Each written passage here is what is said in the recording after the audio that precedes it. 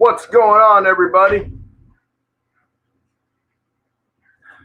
Welcome to tonight's edition of the Daily Exchange here in beautiful Tondo. Whoa, look who's here. How's everyone doing? Nice to see you. Oh, man, who do we got here? Tom Patrick, first in the house. I see you wanted a beer for being first. No, you get a T-shirt. It'll just take a while till we, mail it out to you.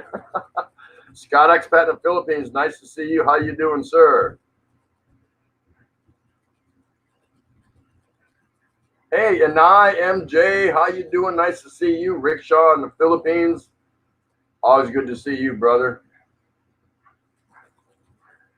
It's StreamYard night. Come on. StreamYard night. That's right. Once a week we do StreamYard. We tried to do it last night and we got hammered. We got hammered badly on internet issues. So, it's the way it goes.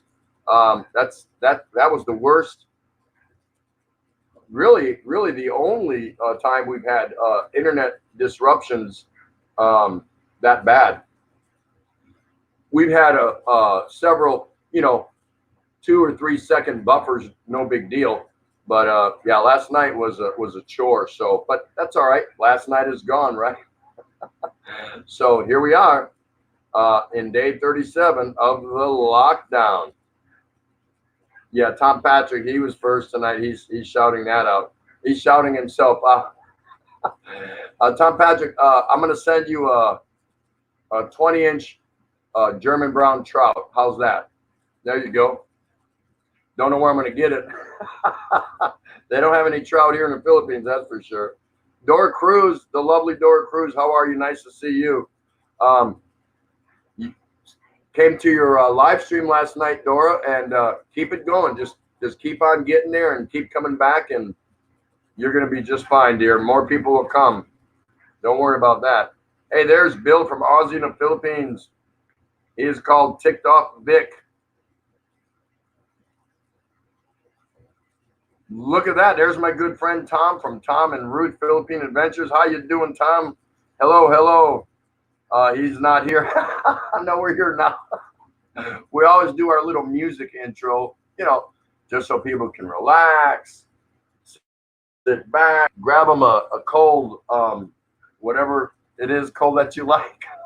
Just kind of get people in the mood and get things going on. But I'm right here. Hey, Margie and Diane, nice to see you. Thank you so much for coming out. Bill from Aussie Farming. TT, stop calling me Bill. I hate that. It's William. Oh, I didn't know. I heard somebody else call you Bill, so I thought I was incorrect and always referring to you as William. So no worries there. Thanks for correcting me on that, Bill. Yeah, I got you, William. I got you. No problem. Tom Patrick, I think what's important, what you can buy for $1. That's right. That is right. Where?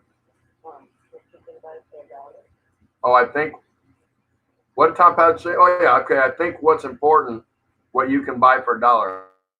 I'm pretty sure you can get a roll of toilet paper for $1 at Dollar General or Dollar Tree or Family Dollar. All those kinds of places. Isn't that right? Or tabo. Yeah, you can do the Tabo thing. Margie, did you finish dinner already? Normally we're waiting for you to do dinner, right? Check out the Rileys. Bill and Mercy Riley are in the house. Everyone, please say hello to them. Always a good idea. Some great people in here with great channels. So, you know, we've gone through all that before. How many times, it doesn't matter. So if there's somebody, my way of telling you is if there's somebody in here that you don't know or you don't recognize, go and check them out. Now, you might come across somebody that is not a YouTuber, has no content. They're just a watcher, a follower, and some people enjoy that. They love YouTube, but without being an influencer or a creator. So don't get disappointed in that. Just recognize that if you go there and they say, well, it doesn't have any content, that's because, and you'll see they've been with YouTube since, you know, August of 2012 or 2013. They're not a creator. They're just somebody who likes to follow other influencers and creators. So there you go on that, right? Nico Greco, always good laugh with Tim. Real good fella. Hey, appreciate that. We think everyone here is awesome. Also, Arcelia's Corner. Hello, Mr. and Mrs. TT. Hello, lovely Arcelia. Nice to see you. Cheesy's in the house. Shout out, everyone. Shout out, shout out, shout out, shout out. You feel like you're at the Big E show? That is so funny. Nice to see you, Cheesy. Dora Cruz, yes, LS, just a few minutes. Thanks for being there with your lovely wife, Asawa Kano 38. Now, yes, we'll come over and check you out. No problem. Just keep going and get it up there and stay positive, and your channel's going to take off just fine, dear. Just fine. No worries there. No worries. Big E and Cebu, I am gay and your internet is bad again today.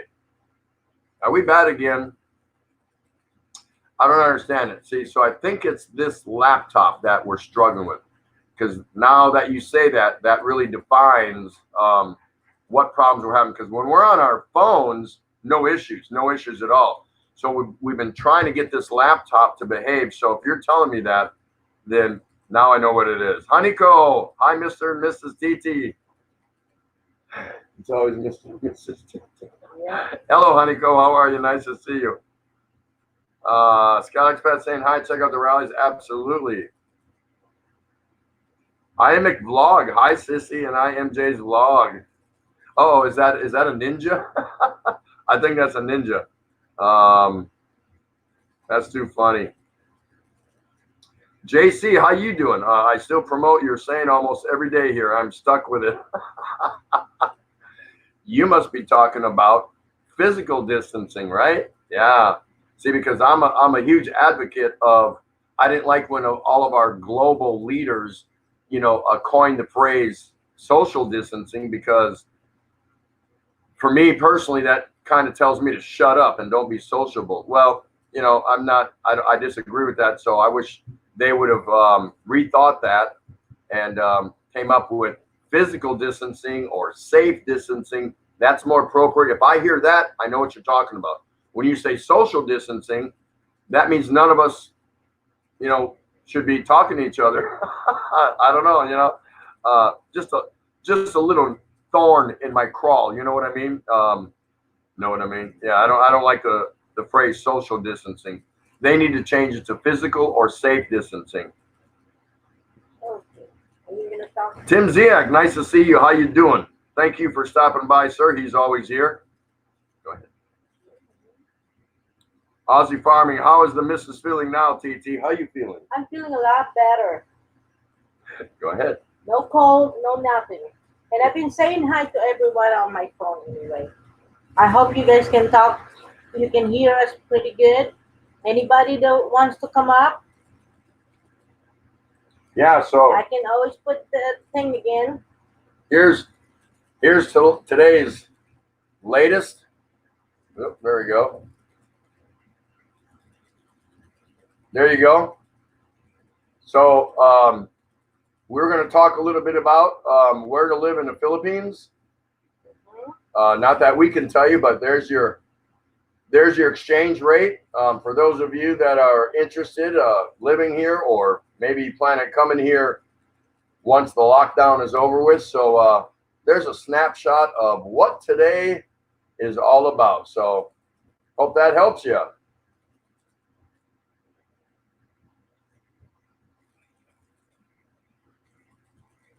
So we were going to talk about a little bit about where to live in the Philippines. And of course, I can't tell you that. She can't tell you that. But perhaps everybody out in the audience, all the channel owners here, might have some input on where they've been, what they've seen, how they feel about it economically, or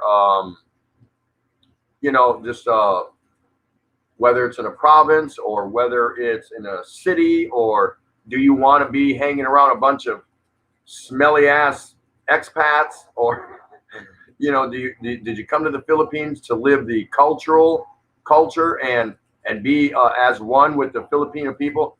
Because really, then you're asking yourself, well, why am I going to the Philippines? Is it just for a beautiful Panay? If that's your only reason, then I guess it really doesn't matter where you live, does it? But if you're a little bit more on the genuine side, and even if you want to have a meet and maybe eventually marry a Filipina, you're going to have to consider that. Are you going to stay where she's from in her hometown, or are you guys going to get up and jet and go somewhere that you visited and that you like better? It's up to you. Nobody can tell you where one place is better than the other. Do you like wide open spaces and country and all that? Then you need to start exploring places in the provinces. If you like the beach and the pristine waterfalls and the pretty mountaintops and things like that, then you want to go to a coastal area, obviously. If you like the nightlife and you want to hang out and run the clubs and be in all the big restaurants and all the big shopping areas, then you need to consider a larger city, of course. So that's up to you. What I recommend to you is not to cash yourself in one spot as soon as you get here. You owe it to yourself to get out and explore. Your finances will obviously dictate where you live. If you're limited on your income and you only, your pension or whatever is only so much, it's here, it's not there, then probably the big metropolis or big city is not going to be for you. So you might want to avoid that. You can visit it, but it's going to cost you more to be in a big condo in Makati or something like that versus a smaller city, maybe outside of Manila, well outside of Manila, because the closer you get into Manila, the more you're probably going to pay. Because it's the same way with any big city in the world. The closer you are to a big city, or if you are in the big city, you're going to pay a little bit more. For rent, number one, of course, definitely for rent or to purchase a condo or something like that, versus being further out, if not all the way out into the province. So you have to decide that. My whole point being is, if this is a place that you think you wanted to come and drop anchor, look in Tondo. You can live in Tondo for as little as $60 a month. That's right. And if you think I'm kidding, come over here and I'll be happy to demonstrate it. And I won't even lose you in the rat tunnels, I promise. But yeah, you can. But also here in Tondo, you can pay $600-700 a month.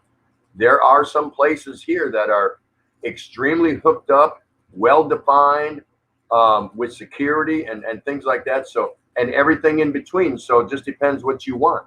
Now, if you opted for the $60 a month option, are you going to have very many creature comforts that you're used to in the Western world? Probably not. Can you make a go of it? Absolutely. Can most Westerners survive that? Absolutely not. That's not going to happen because it's a different kind of lifestyle. It's a different kind of culture. We don't succumb to that. We're living in probably about this far from the high life of Tondo. We're in a really nice brand new place, but we're not staying here much longer. We will be moving on because we've made our stay here in Tondo. She's done. She's visited with all her family and things like that over the last year that we've been here. So we're getting ready to move on. We want to go back to Palawan, but our home isn't quite ready the way we want it to be there. We still may go there and opt for something else. We don't know yet. We don't know. But my point for all of you out there is if you're not sure what part of the Philippines, if you've never been here now, if you've never, or maybe you've only been here once or something like that, you have to make a good, sound decision on where it is you want to live here and drop anchor in the Philippines. There's so many options. There's so many options. There's so many islands. There's so many small, middle, intermediate, and big cities. So you can live close to one of those.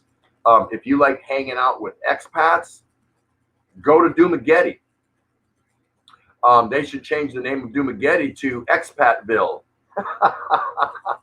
There's so many. And I'm not saying it's a bad thing. That's just, or even Angeles. There's a lot of expats up there. And in Subic, Olongapo area, a lot of expats there. There's a lot of expats here in Manila, but it's more spread out here in Manila. But if you are wanting to get away from hanging out with Westerners and things like that, maybe seeing the occasional one, then maybe a small little town or small community or somewhere in the province might be better suited for you. So another good venue is there's a lot of channels on here. You've got Tom and Ruth Philippines. You've got the Big E. You've got Check Out the Rileys. You've got William from an Aussie Farming in the Philippines, and a host of others, not to mention all the Filipinas that live here that are here tonight and that you'll see come back time and time again. You can reach out to them, go visit them, and ask them a question. This is not hard. This is not hard. You got Philippines on Demand. These are people who've been here. Philo in the Philippines. There's a ton of them. All you have to do is hook up. Same here. If you want some specific information, reach out and ask me, and or her or us, however you want to do it. And we're not going to tell you the best place to live because we don't know you. We don't know you and what your preferences, your lifestyle is, whatever. When it comes down to a place to live and how much it costs to live here, again, I never share too much with anybody. I may tell some people, well, I've been to Palawan, or I've been here, or I've been there, and that was nice, and this is nice, and I noticed this, and I noticed that. I might be cold to the place. I don't like it.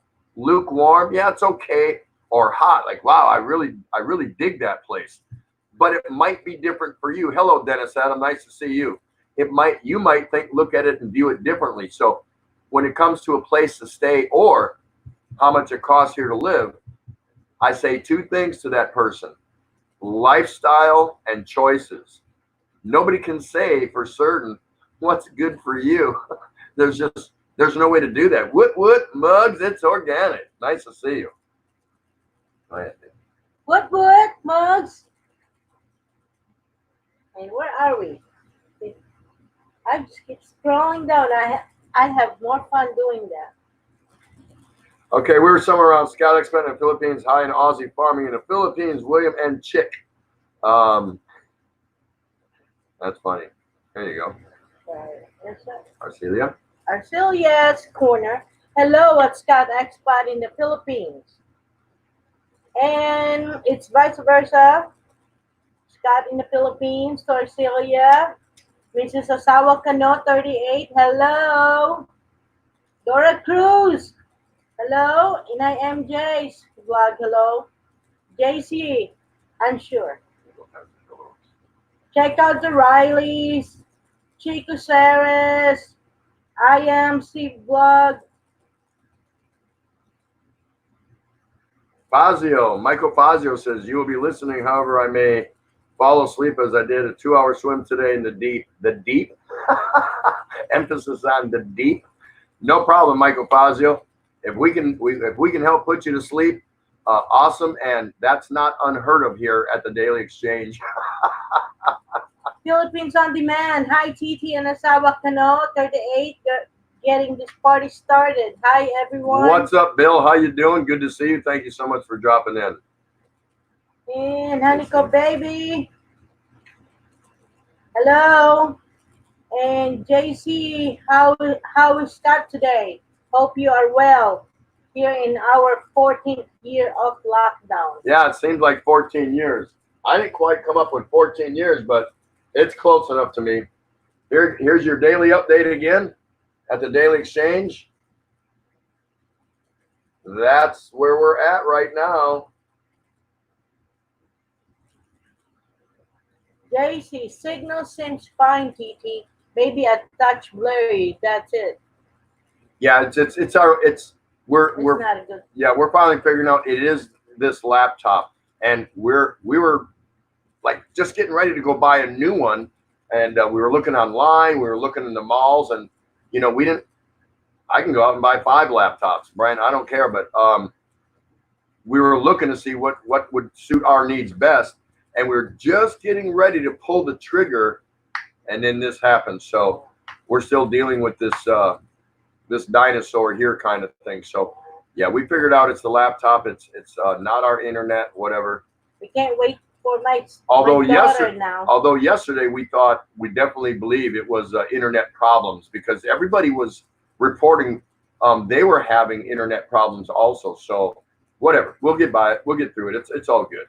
Scott Expert in the Philippines. Hey. That's cool, Big E. In Cebu. I go to the Philippines because of the province for the lifestyle. Hey, Suzuki's in the house. Nice to see you. Hello, how are you? Thank you for stopping by.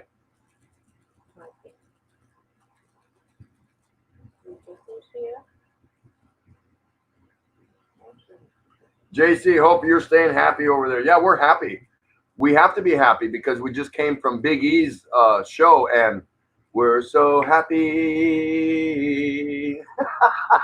He had a happy show tonight. So it's all in us right now. Rickshaw Philippines back on Spotty Data tonight. Philippines on Demand. Are you planning another live stream walkabout in the near future? I've been enjoying those. Yeah, I'm going to be doing more. My whole goal is to be a mobile vlogger,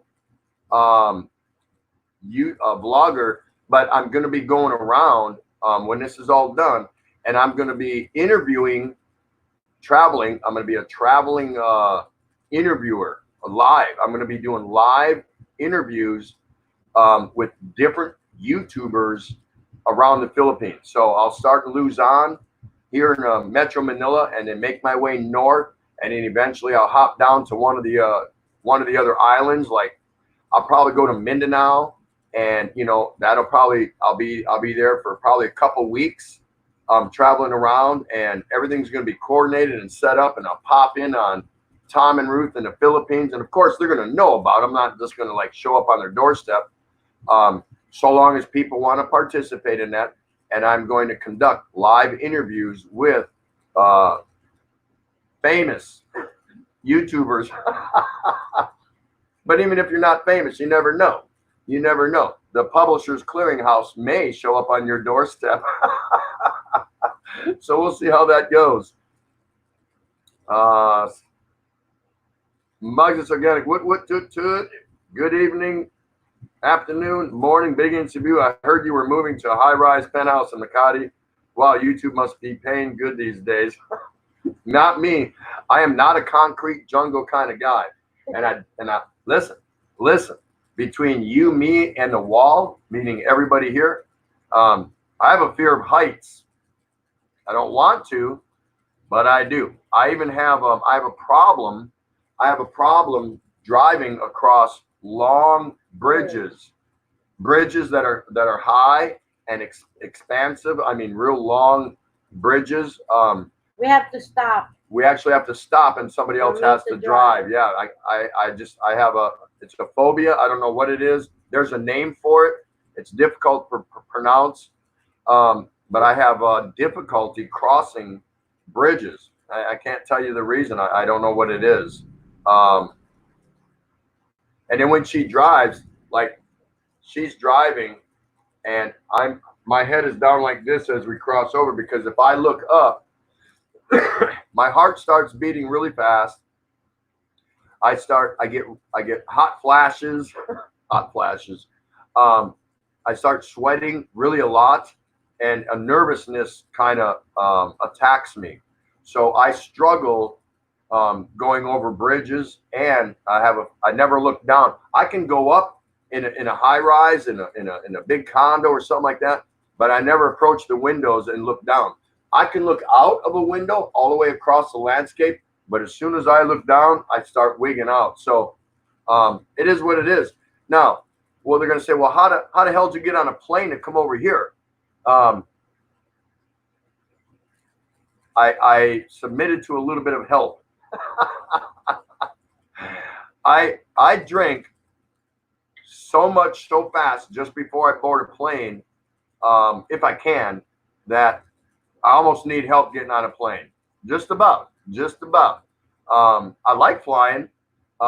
There's just some aspects about looking down for me. Now, once we're way up in the air and I can look out the window and I can just see the entire horizon, I'm okay with that. No problem. But it's looking straight down that, I'm weird that way. I know, and other people have these problems. Could I go and talk to a shrink or get some help with it or whatever? Probably, but I don't care about that. Well, Big Cebu said that the phobia is called One Too Many Grateful Dead concert phobia. Yeah. Biggie and Cebu, no. I will leave my completely solitary, isolated life in the USA and hang out with expats in the Phils. Yeah, just go to. Now, there's a lot in Cebu, aren't there? There's a lot of expats, and I don't know specifically where. What, Cebu City, or I'm not sure, but I know Cebu has a good amount.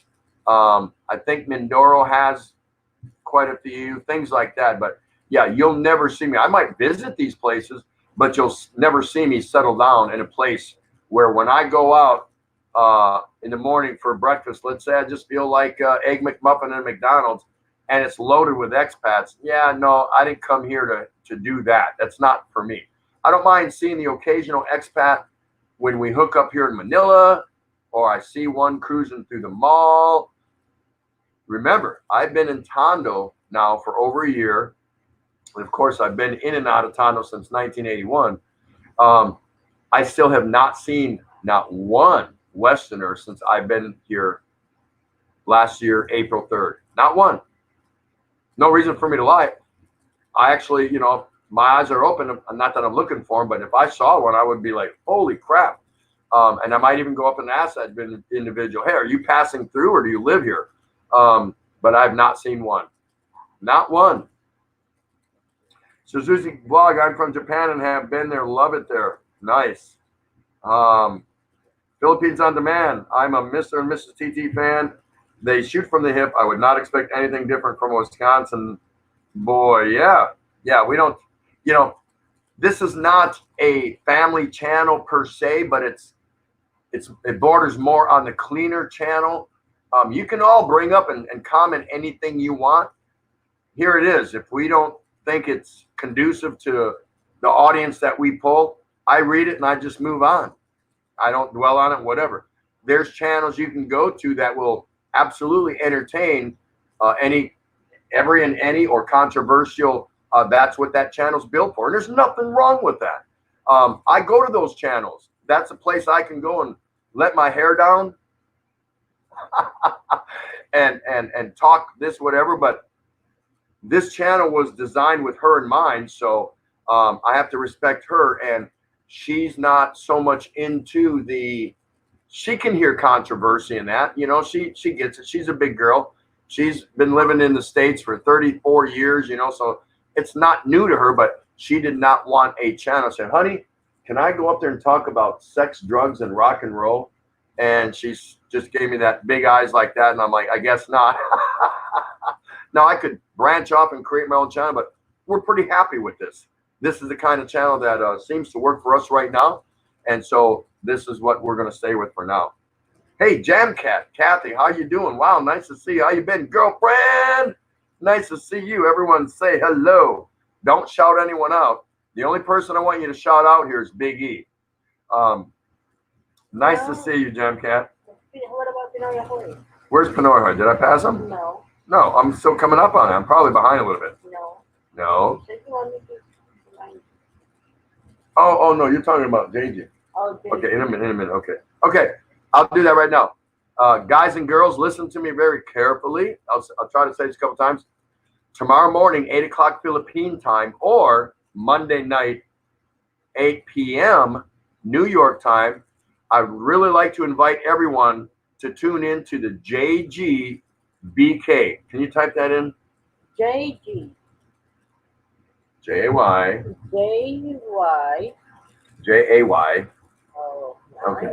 So, anyway, Scott Expanded Philippines. Philippines on Demand. I'll check your channel out soon. Okay, mate? I've been a tad bit busy, but we'll catch up with you soon. Okay. And you know what, Scott Expanded Philippines? You don't even have to tell people that. There's, and you know, you're sincere and all that. That's fine. But if you're hooked up with someone, you don't have to tell somebody, hey, I've been busy, this, that, you know, I haven't. You know, if you make your rounds and you come back around full circle every now and again, people understand that. It's not a big deal. If you're stressing over your YouTube life, you're living the wrong life. Just say hello, whatever, nice to see you again or something like that. And when you get a chance, you go visit that person. No need to apologize, brother. You don't have to do that. Save your breath, save your typing. You just get there when you get there. Leave it at that. People know that we have lives outside of YouTube. You know what I mean? You know what I mean?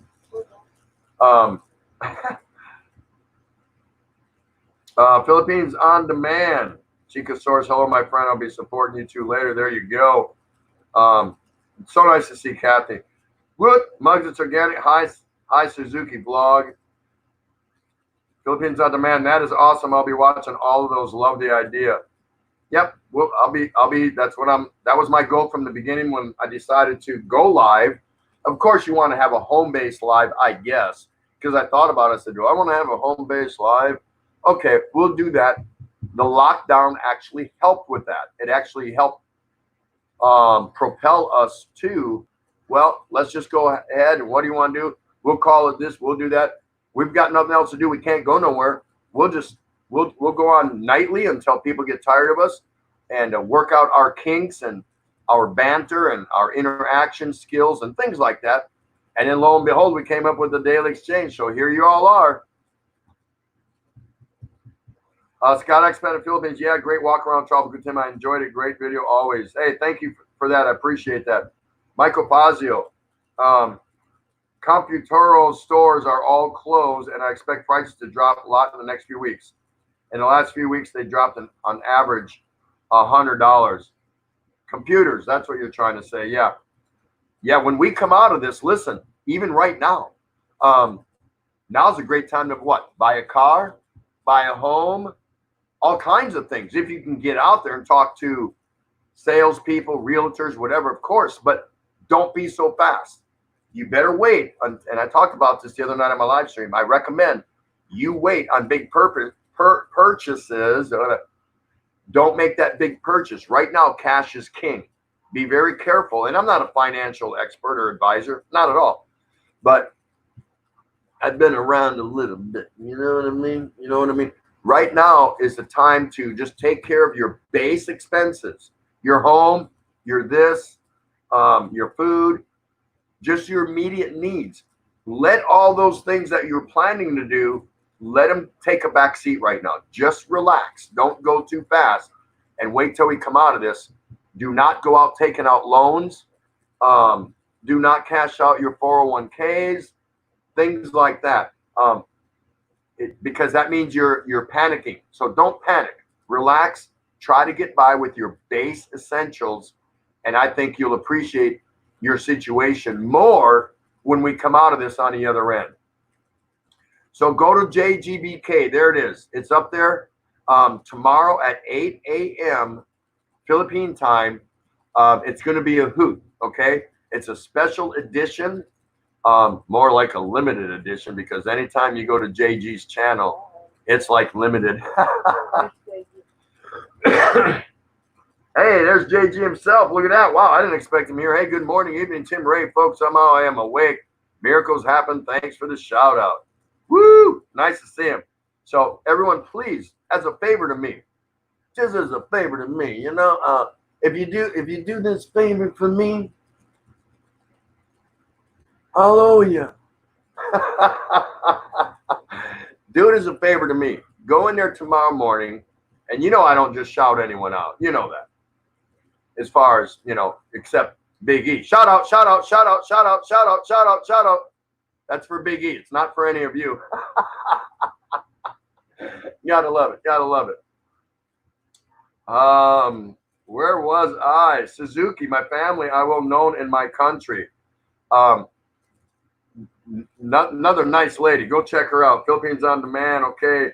Scott Expected Philippines. I have the same with Heights Tropical Tim. Yeah, I don't know what it is. It is a phobia, and I'm cursed with it. So, but you know, that's okay, because the flip side is I can drink as many of these as I want, and I'm still standing tall where others can't. So it's give and take. I don't like heights, but I can drink beer. Don't know what it means. Big in Cebu. The phobia is called one too. Yep, Grateful Dead concerts, man. Acrophobia is what Jam Cat's saying. There you go. Now, is that the heights or the bridge crossing? Because the bridge crossing, I can't remember what that one was called, unless that's it. But I thought it was a tougher word to pronounce. But anyway, yeah, I freak out for some reason to cross a big. I ain't talking about a little creek bridge that's kind of flat, or even just a little up and down real quick. Nothing like that. I'm talking about. I've lived in Jacksonville, Florida. And Jacksonville, Florida, if anyone here doesn't know, is the biggest geographical city in the U.S. Who would have thought that? If I said to you, what's the biggest city in the U.S., you'd, L.A., New York, Chicago, Houston, and they are population-wise. But as far as geographical layout and distance within a city, it's Jacksonville, Florida. Everything's connected by a bridge. And man, they got some long, big, high bridges. And it was just a nightmare for me when I lived there. It really was. A lot of stress, a lot of difficulty, just a lot of issues. So I left. I'm like, let's go to the Philippines. Actually, we stopped off in Amarillo, Texas for a year and a half, because we were kind of saying goodbye to our daughter and son and things like that. My other daughter in Houston. So that's why we did that. Yeah, Christopher Beecham. Chris Beecham is in the house. Woo! Tom Patrick, you ever look down on a carrier like they're like 75 or 100 in the air? Yeah. Being on a carrier, you mean like an aircraft carrier? Let me see that. Yeah. Now, being on a carrier, I could look into the ocean, being out at sea and stuff like that. I never had a problem with that. Biggie and Cebu. Cebu is loaded with them. Why not stay in the USA if you dig expats? Yep, that's exactly right. How about mingling with Filipinos when we move to the Philippines? Yeah, exactly. So I'd always had it in my mind, I'm not going to the Philippines just to hang out with a bunch of retired old farts. And I don't have nothing against them, because they want to latch on to every tidbit of Western civilization and culture that they can get to make them feel more secure about themselves, that they're living here in the Philippines, a third world country, overseas, in a foreign land, whatever you want to call it. For me, what does Dumaguete have to offer that many other cities don't have to offer? I don't know. I haven't been there yet. but I've seen enough videos and blogs and talked to enough people who live there, who do live there, and yeah, people that expats, that Westerners that want to congregate, and they have to see other Westerners in their daily life. To me, that is a small form of insecurity. It really is. Say hi. Look at Tom and Ruth in the Philippines. They're out in the middle of nowhere. He runs into a Westerner, an expat here and there, but they're nowhere around him, really. Very, very few, very few. And there's other guys I know that are like that. Come to Tondo. I'm the only white boy here. It is what it is. Say hi, Eileen Bisdak. Eileen Bistak vlog. Nice to see you. How are you? Everyone, please say hello. She's shouting out Big E. There you go. See, shout out. And the next word begins with E. So shout out E. Shout out, shout out, shout out, shout out. Don't worry, Eileen. It's a long-standing joke. Nice to see you. Scott Expated Philippines. I don't mind meeting up with Big E, Cebu, your goods, yourself, and Ray and Chica Source. Hey, we can all do that when you get here. Big E, we were with you, Scott Expanded Philippines, because you are different. You are not a meathead like most of them living in Cebu. Tom Patrick, I will never settle down in a city ever, and it has nothing to do with money, and I don't want to be around a lot of expats. Country and water, not concert. Yeah. William from Aussie Farming. I have to agree with you, TT. I don't like the Westerner scene. I don't like it. We am out and a Western guy walks up and say hi because I'm Western. Yeah, you're going to get that. And again, if I don't go, when I see one in the mall somewhere around here, which is rare, even the big SM mall, usually if I see one, it's a couple like from Europe or something. They're tourists. You can tell they're tourists. But yeah, I don't run up to, hey, how you doing? Where you from? Whatever. Now, if someone comes up to me and says something, hey, how you doing? Nice to see you. Me? Oh, I'm from the States. Take care. No, I'll be kind, say a kind word, but I'm not exchanging addresses necessarily, or phone numbers, or email accounts, and all that kind of stuff. I'll be cordial, I'll be nice, but yeah, I'm like William. Good day, mate. How you doing? Nice to see you. Take care. Good to see you, Chris Beecham. JGBK, yes, absolutely. American Life in the Philippines. How are you? Nice to see you. Thank you so much for stopping by. Pull up a chair and say hi to everyone. Just don't shout out anyone unless you're shouting out Big E. Check out the Rileys live outside of YouTube. What's that like? Yeah, yeah, it's kind of difficult, isn't it? Scott X Panda Philippines. Okay, thanks. Tropical Tim, all's good, mate. There, I'm fine. Thank you for advice, Tropical Tim. You are welcome. And now MJ's vlog is still hanging out with us. That is awesome. Don't forget, tomorrow morning, 8 a.m. Philippine time, please pay a visit to JGBK. Just do it. Do it. Or, no, we're going to have some fun. This is a special limited edition. Hopefully. Hopefully it's limited. But it's going to be hilarious. Come on over and check it out. Just check it out. So mark that down. You can actually go right there now and hit the reminder button so you get reminded 8 a.m. tomorrow, Tuesday morning, Philippine time, April 21st. Chris Beecham, so JGBK will be at 10 a.m. Aussie time. That would be the Sydney side, I believe, because I believe Sydney is 2 hours ahead of Philippines, and Western Australia, Perth, Fremantle, I believe that's on the same time zone as us.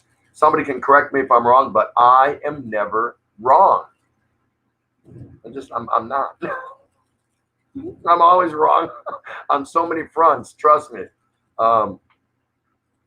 Bill from Aussie, William from Aussie Farming. I think the lockdown is good. Before, my wife Chick would keep our distance to each other. Now we are down to the mandatory 6 foot. We are so close to each other now. You're a lot closer because they said 6 feet. Right before it was what? 600 meters. She was on one end of the farm and you're on the other end. That's pretty good. That's pretty good. Nice. Everyone's saying hi there. That's awesome. Biggie Cebu saying hello to BT. BT's in the house. I did not see you. Did I pass you up? But he don't care. He knows he knows how I feel about him. JG, I've been locked up. Hopefully, potatoes is coming May 15th here. Patols.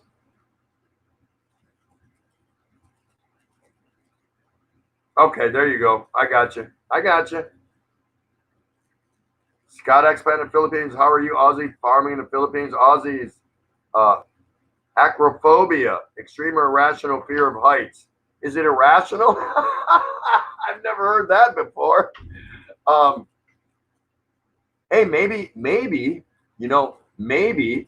if you say that, maybe I can get bumped up on my and get rated higher disability from the military and get a few more bucks, right? Well, the military gave me a fear of heights.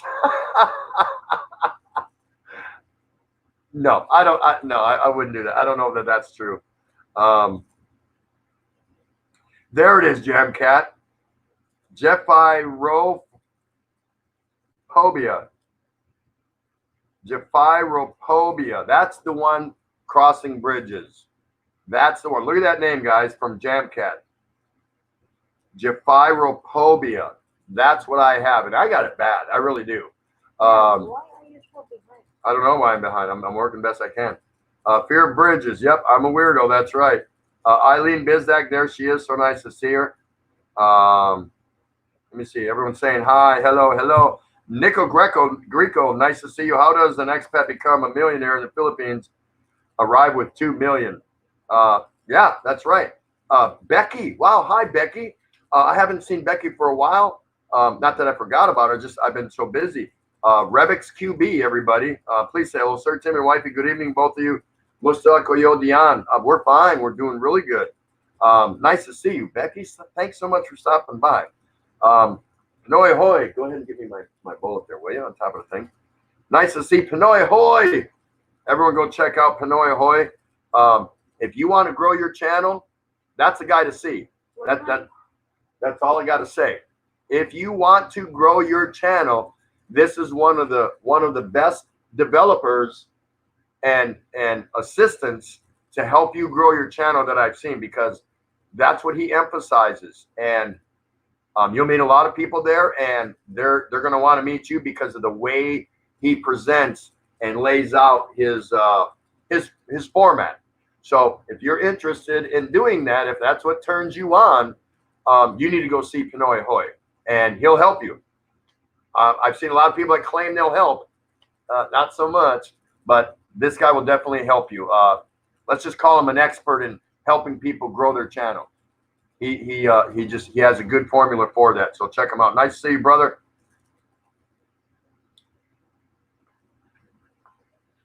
Biggie Shabu, I am not shouting anymore. I am screaming. That's too funny. JGBK, when I have been there a bunch of times, I would see expats acting poorly, and it would send douche chills down my spine because I didn't want to be associated with their poor behaviors. You know, because a lot of expats, watch, if you go to the big cities like a Dumaguete, and I'm not picking on Dumaguete or people that live in Dumaguete, I'm just using it as an example. You'll go to a restaurant or McDonald's or something like that, and if an expat seemingly isn't satisfied with the slow service that you come to expect here in the Philippines, they're just not trained. They're trained to be polite, nice, friendly, but not speed, especially with fast food, like you come to expect in the West. It's not going to happen. You're not going to get speed service here in the Philippines. It's not going to happen. And then they get irate and upset, and they turn around and they either bitch at the poor little cashier, or they bitch as they turn around and walk away, or they go sit down and they're having coffee and their little pancakes or egg McMuffin with 6 other expats, and they bitch. And if I ever hear it, I'm telling you right now, and I have, but she has to grab me by the arm, because I'll go over there and say, hey, you know what? Shut the F up, get on a plane, and get out of here. And some of them will stand up, and they're, 6'3", 6'4", and I'm only 5'10", and ask me if I care. And I just tell them, I said, you got a big mouth, you got an attitude, and you're a piece of shit. Why don't you just pack your crap and get out of here if things are so bad for you? That's just me. That's just me. Because I don't buy that. I don't buy that kind of behavior. I'm like, how long you been here, dude? 8 years, and you haven't figured nothing out yet? Yeah, really. Len's Cakes Corner, nice to see you. How are you doing here? Len's Cakes Corner is here. Wow, so nice to see you. It really is nice to see you. And there's my friend, British expat in the Philippines, and his lovely wife. Good evening, Tim. And Asawa Kano 38, everyone here. JGBK, hey Pinoy. Scott expat in the Philippines. Melbourne, Victoria is 2 hours ahead of Philippines, and Perth, Western Australia, same time. All right, so thanks for backing me up on that. I always want to be sure, because a lot of times I have a habit of engaging my mouth before my brain. That just makes me a typical Westerner, right? JG, Tim, it's like you went to the Tom and Ruth school for reading comments. You're far behind. Yeah, I'm trying to catch up. But anyway, you know what? Forget about it, right? Lens Cake, JG, everyone saying hi there. Scott Expat in the Philippines saying hi. There we go. There we go. Everyone's saying hi. That's nice. That's really nice that everyone's greeting each other. That makes things nice. I'm caught up. What are you talking about? Oh, you must have typed out an hour ago, huh? Scott Expat in the Philippines, we're fine. Becca. All's nice and cold here. It's winter. So you're starting to get winter there now in Western Australia. Too bad. Come over here. I've been waiting for snow. I'm from Wisconsin. I'd love to see some snow, but pretty sure I'm gonna be waiting a long time. Hello, MJ. MJ, the Mukbang Queen. How are you? Nice to see you, dear. Thank you for stopping by. Okay, here you go. We're shopping. Oh. Okay, so here we go. Here we go. Our guest topic tonight is going to be, let's find out. Let's see who's going to provide our guest topic tonight. Nope, she's not here. Nope, he's not here. I haven't seen Jess Barrett. Nope, she's not here. Oh, Jeannie's not here. Last one. Nope. He's actually out right now. Dennis Adam. Wait, Dennis Adam is here. Dennis Adam. Are you here, Dennis Adam? Dennis Adam is here. Dennis, are you here? I saw him earlier. We're going to give you just a couple minutes, Dennis Adam. Are you here? So anyway. Come on, Dennis Adam. What do you do to my phone every time you touch it? All right, there we go. Hello, MJ in Taiwan. Let's see. Good evening. JGBK said, don't forget to hit the likes, folks. Algorithm loves it. That's right. So for what it's worth, and we don't care, tonight y'all made history. Because we had internet problems yesterday, we thought that yesterday's show was going to put us over our watch hours. We fell short because we ended the stream early because we were having so many internet problems. We fell short by 450 minutes, which is, nothing. So tonight you're all here making history. Officially, we will blow right by it. So congratulations to all you, I guess.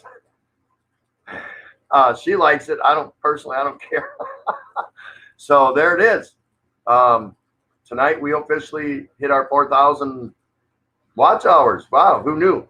Hi, Adrian Gibson. I never used to track it, so there it is. Len's Cakes Corner. So far, so good over here, host. Hope you guys are good there too. Yeah, we're doing all right. We're doing all right. It is what it is.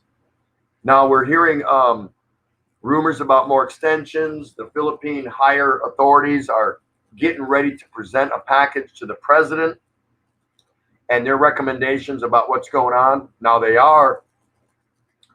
actually putting out more military. More Philippine military is being requested by city mayors and people like that because they're just not able to control all the people and get them to practice the quarantine mandate. So more and more military are starting to move in to help the PNP, Philippine National Police, in controlling the movement of people. A lot of cities, around Metro Manila are reporting anywhere from 10 to 20% of people are still out and about when they shouldn't be. There's people that are out drinking and smoking in public, gambling. There's some people in different areas are just aren't heeding the word, and all that does is contribute and add to the extension of the lockdown. And so I personally want to go up and backhand some of these people, say, get in your damn house and let's get through this. So we'll see what happens with that.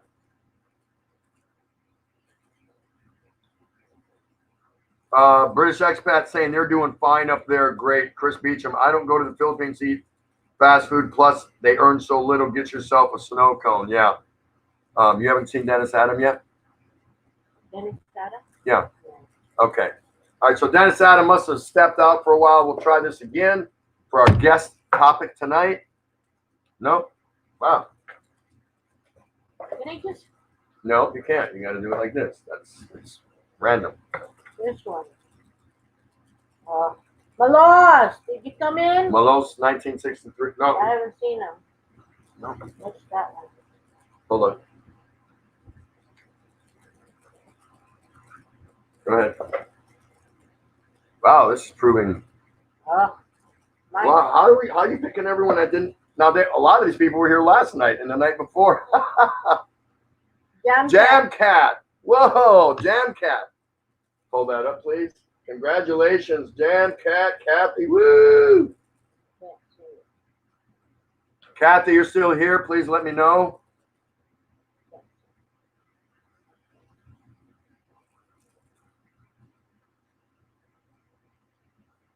Hey, Adrian Gibson, how you doing?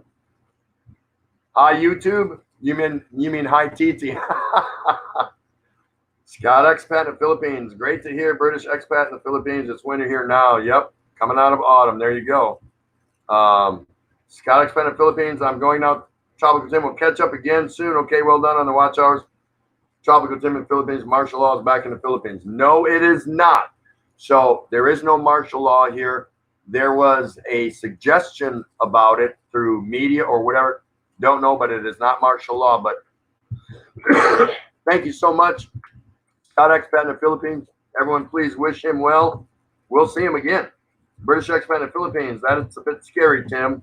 It might lead to martial law if people won't comply with rules. Yeah, that's what we're hearing about martial law, that it could be instituted. So, still looking for Jam Cat. Where is she? Jam Cat. Becca, is it me, Sir Tim? No. Riley's, hello, British expat in the Philippines. Tim Ziak, what exactly is the rules of engagement during martial law? Let's see. I was here in the 80s when there was martial law, when Marcos, then President Marcos, was put out of office and exiled, and you do not want to be anywhere on the streets during martial law. I'll just say that. Oh, there's Jam Cat. Okay, Jam Cat, we drew your name. So here you go. Take your time, come up with a topic that you think everybody can relate to, as long as it's nothing way over the top, controversial, sexual. That's not this channel.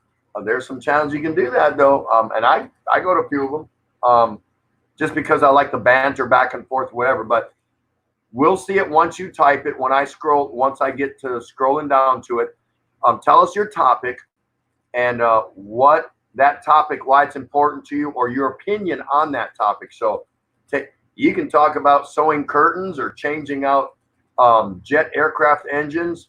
You probably won't get a lot of input from that, but then everybody normally follows suit and gives their opinion about it. So it's something that we allow the guests to bring up their own topic. So take your time, go for it. And congratulations. Harang Pahos. Do we have Harang? We're not monetized yet. No. MJ. William from Aussie Farming. It will be martial law for sure. Will happen. Yeah, I've got my opinions on it. I was here for one really bad one back in the mid '80s. Like I said, I was stationed here. So anyway, um, if these people just get in their house and stay there. Now, I get everyone, one member per household going out and yada yada yada. But yeah, hanging out on the street, smoking, drinking, and gambling and stuff like that. What's up with that? Jamcat still here. Oh my, can't think. Yeah, take your time. This live stream will be on for 24 hours, so you got plenty of time. No, it won't. Hello, Andrew Lou NG. Andrew Thank Lou, you for hi, nice to coming see here. you. So nice to see you. Chris Beecham. It wouldn't work in Australia, Tim. The country is too big and the army is too small. I can see that. Bill from Aussie Farming. The middle class and upper class want martial law because the lower class are not following the shutdown rules. Yeah, typically it's going to be, it will be that class because they're out there trying to make a little bit of money because they don't have any. They're not getting, they don't have an employer they were with that has promised to continue paying through grants through the government and all those kind of things. William's right. He is right. I can't deny it. There's a question from Jamcat. Okay, I'll get to it. That is what is said on the media from William, Aussie Farming. Okay, Jamcat, I'm here. What culture in the Philippines you find unique or weird? Okay, so Kathy, you have to first respond to that. You lead us out on answering your own question, and then the rest of us will follow. Sound good? That's a good question. Nothing wrong with that at all. That's pretty cool. That's unique. Everyone that we've had out of here so far has been very unique. So pretty awesome. Pretty awesome. Did you see this on CNN today? What was that been reading today? What's that? Where? William is asked. William from Aussie Farming. Did you see this on CNN today? I'm not sure. I don't understand the question, William.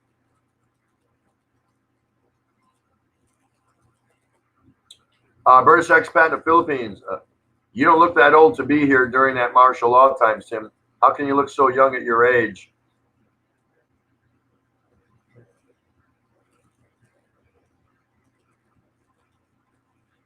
That's unfair. That's coming from my wife. Yeah, I don't know. The only answer I can give you is drink beer. I mean, no, I don't know. This one is what this is asking. What? Aussie Farming. Oh, okay. Hold on. Okay, here it is, William. 100,000 gathered for funeral in Bangladesh, defying lockdown and sparking outbreak fears. Wow. I did not see that. No. Nope. I'm sure I will because I check my news. I don't watch news. Sometimes I'll put on the local Philippine news here, ABN or whatever, but it's in Taglish, mostly Tagalog, but there's some Taglish, And again, Taglish is where the sentence starts out in Tagalog, it's English in the middle, and then it ends in Tagalog. So that's called Taglish. But if I'm interested in something because I got wind of something, I'll ask her to listen in, and is she picking up on anything that might interest me that I want to know about? So that's kind of how we do that. British expat in Philippines, yes. Like I said, my first time here in the Philippines was 81. I was 20 years old, and I was stationed here, and of course I've been in 80, 81, 82, 83, and then I was stationed here 83 to 87. We were married May of 82. Yeah. What, I don't look that old? I always think I look old. Do I look old? No, honey. No? No, honey. Well, I don't know. And I still there. M. Jane, the mukbang queen, is still there. Hey, once again, guys, if you see somebody in here that you don't recognize, it's always an opportunity just to write one name down. You don't have to write them all down. Write one down and go visit that person when you get time. When you're out there watching your videos, let me squeeze this person in here and go check them out. You don't want to hang out with them? Don't hang out with them. Becky's saying, "Oh no, liquor ban there, sir." Yeah, there is. That's why I've got pineapple juice in here. Yeah, it's unfortunate. It's really unfortunate. Excuse me. William from Aussie Farming in the Philippines. What did you not see? The Canada news. Canada shooting. Gunman kills at least 16 in Nova Scotia. What is the world doing? It's I've not seen that too, but it's funny that you say that, William, because I'm expecting more of stuff like that, especially in the Western worlds where people have experienced job loss, business loss, all kinds of things. Does anyone agree with me? I've expected, and I'm still expecting, and I don't want to see it. I do not want to see it, where somebody's going to lose it up here. Someone's going to lose it, and they're going to go off. And not just in the U.S., but you always think the U.S. leads the world in those kind of unfortunate incidents. But I expect to hear more of those incidents because of loss of income, loss of job, loss of a business, and they're going to blame the government, and something bad is going to happen. I'm waiting for it to explode. I really am, and I hope it doesn't. MJ Taiwan, me I speak often Bisaya, Tagalog, English.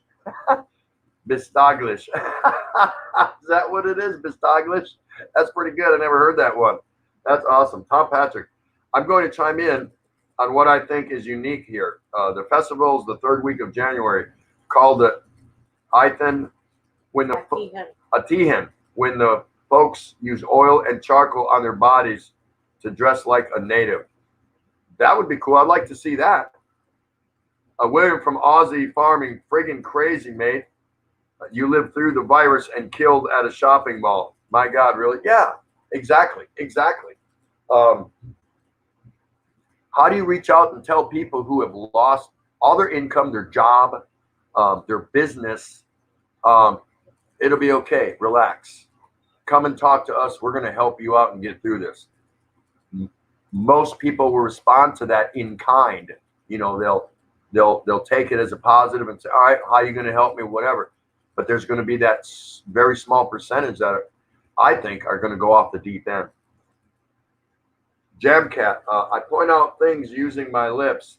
First time I dated my hubby before he got shocked. He thought I want to kiss him on our first date. Like that? Dawn.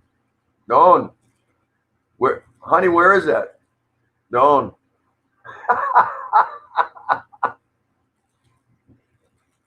Now that's your take, right, Kathy, on your question?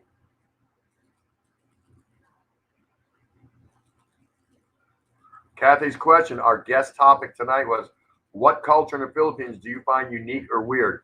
So that's Jamcat's question. She's our guest topic provider tonight, and that was her response. Did everyone get that?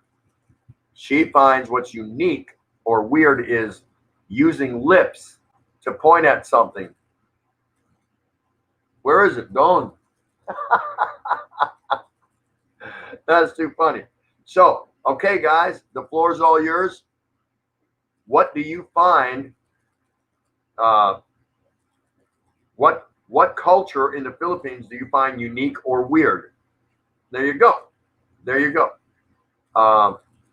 Provide your response.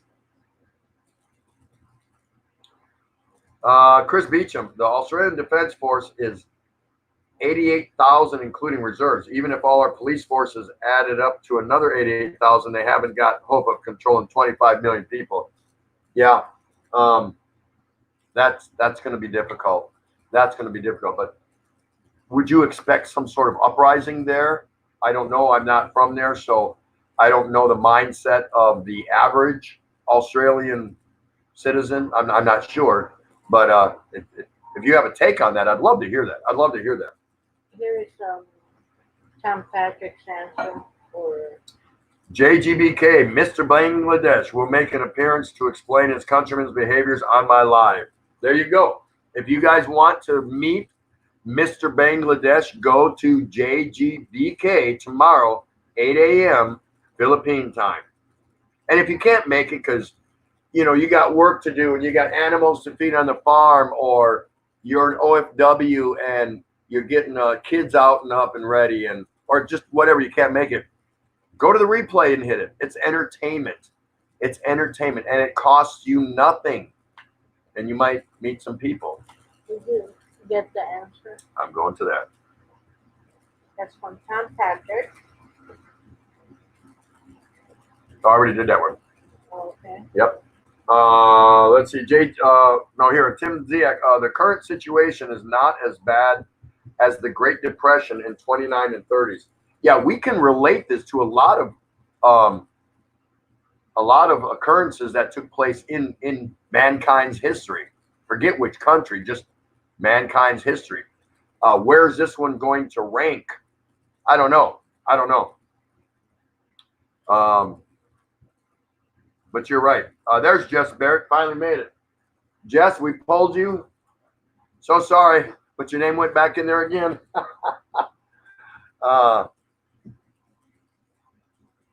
M. Jane. Okay, for M. Jane, she's saying the most unique or weird culture for her is eating using a hand in the Philippines. Very good, M. Jane. JG is saying that's really not the weird, M. Jane. Well, depends with what you did with that hand just before you sat down to eat, JG. Agreed?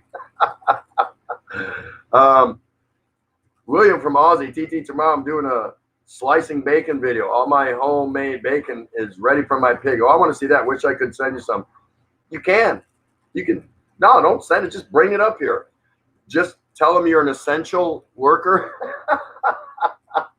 You got a starving American up here that just is not doing well with simple eggs and spam. He needs some real bacon. I got to deliver it to him, mate. Let me through. Actually, bring some cooked bacon with you and give him a couple pieces at every checkpoint. Just make sure you save some for me when you get up here. British expat in the Philippines. I used to ask my wife if she wants that or she wants this. And she would just raise both her eyebrows and would just say, huh? So that is British expat in the Philippines, weird or unique culture here. We've all got them, right? Honey, when you say, do you want this or that? Yeah. When you want this, that's what a Panay does.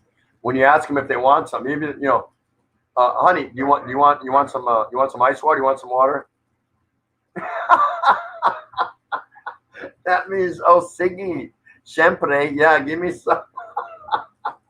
That is a culture, unique or weird, however you want to look at it.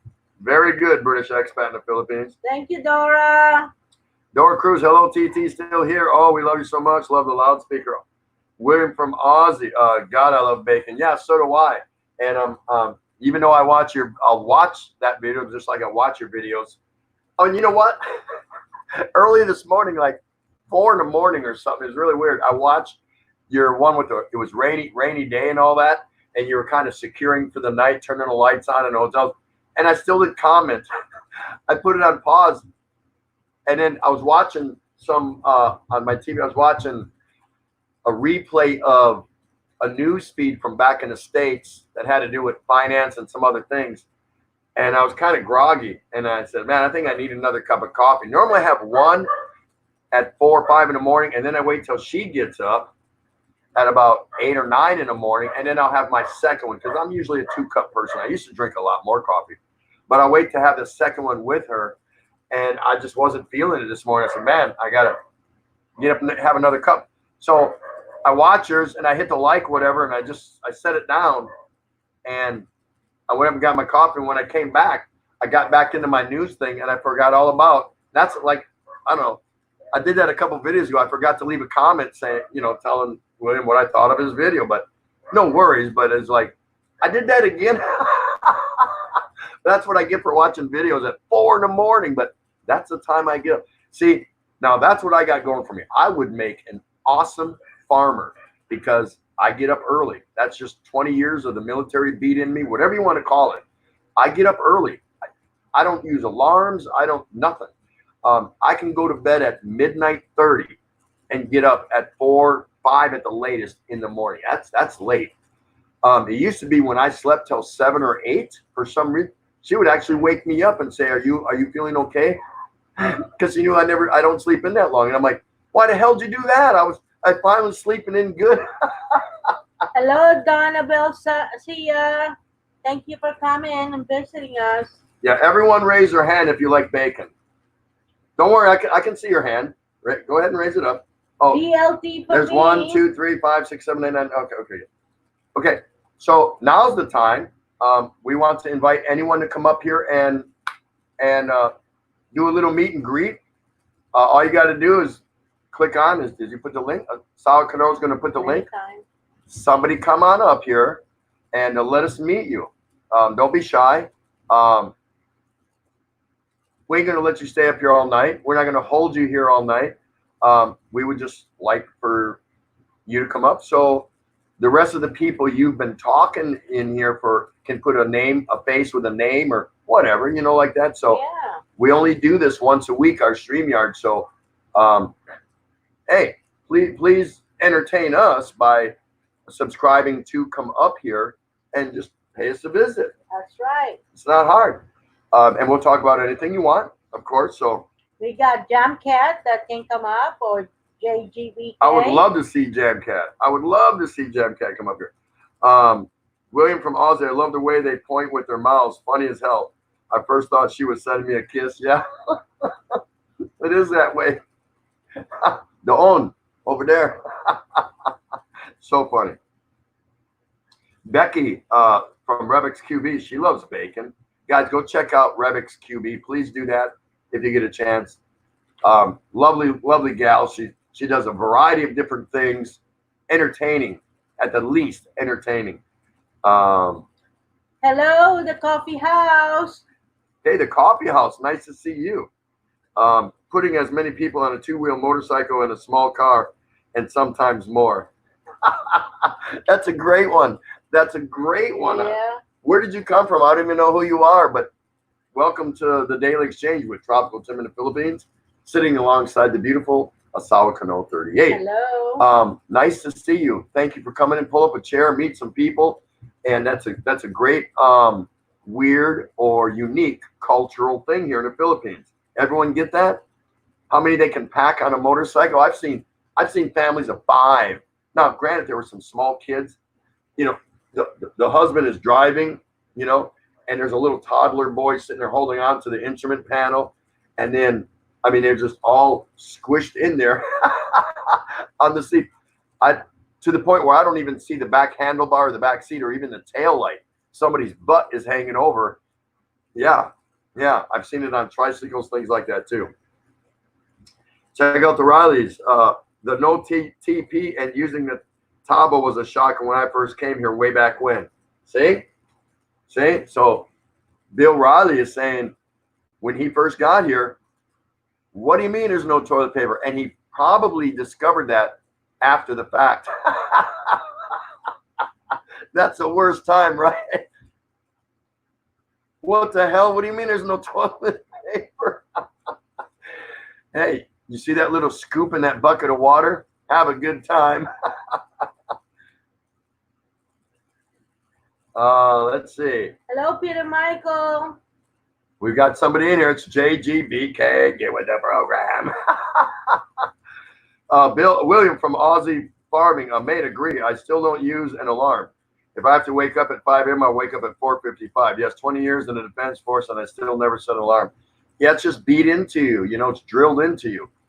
I don't know what it is, and it doesn't help to have roosters that go off at 3, 4 in the morning. That's what time they go off here. So anyway, hey everyone, please welcome JGBK here to the Daily Exchange live with Tropical Tim in the Philippines. How you doing, JG? I'm doing good, Tim. How are you and Ray this evening? We're doing great. So good to see you. How's How's things in New York City? Well, we're still in a real lockdown. I mean, I went to the supermarket yesterday, and they had a line of like almost 50 people lined up outside. Everybody has to wear masks. Everybody has to be distanced from each other. You know, it's slow going in terms of that, but I don't mind it because we've had so many, you know, bad things going on here that I'd rather play it safe where I am because it's an outbreak center. Hey, Becky, don't be shy. Becky, come on up here, Becky. I want to see you, Becky. Lovely lady. Don't be shy. You're not shy, Becky. Come on. Get up here next to JGBK. You speak perfect English, and lovely lady. Come on up here, Becky. I want to see you. So what is your overall opinion, JG, about New Yorkers? Do you see any fear? Or, and maybe even talking with people, your general average consensus, or is there genuine fear based on what's going on in New York? Or are people more dismissive of it? You know, kind of like, yeah, it's too bad, it sucks what's going on, but I need to go to work. What do you think? Yeah, I'm seeing just like from what I hear, like from the Philippines, that we have a wide spectrum. I mean, there's people taking it very seriously, doing things the right way, and then there's others, you know, that this is a government cover up, and they got to get to work, and they're not socially distancing, they're not wearing masks. So it ranges the whole spectrum. I would say, for the most part, though, that most people are taking it serious, but you do have your knuckleheads out there that aren't. You know, it's all in the mix. I see. So if everyone isn't acquainted with JGBK, that's who is up on our panel right now. He's in Brooklyn, New York. You can ask him anything you want to. Talk to him about anything you want to. Just do not talk about pizza because it's not going to work. Whatever you think you know about pizza, just leave it alone. Save that for a different person on another show. What you know about pizza is incorrect. I would correct your pizza misfunctions. Yeah, so if anyone wants to ask JGBK, who is, by the way, premiering a live tomorrow, and it's going to be funny. It's a virtual meet and greet that was supposed to take place mid-April, but obviously that got canceled here in the Philippines from people from all over the world coming down to Mindanao. And so he's doing a parody, basically, a virtual meet and greet. So it's going to be really good. So come over and support that tomorrow. It's JGBK, 8 a.m. Philippines time tomorrow, or 8 p.m. New York time Monday night. However, whatever time zone you like to look at. So there you go. Yeah. Chris Beecham saying, I think that most mature Aussies will be okay, but the 18 and 35-year-olds are starting to defy the police. There have been cases of people spit on doctors, nurses, and the police. It's disgusting. Yeah, I don't have no pity for people like that get wrapped over the head with batons and things like that from police. You know, you don't have to like your local law enforcement. That's fine. I get that. I get the reasons why you might feel you don't like them. But to instigate and you know, defile another human being when they're in the commission of executing their duties, I don't agree with that. There's other ways you can handle that. You don't need to.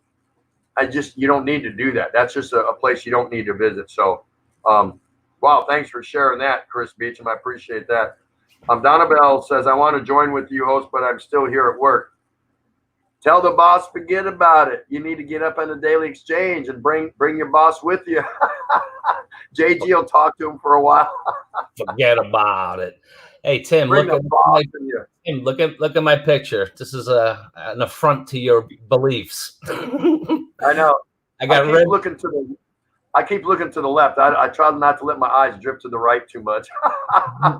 Well, I got Red Horse drinking out of a champagne glass over there. That's something's wrong with that picture. Yeah, no, I wanted to say the reason I'm excited, you know, about for my upcoming live is that I have original content from several vloggers, friends of mine that I asked, yourself included, and I will be premiering their unlisted videos. So, you know, you can come to my show. I'm going to play all of them. I'm going to have people up on the panel. We're going to comment about the different videos and laugh about it. So this is like one, sometimes for me, sometimes I'm more excited or less excited about a stream. This one I'm kind of excited about because this actually was the time that we were supposed to be at Tom and Ruth's DeVow meetup. That's right. Yeah. That picture reminds me of that Sesame Street thing, where they show 4 pictures. One of these things just doesn't belong here.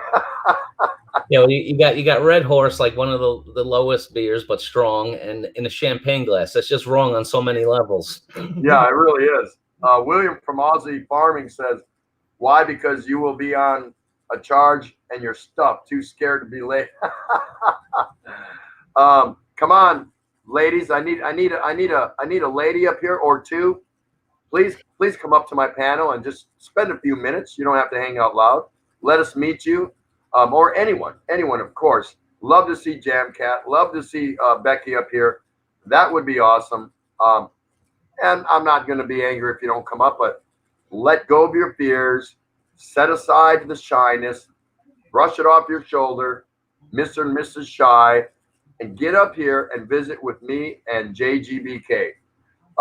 Remember, it's a nice show. Nobody's going to ask you some outwardly questions. We don't do that here. And let the audience find out who you are. British expat saying, I think my wife was also in the military, Tim.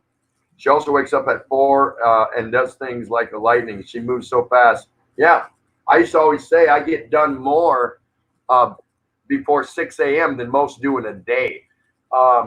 Because even when I was in the military, when I was home, not aboard ship, and I was home, the wife and kids when they were small, sleeping, whatever, I'd get up, I'd have the laundry done, the kitchen clean, breakfast and lunch or even dinner partially prepped, vacuumed, or maybe didn't vacuum if it was loud. But I did so many things because we were OCD that way. We just it came natural to us. You woke up early and it's like, well, I have to be productive. Now that I'm retired and I still wake up early, they're in a smaller apartment kind of thing, and Ray's a pretty good housekeeper, so there's not much for me to do. So I just, if it really comes down to it, I just have a beer at 5 a.m. Who cares, right? Who's gonna care? Tim, that used to be the military saying, we do more before 9 a.m. than most people do in a day. And I'm like, that's a selling point? Yeah, it really is because, I can't say much about a sales point. It's just that, in the military, and I'm sure all branches, whatever, but there's enough operational exercises or drills where, yes, you will be up at 3 or 4 in the morning on a given day or a given 3-day period because you're out at sea doing exercises, drills, and you'd be shocked what gets done between 4 a.m. and 8 a.m. Like 2 days worth of events and crammed in 4 hours because it has to be that way. It's go, and it's just the way it is. So when you look back on it, you reflect, you say, yeah, wow, we really did do a lot in such a short time span that the regular civilian population would be like, well, that's going to take me 3 days. No, but I always found that funny because I remember growing up and I'd be like a teenager and these commercials would come on, for the voluntary, join the Army, Navy, whatever. And they would be like, we do more before 9 a.m. And I'm like a teenager, I'm trying to find a place to get beer and get with a girl. And they're like, you're going to get me. This is not going to make me want to join the Army if I got to do more than most people do in a day before 9 a.m. Yeah, that's right. William from Aussie in the Philippines saying, I seen on the news that Christopher is saying what Chris Beecham was talking about. 24 to 30-year-olds are more in the danger zone as their lifestyles in partying. The stats are crazy in death rates for 24 to 30-year-olds. Yeah, didn't they first announce when this stuff first hit the fan that it was really only affecting old people and people with pre-existing conditions or something like that? Yeah, well, what it is, I mean, from what I've heard in the media, obviously I'm no expert and I don't pretend to be one on YouTube, but everyone can get it. it'll affect everyone, but the people most likely, that would die from it would be the older or the people with the pre-existing conditions. But anybody, 18, 25-year-old, 30-year-old can catch it and suffer the symptoms of it, but they're more likely to get through it than the older people and sick people. Yeah, something about younger people can be a carrier of it, yet and pass it on, yet have no symptoms. Well, that's what makes it scarier to me, Tim, than the flu. Because when people get the flu, they have the flu and you stay away from them. This person could be walking around completely healthy, have it, not even know it, and pass it on to people. That's scary. Yeah, I agree. Come on, Kathy, I'm still waiting for you. Give me 5 minutes of your time. No, I'm greedy. Give me 10 minutes of your time. Yeah. Come on up, Kathy. Becky, Tim, come on up. And if I'm scaring away any of the ladies, I'll get off soon because I did the sniff test and it may be time for a shower. No, you're not going to scare him. He's harmless, ladies. He's absolutely harmless. That's now, less words. Mr. Bangladesh is a different story. We might have to implement some control measures on that, but JGBK, harmless. Let's see. Jess Barrett saying, one time I looked on the top of a bus, I'd seen 5 pigs on top. So he's replying to our guest topic today. What is the most unique or weird culture in the Philippines? That's hilarious. Yeah, they'll transport anything on anything. If it can get down the road and you need to move it, they'll figure a way out. Now, like in a Western world or like in the States, of course, you'll be pulled over and ticketed immediately for something, weird like that. You got to meet certain criteria. You got to have a red flag on the longest stick hanging out the back of your pickup truck, and just all these things. It's got to be strapped in. And here, not so much. There's room. Throw it up there. Did you get to see some of that when you were here, JG? I became at first I thought the lip pointing was weird, but by the time I left, I was practically an expert at it. I could point with my lips at anything now. Chris Beecham, we have 3 more weeks in lockdown. There were only 6 new cases of the virus yesterday, so I think there will be trouble. There's already protesting, as far as I know and understand. Of course, we're always behind, even though we are ahead of the U.S. is in time zones. The day. We're a day ahead. We always seem to fall behind on the news by the time it gets over here, but I've heard and seen where there's already protests taking place in the States in various cities. And I guess there's some, and you can clarify this, JG, but between Trump and the governors of certain states, he is not blanketed policy. Everyone stays home nationally, but he's relegating or delegating to the state governor level how they want to handle it. And some state governors are coming out and saying, you know what, we're going to ease these restrictions. People are back at the beach. There's certain states where they're saying we're going to try to go back to normal. What do you say about that? Well, what he did was he did have a national lockdown for, I think it was 14 or 15 days. That was U.S. wide. At the end of that, then he deferred it over to the governors, to let them decide, because different states have, different situations. Like New York is probably going to be New York, New Jersey, Connecticut, pretty much like the whole Northeast will probably be delayed longer than, people in Oklahoma or Utah, because, it's not so densely populated. They're not as badly affected. Our governor is starting, the president and our governor, Cuomo, is starting to take pot shots at each other on the news. Our governor said, Trump wants to pass the buck, to the governors, but he doesn't want to pass the bucks, meaning our governor's saying that we have no budget. We're losing billions of dollars in revenues with the shutdown, and he needs money to operate. He's willing to do it, but he needs the money.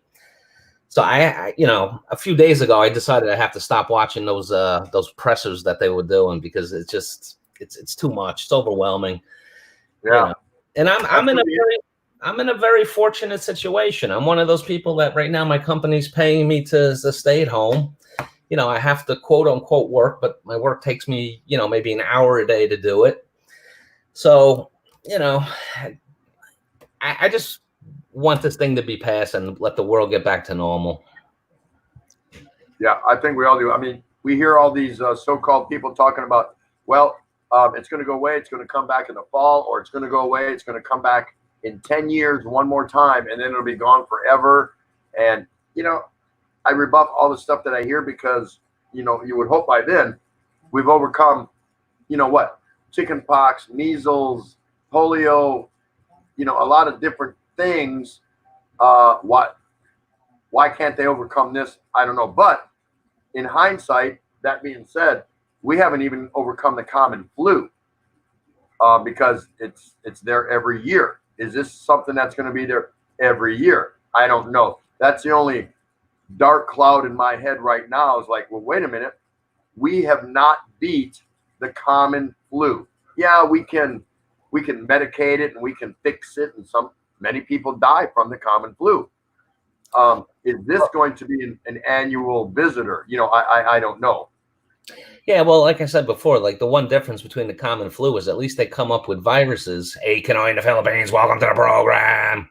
Is that, they develop, vaccines for the flus, different flu strains and stuff. Right now, we don't have that with this. But I was thinking how this is like one singular event that pretty much everybody in the world is going to remember and be able to, talk about what they were doing and how they lived through it. Not too many things happen where it doesn't matter where you are in the world, you're going to remember this. That's right. That's why on yesterday's show, I tried to talk about then. We suffered yesterday greatly with internet issues, which we've never had here. But again, a lot of people were complaining about internet issues. So it must have been a Philippines thing or whatever, but that's fine. We went on with the show, carried on. We ended early just because we had not experienced it that bad. And it just seemed frustrating for people. Our crowd was going up and down. And so no biggie. That's neither here nor there. But I was just going to say, the internet's probably, I heard on the news yesterday that there's been like a 50% increase. I think this is just the States, but there's been a 50% increase usage of the internet. And they said that so far it's holding, but if it continues, it could get spotty for us here. Well, is that true? Because my take on that is, well, okay, internet at home has increased, but it should have fallen significantly with businesses because so many are closed. So I was like, tit for tat, this for that. One goes up, one goes down. It should kind of be the same. Right. I don't know. But the people that are losing their jobs and everything, what do? They go home and go on the internet. So it's not really a drop. It may be more going to personal, but that usage is still going to be there. Yeah.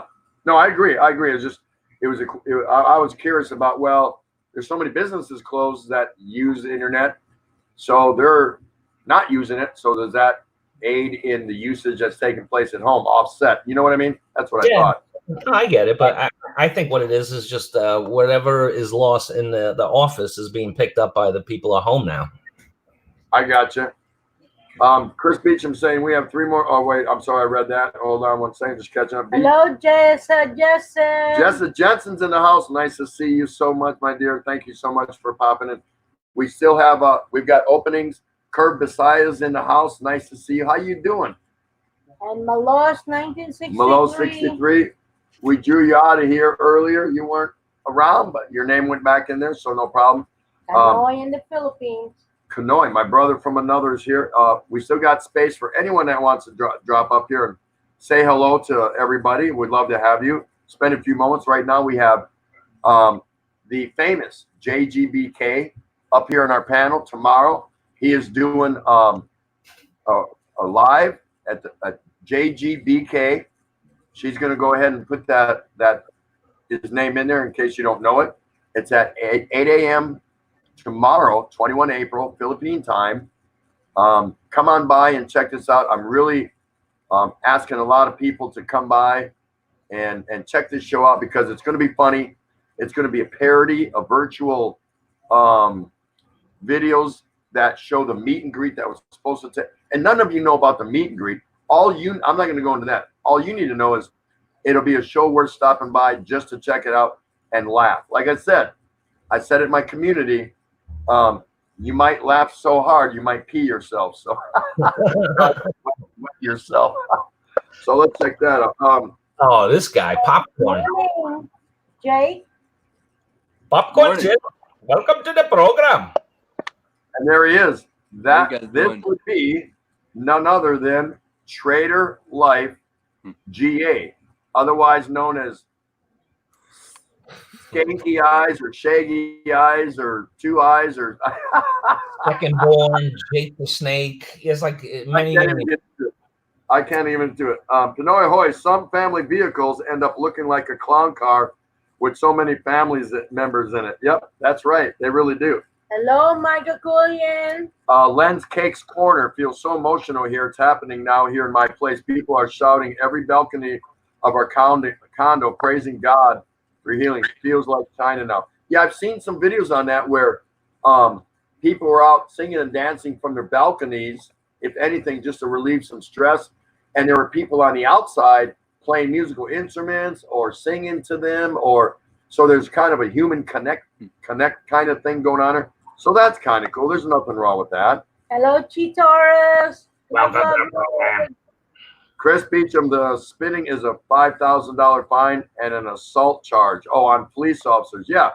I don't agree that people should be doing that. When law enforcement is in the commission of their job, if you've got issues, take up the issues. But really, you're going to do that, throw stuff at them and this and that. But that's what happens when you get people who've been drinking or doing drugs that end up in a crowd, and law enforcement has to come in and do something about it. So that's nothing new to me.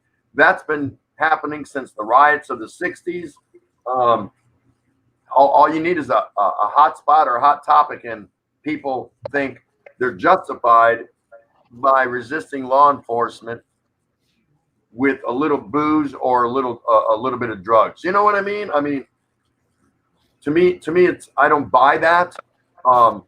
Yeah, there are all cops or whatever good. No, I'm not implying that at all. What I'm saying is, tax dollars pay for these people to do their job, and their job is to keep the peace. If you got an issue, yeah, you're going to be able to resolve it by running down to City Hall. Probably not, but it doesn't give you the right to spit on another human being and do stupid things like that. That's just my personal take on it. Yeah, Tim, we had a guy here in Brooklyn that was actually hoarding those N95 masks, and the federal authorities showed up to get him, and he was saying that he had coronavirus, and he was spitting at them and trying to fight with them, and he got arrested, and I think they totally should. Yep. William from Aussie in the Philippines, good night, all time for a shower, be safe. William and Chick, thanks so much. Always good to see you. Thanks for dropping by.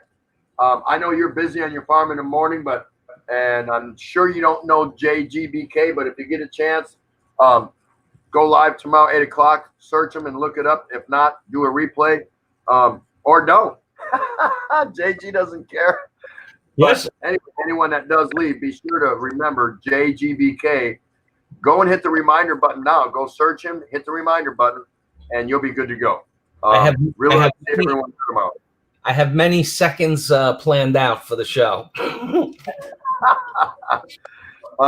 Becky from Redix is saying, Door Cruise, thanks, welcome. Kadun.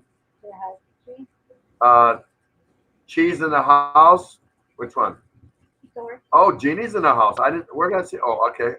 I haven't gotten there yet. BT's there. Good. Jamcat. During this lockdown, we love to be productive in the kitchen and pantry area. Whatever works to get you through the day. You have to take Mr. Anxiety and Mrs. Stress off your shoulders, because that's where they want to hang out. Throw them in a corner and leave them there and just stare at them and laugh at them. Because if you allow them to get, part of you and into your person, you're going to be miserable for it. Even when this is over, you're going to let Mr. Anxiety, Mrs. Stress eat you up. And I'm telling you, you don't need to do that. You got to get up every day with a new vigor, a new outlook, and just be the best you can be. So Jake, how's it going out there? There's Muggs. I think Jake was just holding a raccoon in his hand. No, that's my killer dog, Scarlet. Kanoy in the Philippines. Get with the program. Get with the program. What are you doing? He looks new. Chris Beecham, the federal government here in Australia wants us to download an app on our phone so that they can track us, where we've been and how we have been near. That's a foo-foo Wolves dog. don't trust the government either. Now that I don't buy. That would That's be a poodle. that I don't buy. I'm not Yeah, going to it's download no That's app a toy so poodle. other people can figure out where I'm at. I'm not doing it. Guys, hang out with Asawa Kano for a moment. I just got to get up and stretch and refresh for a minute. Jessa Jensen, so nice to see you. I know you're busy over there too, Jessa. And what a treat, Curve Messiah. Thank you so much. Right about And here. Lady Enchantress. Mike Brother Alkeman. and Travel. Mike Alkeman, nice to see you. I'll be right back, guys. Oh, I need that. Oh, I gotta get it. Man, Somehow I wouldn't, he's young, but he can't get up. Jake, I would have never suspected you to have a foo-foo dog like that. Hey, that's my mom's dog. I'm just babysitting. Dog sitting. How you doing, Ray? Hi. How you doing? I'm doing Hey, good. Lady Enchantress Garden Travel.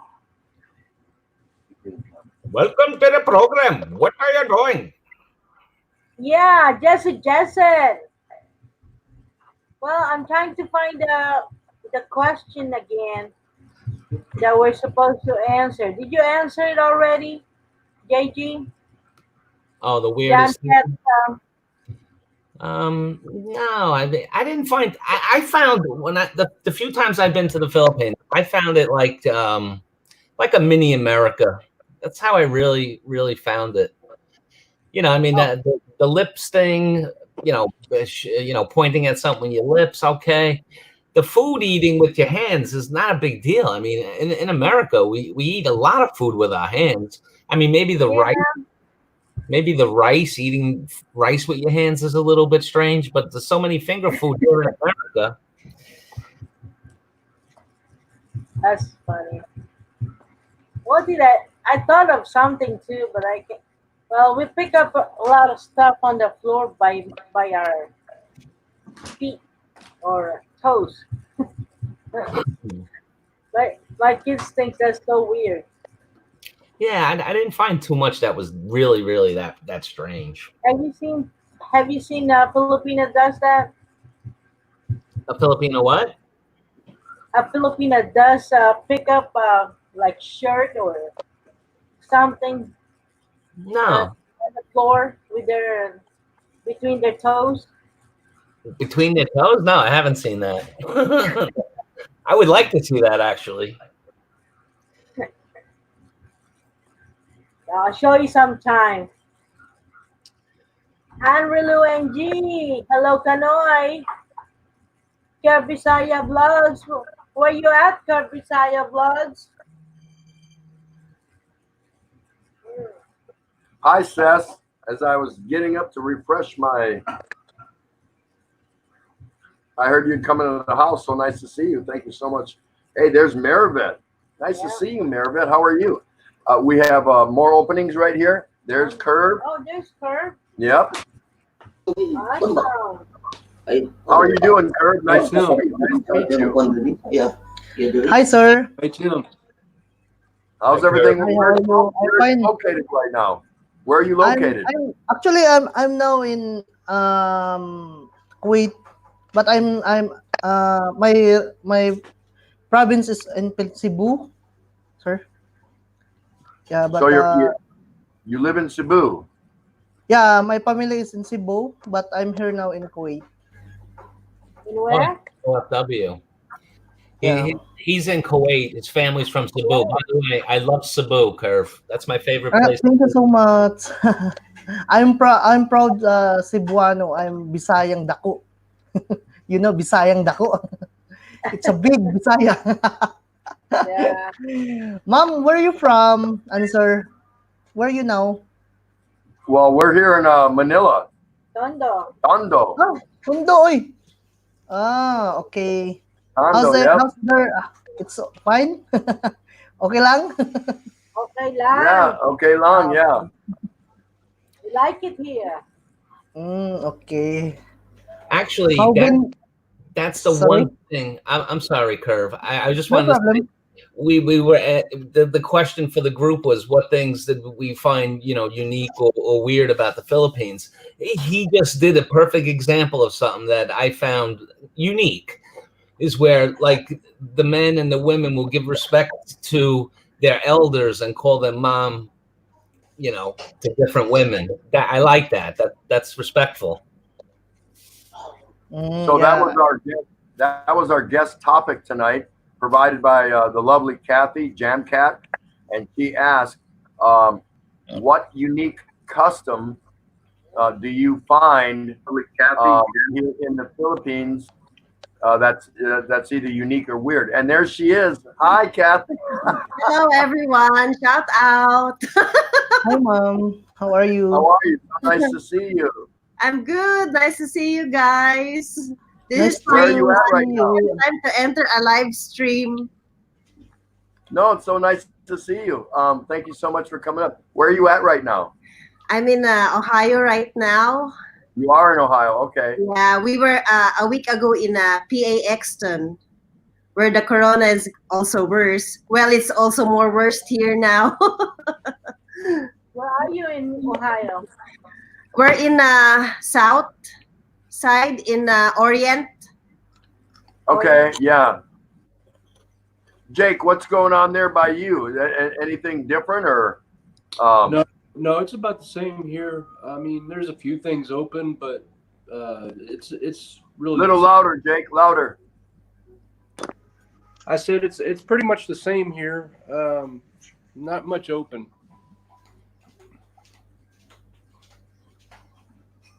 Are you seeing any?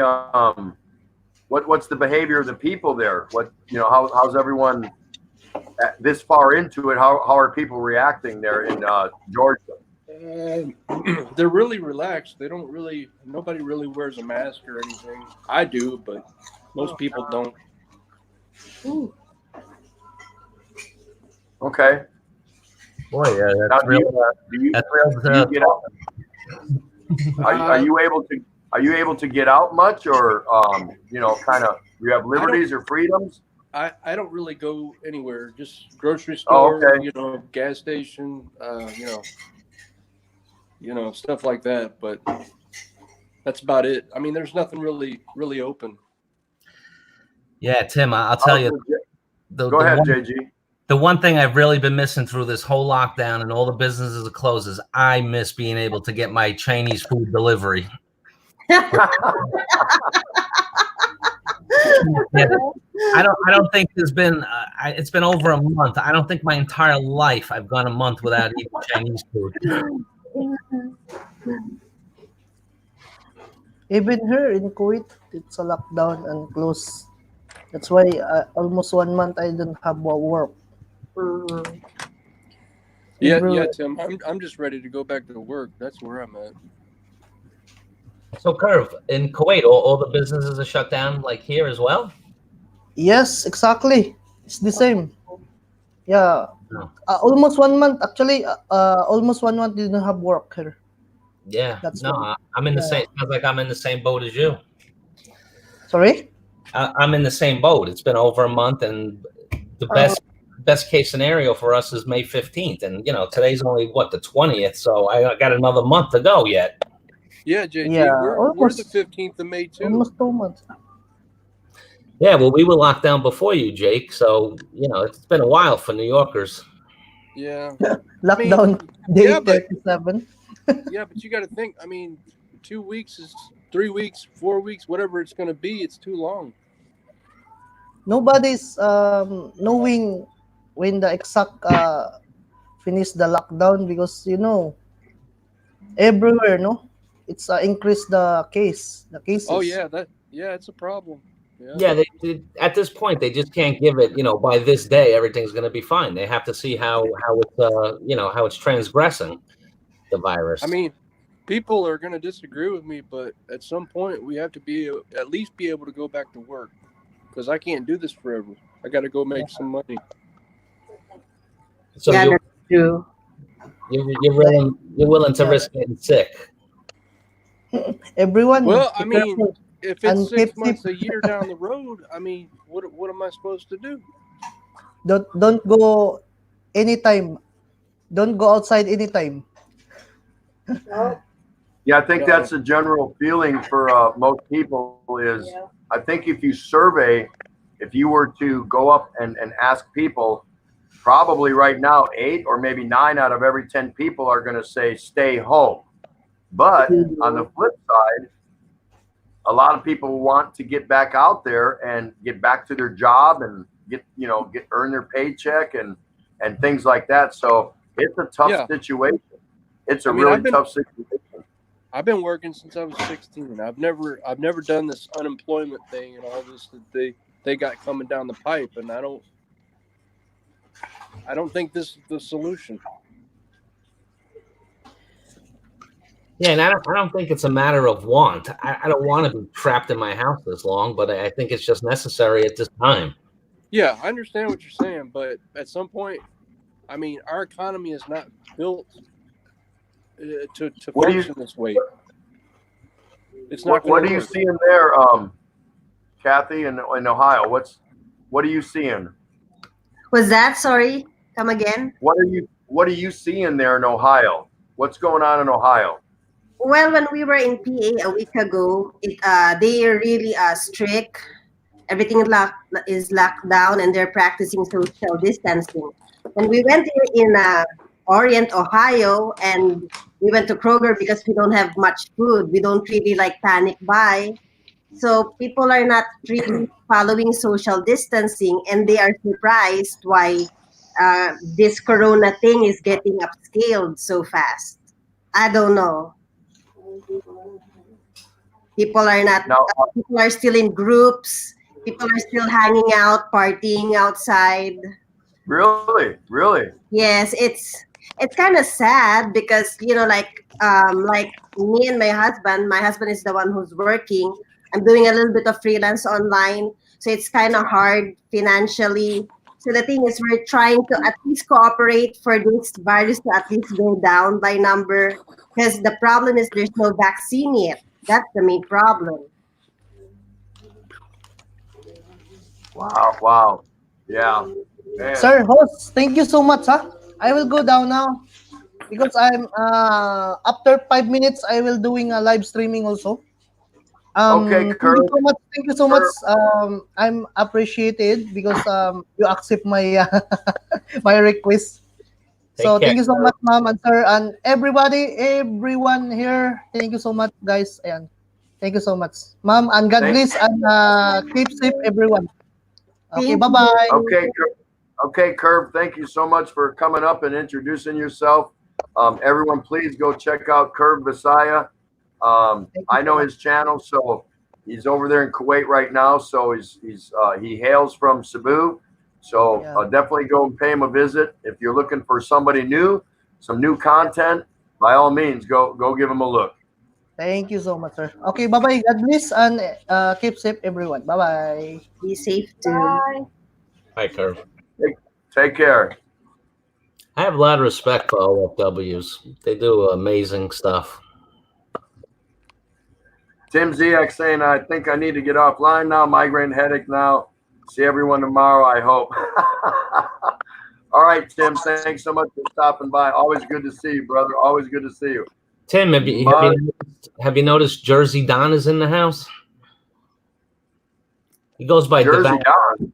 He goes by DeVal, but he lives in Jersey. Oh, really? No, I didn't see that. Jeb Jem Raw's in the house. Thank you so much, Jessa Jensen, for stopping by.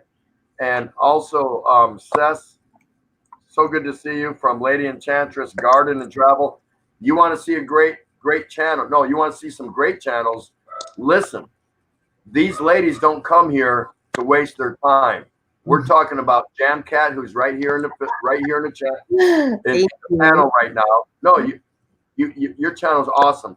Jessica Jensen and Lady Enchantress, Garden and Travel. You're not going to go wrong. You're not going to go wrong.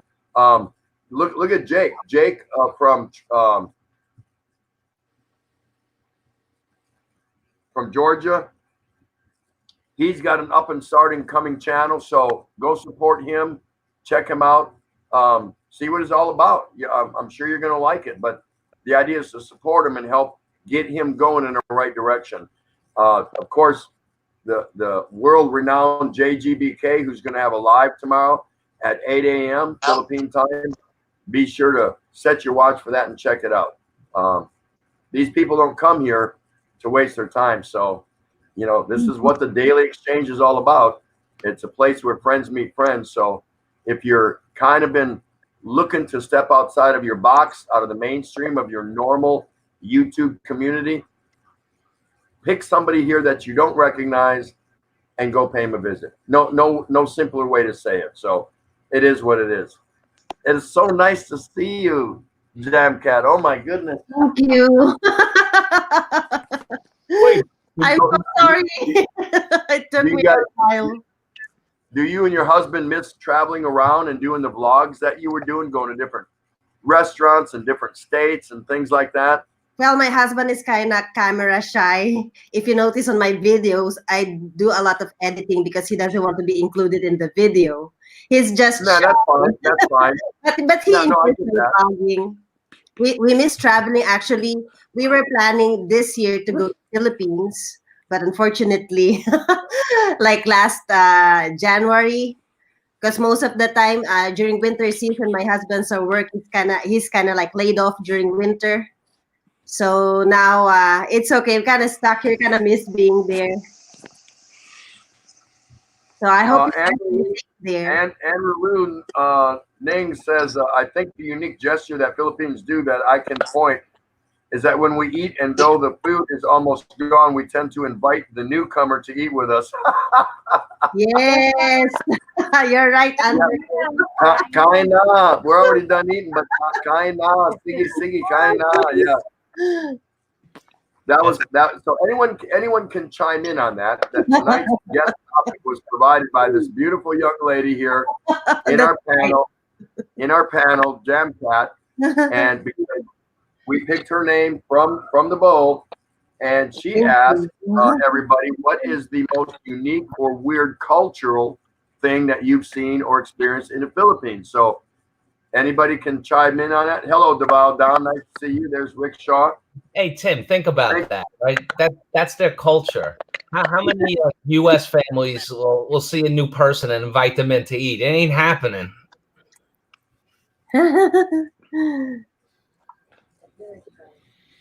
Yeah. Hey, Two Beers is in the house. Good morning, to see Tim, you. Ray. Too Hello, bad. Tubir. Too bad you're 4 short of a pack. Yeah, Two Beers. That's Well, right. no, our packs here come in 12s and 24s. All right, don't be a show off.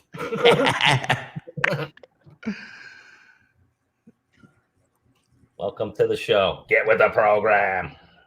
Lady Enchantress Garden and Travel saying does not eat the food in the table if it's the last place to start with.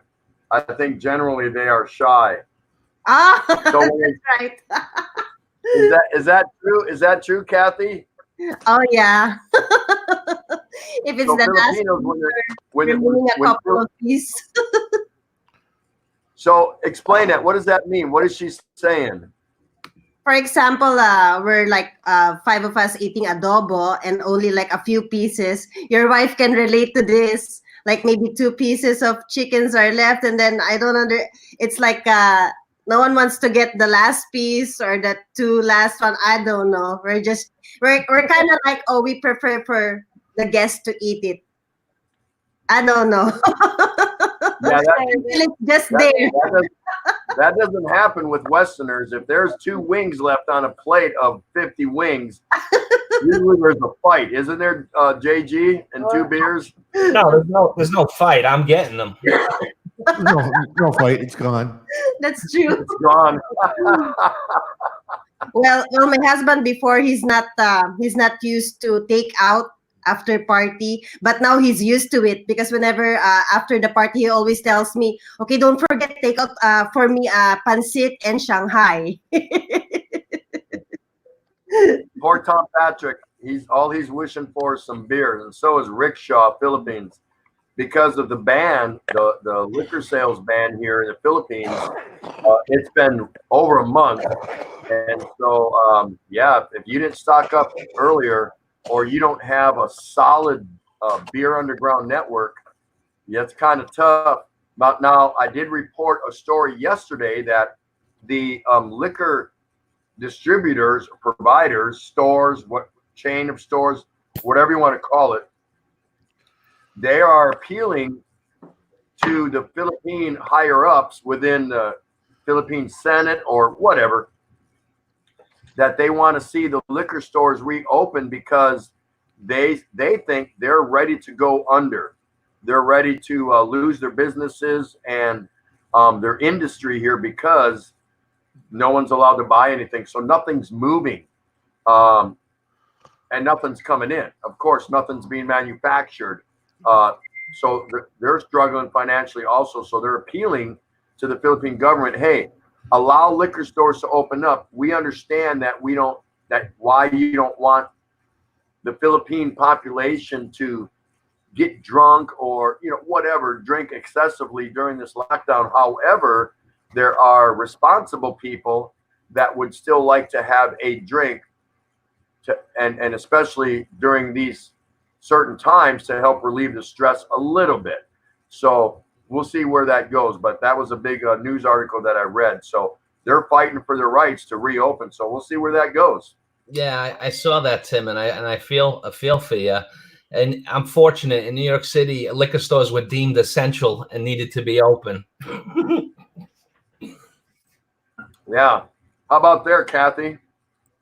Was that? As far as like beer and liquor, is that still available? I didn't check because I'm a social drinker and my husband quit drinking. So I'm not really sure if they're still open, but in the groceries they are. They're not banned. Yeah, you would have probably heard if there was a sales ban on it. You would have already known that, of course, right? Yeah. That would have been on the news or something. Oh, can't buy beer or liquor no more. So I don't think so here. Yeah, it's probably still available there then, correct? Yes, correct. Well, how about where you're at in Canada, Two Beers? Liquor stores are still open. Mm-hmm. Yeah, Tim, when this first happened and the liquor stores were deemed essential, and I'm not even a big liquor drinker. For the most part, I'll stick with beer. But at the beginning of this, I went out, I bought a bottle of Bacardi, I bought some tequila, I bought some vodka. No, I still have most of it, but I was afraid that maybe they'd shut it down and I wouldn't have access. So I just stocked up on a whole bunch of stuff that I'll probably have for a year or two. It's party time. Well, even in the liquor store, my experience was that people were panic buying. Like people weren't buying like a bottle of rum; they were buying like 4 bottles of rum. It was crazy, and I just got caught up in it when I was in the store. Oh wow!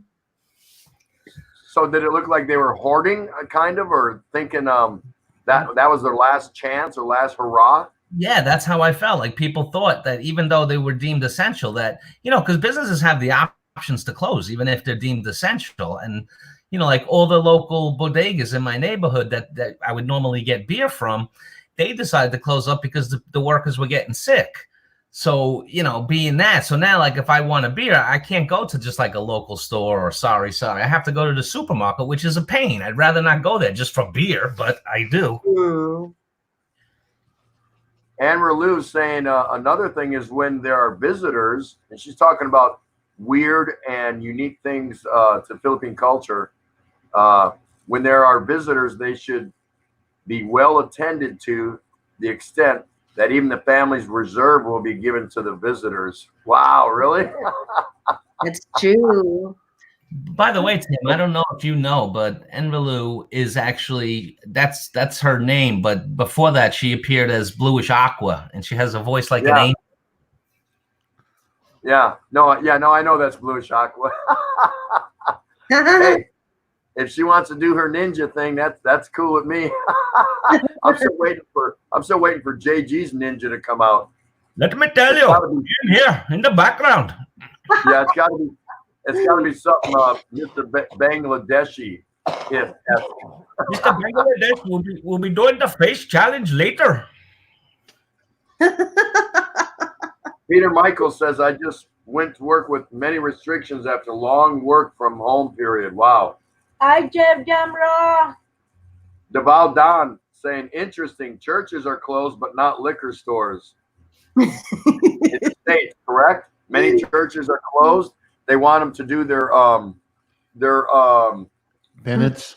they want them to do their services via live stream, the churches, but yet the liquor stores are still open. Hello, Adrian Gibson. You gotta have your priorities, Tim. Yeah, I know. But that is funny. That is funny. They've partly shut down the pot Muggs stores. Organic. Hi, Peter Michael. Peter Michael is in the house.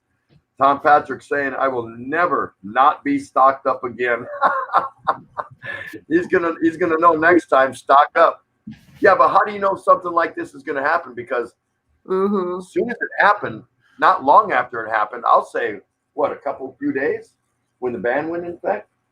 It wasn't that long. No, we already had No, but I'm saying, how long after the lockdown was announced did the a couple days. Yeah, it was only a few days from the announcement of the lockdown that all the liquor stores were closed here and sales ban went into effect. Tim, did you guys have any notification? I'm sorry. I apologize. I talked over you. Go ahead.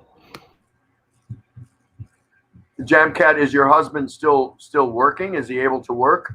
Well, today he did work. We were here like 2 weeks now in Ohio, and then he started to work. The thing is, it's a bit complicated because there's supposed to be like a payment for employees to stay at home, right? I don't know the term what they use there, but his boss still wants them to go to work. And my husband was kind of arguing with him. That's not your money. That's from the government's money for us to stay home. So I don't know what happened. That makes sense to me. So my husband is trying to point out to his boss, that's not your money. That's the government's money for us to stay home. But I don't know. Oh, I know what you're saying.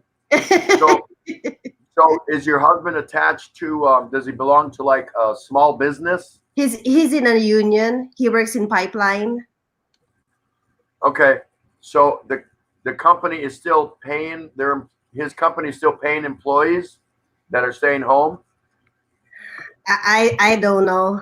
I can't say much about his boss because he might be in YouTube. No. What I'm saying is, did his company send employees to stay home? Yes. And so, but the company is also paying them to stay home? Well, yes, they did. I think because sometimes I hear their conversation, their boss applied to this something for them to stay. It's like a payment for them to stay at home, which is not the company's money. Yeah, she's talking about the company's probably applying for the payroll protection plan. Yes. Right. The government will give the company the money to pay them, But I think what Tim's question is that was the company before that paying your husband to be at home and work? I don't think so. No. Mm-hmm. So, Yeah. but now that he's being paid with government money, they want him to come to work, diba? Yes. Which he was arguing with his boss, like, why? It's not your money. Because my husband is like, he just want to be honest, like, okay, if you want us to work, the thing is they're not non-essential actually, because they're going to the shop to fix some machinery. So my husband is like, so why did you apply for this one if you're just going to force us to go to work? Because it's not your money. So that works out for the company pretty good. If the government's paying the wage, yet they want him to come to work, huh? I know. So I don't know what's going to happen now. You know what, though? No, Tim? I'm with him. If that's government money that's paying me to stay home, I'm not going to work. Forget that. Yeah. Yeah, You but abide by the rule, or you know what, Some Tim? people are not honest. Oh, Tim, I had a question. Did you guys in the Philippines have any like prior notification that all the liquor store and everything would be banned before, or No. it just happened? None. Zero. Oh wow, you Nope. couldn't even stock up. Nope. They announced it. I was already stocked, but that's been long gone. That was gone during week 1 or something. So that's neither here or there. But you were stocked for a week, not for 2 months. yeah, my underground network's been holding its own so far. So pretty good, pretty good. You pay a little bit more, but you know, free enterprise. If you don't want it, don't get it. You know what I mean? Absolutely. Like in New York now, it's mandatory that you go outside, you wear a mask. Meanwhile, if you're lucky enough to find a mask that used to be, $4 or $5 is now $15 and $20. Yeah, that's ridiculous. Wow. That's ridiculous. What about you two beers? What's going on in your neck of the woods? Anything different or?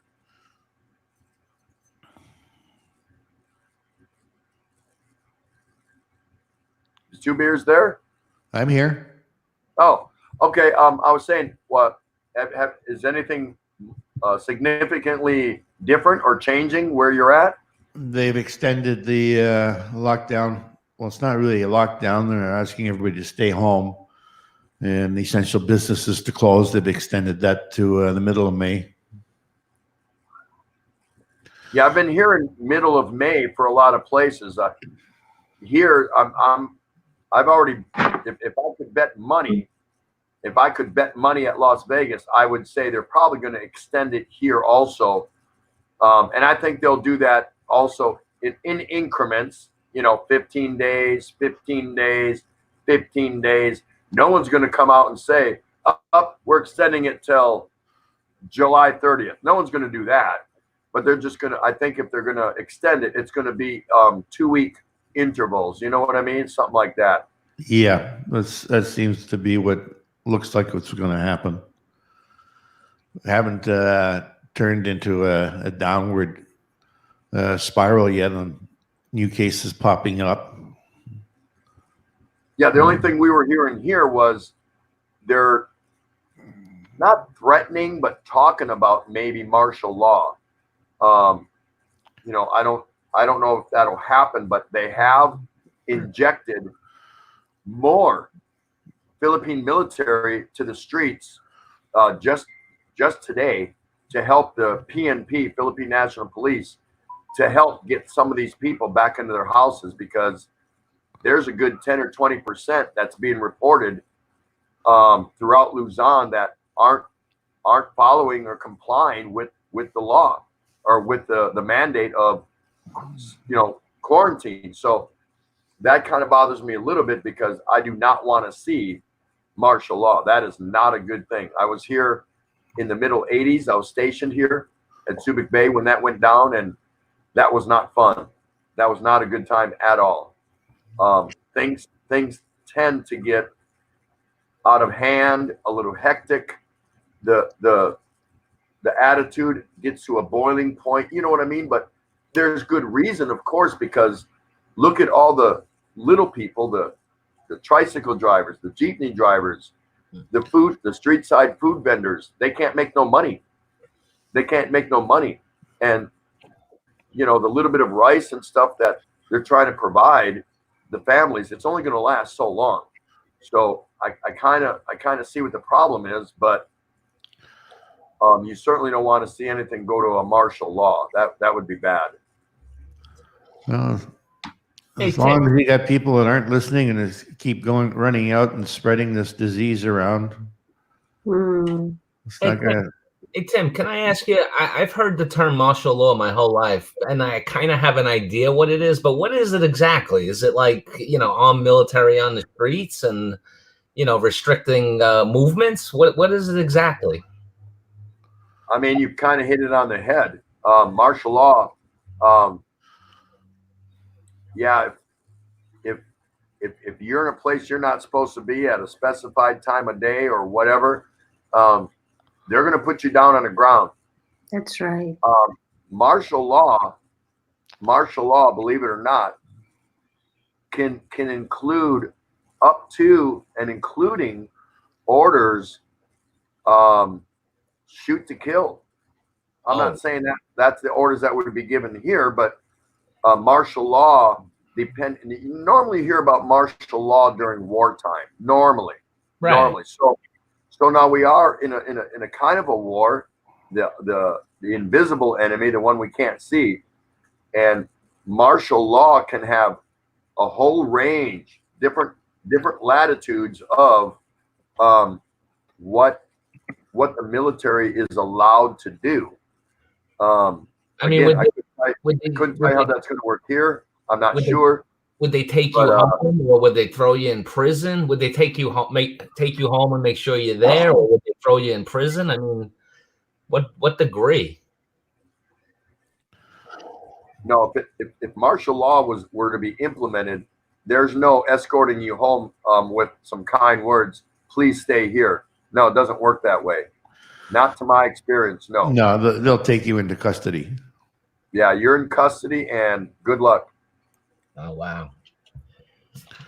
Well, here in Canada, some of the premiers, that's like our governors, some of the premiers wanted Trudeau to enact the Emergency Measures Act, and Trudeau's to make that nationwide. Trudeau's hesitating to do that, probably because of his father. If you remember in October 71, Pierre Trudeau enacted the War Measures Act at the insistent urging of the Premier of Quebec and the Mayor of Montreal and their two associated police chiefs.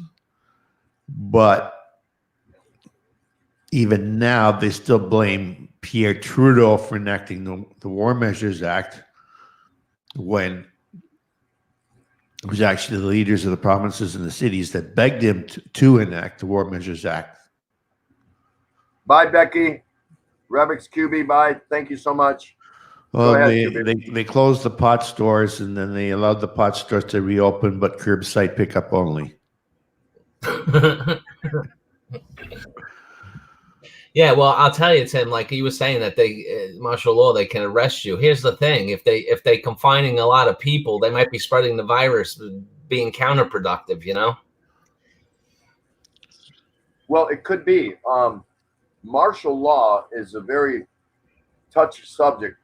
It'll strike the fear in the hearts of citizens, mostly in any country, whichever country wants to implement martial law.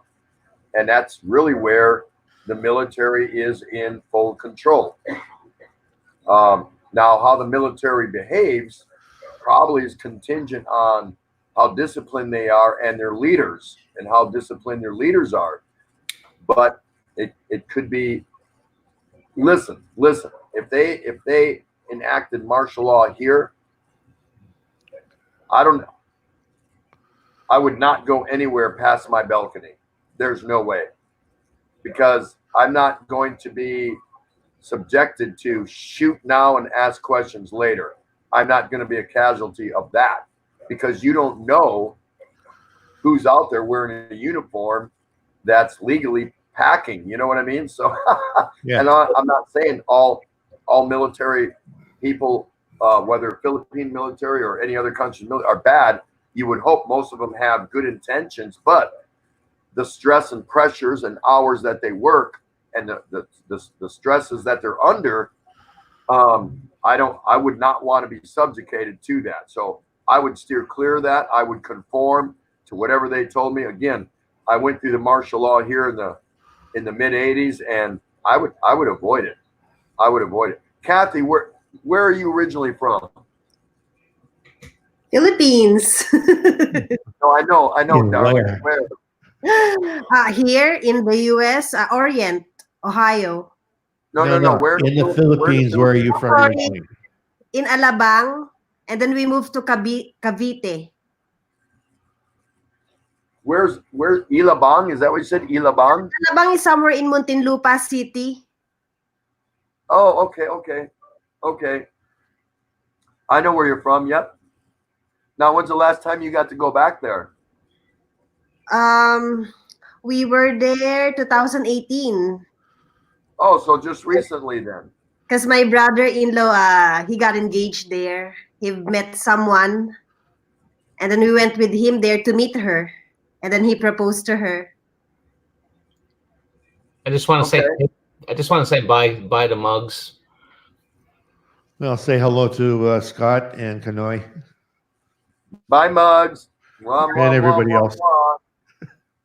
Gentlemen, do you have any questions you'd like to ask Jamcat? She's a lovely Panay, married to a American. They're living in Ohio, and she's got a great channel. And I've been with her for a long time. Oh, thank you. Anything you want to ask her? The only thing I would have to ask her is, how do you like it living in the U.S. and do you very much miss your family? Are they in the Philippines or are they in the U.S. with you? All my family's in the Philippines. I have some few relatives here. And the thing is, before I went here, before I met my husband, I'm an OFW. So I'm kind of get used to the life of, traveling and being away from Philippines. Although, don't get me wrong, I still get homesick. So I was in OFW in Kuwait almost 10 years. Oh, wow. And I've met my husband through his brother because his brother is working there in Kuwait. So I think he's somewhere, their companies like Batel. So from then on, he told me his brother is still single, and that's how it started. So coming here, it was kind of like, like a transition of adjusting to another culture again. Because in Kuwait, they're kind of like conservative, a little bit open. And then when I came here in the US, because when I was in Kuwait, I'm not used to smiling and greeting everyone because of the culture there. But when I got here in the US, I need to get used to greeting or smiling again. I don't know if it's weird, but I got into a transition of becoming friendly again. I don't know if it makes sense because it's kind of hard, but I kind of like it because people here are more friendlier. I'm not saying that mostly people in Kuwait are not. It's just that their culture, they're very conservative. So I kind of like it here because my husband, he was raised from the country. So it's like I can see some differences. I'm not judging. They're kind of, I like my relatives. They're kind of friendly, kind of like Filipino. They also like to do, like potluck, cooking for you. And what I like here, also in the city, they welcome new neighbors. So I like that. They still practice that here. Yeah, that here, that really depends on the family itself. That sounds like a family that has some similarities with Filipino culture. But you'll find other families that aren't that close knit and together. But no, that's awesome. So probably the adjustment was a little bit easier since the family style was kind of similar. Yeah, it's easier here. I guess it depends. I think it's more harder for someone who first time got out of the Philippines. Because with me, when my first time I got out of the Philippines, I was in Kuwait. It was really hard because I don't I don't know with some family, but with my family, my mom is most of the time who does the cooking, and I get spoiled with my mother's cooking. So when I got out from comfort zone, I need to be independent and cook for myself. So here, I kind of like here in the US. Yeah, no, I hear you. But I have a lot of respect for OFWs. I mean, you won't find many Americans willing to go overseas and work and send money back to home to their families. You wouldn't find many. You'd find a few, but not many. Yeah, very few. My brother-in-law, he worked in Kuwait. Like the same with me. He's almost there for like maybe 9 years. Right, but most of the Americans that go overseas to work, I mean, usually, most of the money, the money that they make is theirs. They're not like sending it back to support anybody. They're just you just have a job overseas, basically. Mm-hmm. Oh, that's really cool. That's nice. Mr. J.L. Barrett said that he is going to Kuwait in a few weeks. And now you're in Ohio. I'm surprised he's able to go to Kuwait. I didn't realize that international flights were actually flying. Yeah. I think they Going were back on a to strict that. lockdown for 2 weeks in Kuwait before, but I don't know if they're open again. They have a mock flight like it's for military. Only military people that can go get on it. Oh, I see. Yeah, maybe military or a contractor of the military, Yeah. stuff like that. Yeah, Yeah. I gotcha.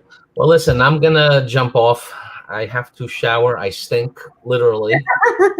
I wanna thank Tim and Ray for having me on the show today.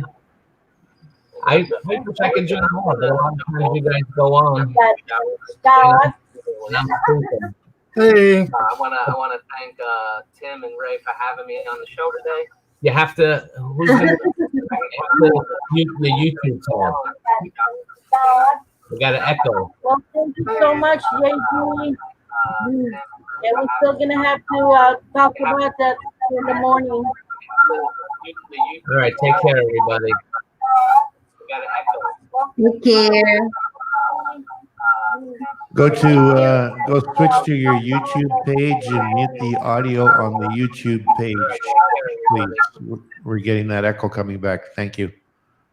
Yeah, I think that's Scott. He's fixed it.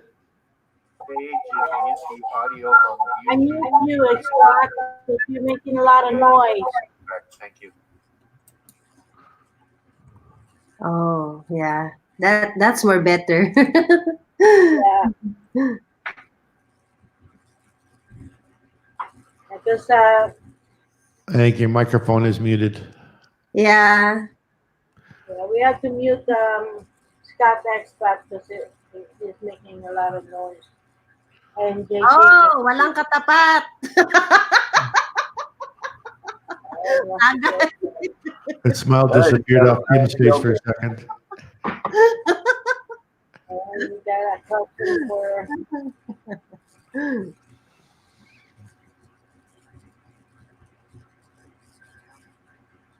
and 2 beers. Jill Barrett says he's in Iraq, of course. Yep, he's going to Taiwan. No, he's going to Kuwait. Oh, Kuwait. Oh, Yeah. have a safe flight, Barrett. Kanoy. Don't forget tomorrow, 8 a.m. Philippine time, JGBK, guys. It's a premiere that I would really like everyone to check out if you can. It'll be 8 p.m. Monday night, New York time. So it's going to be hilarious. So that's why I'm advertising it, kind of. Good friend of mine, but of course, him and I are connected a long time. It has nothing to do with it, but this is a special event, so it's going to be funny. So all you check it out. If you can't, do a replay on it and see what you think. It should be a good time.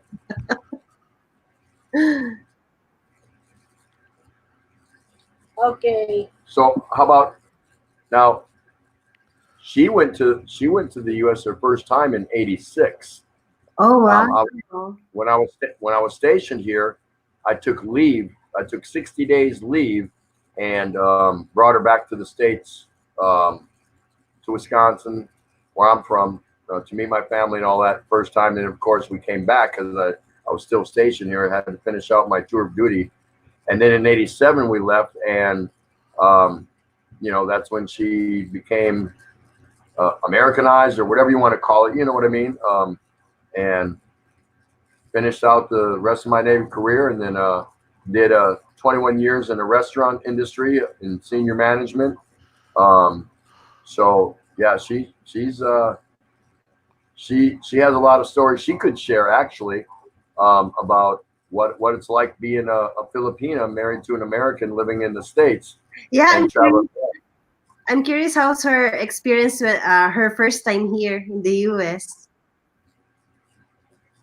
How's my Your experience, your first time how's in the my US. experience? And it was kind of scary, just because he had to leave me by myself with my son. I in can. Washington State. No one, it's like being detached from your family, Mhm. just like that. So when we left in '87, I was assigned to the aircraft carrier USS Nimitz in Bremerton, Washington. So it was kind of like we got there. There's the exchange, Navy exchange. There's the commissary. There's the schools. There's the churches. Yada yada yada. We're getting ready to go out to sea and see you later, kind of thing. You know, something like that. So she had to kind of figure things out on her own for a while I was out to sea. Oh, I'm sorry. Hi, John Baker. What is it? I'm sorry. Your experience when you first got to the States. My experience. It's been 32 years. It's kind of, Wow. yeah. My experience here is still fresh. That's nice. It's Yeah. like coming here. It's like, well, I'm more scared coming back here in the Philippines than going to US when I just got there. You know what I mean? Oh, okay. Yeah, because So I it guess is different in US, but you know you can adapt quickly. That's true. And adapting here in the Philippines is like there's so many people, you know, and I'm here in Tondo that you know it's not very useful. I mean, it's a total different. It's a culture shock, really, for me Mhm. coming back home. I'm fine now. You're more braver than me. Well, my You go husband to is Filipino. that and everything. Oh, that's nice. You've experienced and seen a lot here. Me, I'm only 5 years here. You'll be fine. Oh, Not yes. hard to adapt. Here it's to, okay. Actually, we've been in Ohio. Oh yeah. Oh. Yes, we used to work for Walmart distribution in Washington Courthouse. Oh, I nice. don't know that one. Do you know where Washington Courthouse is? I've never been there. Yeah, it's about Middle. south central Ohio. Middle of Oh. Dayton and McCarthy. In between. That, Yes, that it's between Chillicothe and Dayton oh, and Coty and Dayton. and Columbus, right in that triangle. Ah. That's where we were, yeah. And that's where I opened up my first 2 restaurants. Oh, that's awesome. You have restaurant, Yeah. Yeah, we did. Asian restaurant. No. No, More like it's a mom and pop. there was like Derek. kind of like a Dairy Queen. It had ice cream, hamburgers, wings, things like Oh, that. That's nice. Hot dogs, footlongs, pizza, stuff like that. How are you doing, Two Beers? I'm doing good. I'm doing good. And what Thanks, about Tucker. you? Scott Yeah. Expat. Unmute yourself now. Scott, Unless it's you can so loud. join in. We can't hear you, Scott Expat. Still can't hear you. Your microphone is muted.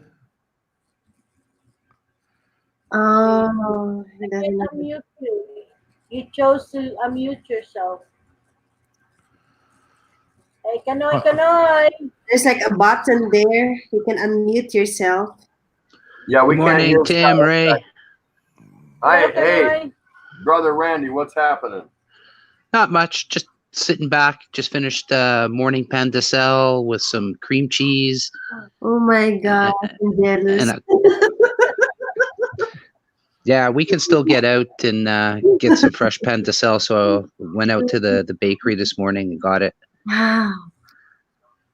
I feel bad. You like pandesal, John Cap? Oh, very much. I don't know. My husband don't like it. He likes the Spanish bread more Oh, because maybe it's sweet. Yeah, Well, I got some of that with, but more like chappao. Spanish bread. Oh, They put some pork filling and chicken filling in, the same kind that they put into chapao. that's good also. Yeah, they do that. Hey, Dalangang Filipinas here. Nice to see you. How are you doing? Dalagang Filipina. Yeah, Dalangang Filipina. She's Excuse over me. in Germany, I believe, Excuse me married for to 1 a second. German. Nice lady, great channel. How are you? Nice to see you, dear.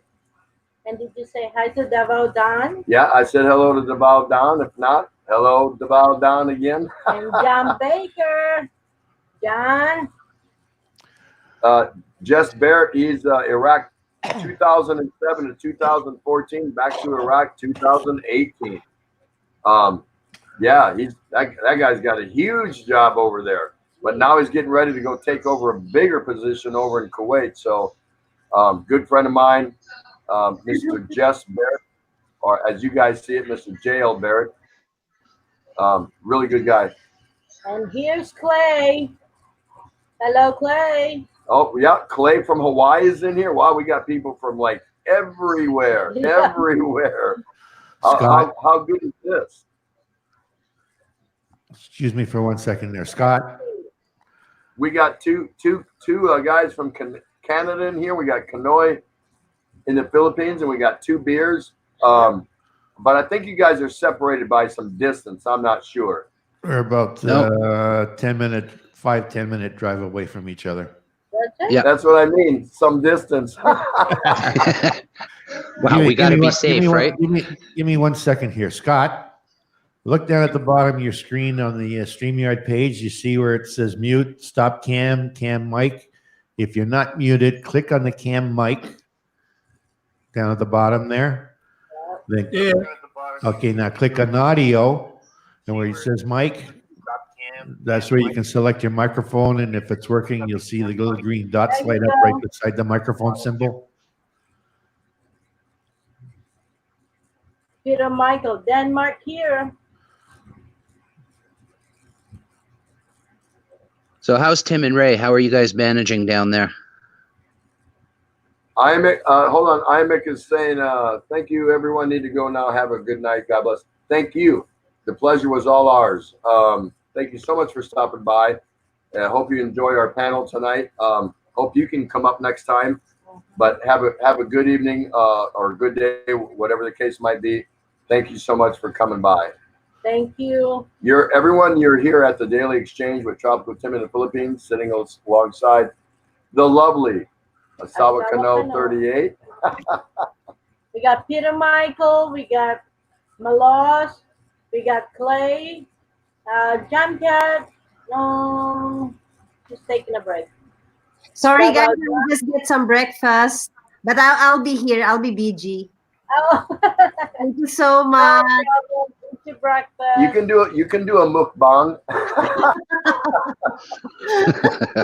It will look ugly.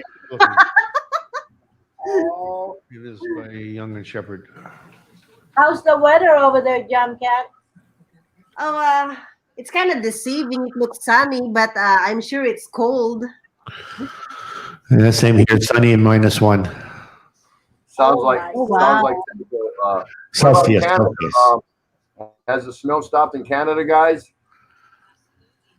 It has, but we're getting little sprinkles every once in a while. That's it. But in Toronto, nothing major, nothing that's going to stick. 100 Just, kilometers north of us, like- they've got snow. What's that? Oh, 2 yeah. years? 100 kilometers north, they have snow. Yeah, that's not that far though. Well, that's when you start getting into the mountainous ranges. But, Yeah, I love Canada. Every time I was in Canada, I absolutely loved it.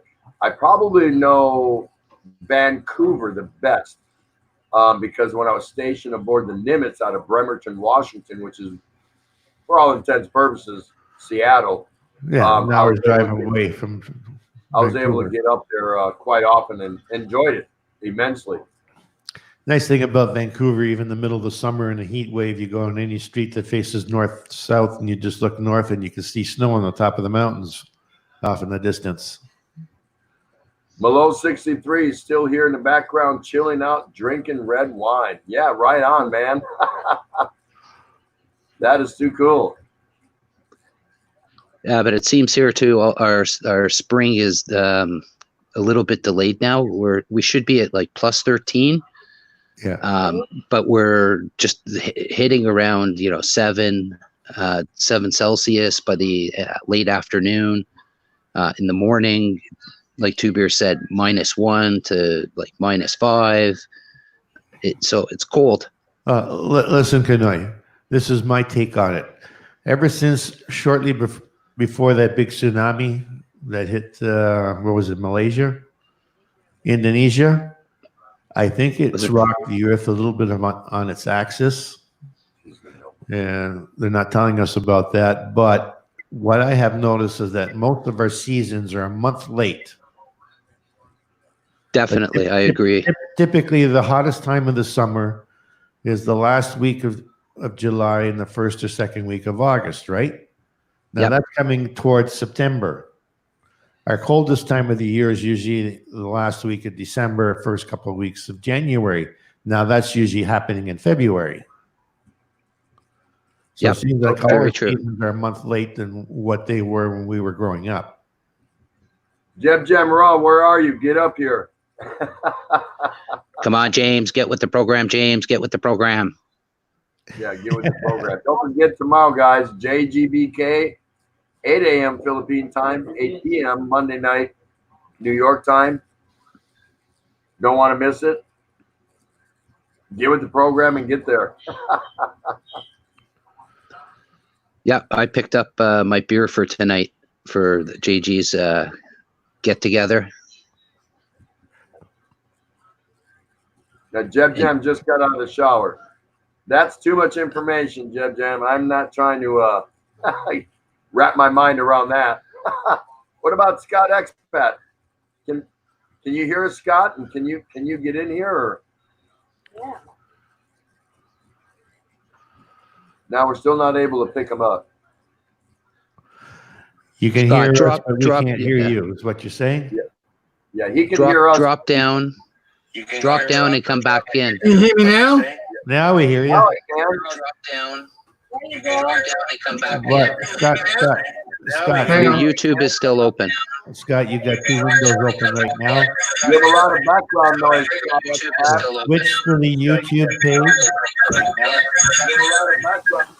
Switch to the YouTube page. Can you hear me now? Yeah, we hear you. Yeah. There we go. How you doing? And there's your lovely wife. Okay. Can you hear me now, guys? We Yeah. hear you, Scott. Now I'm on?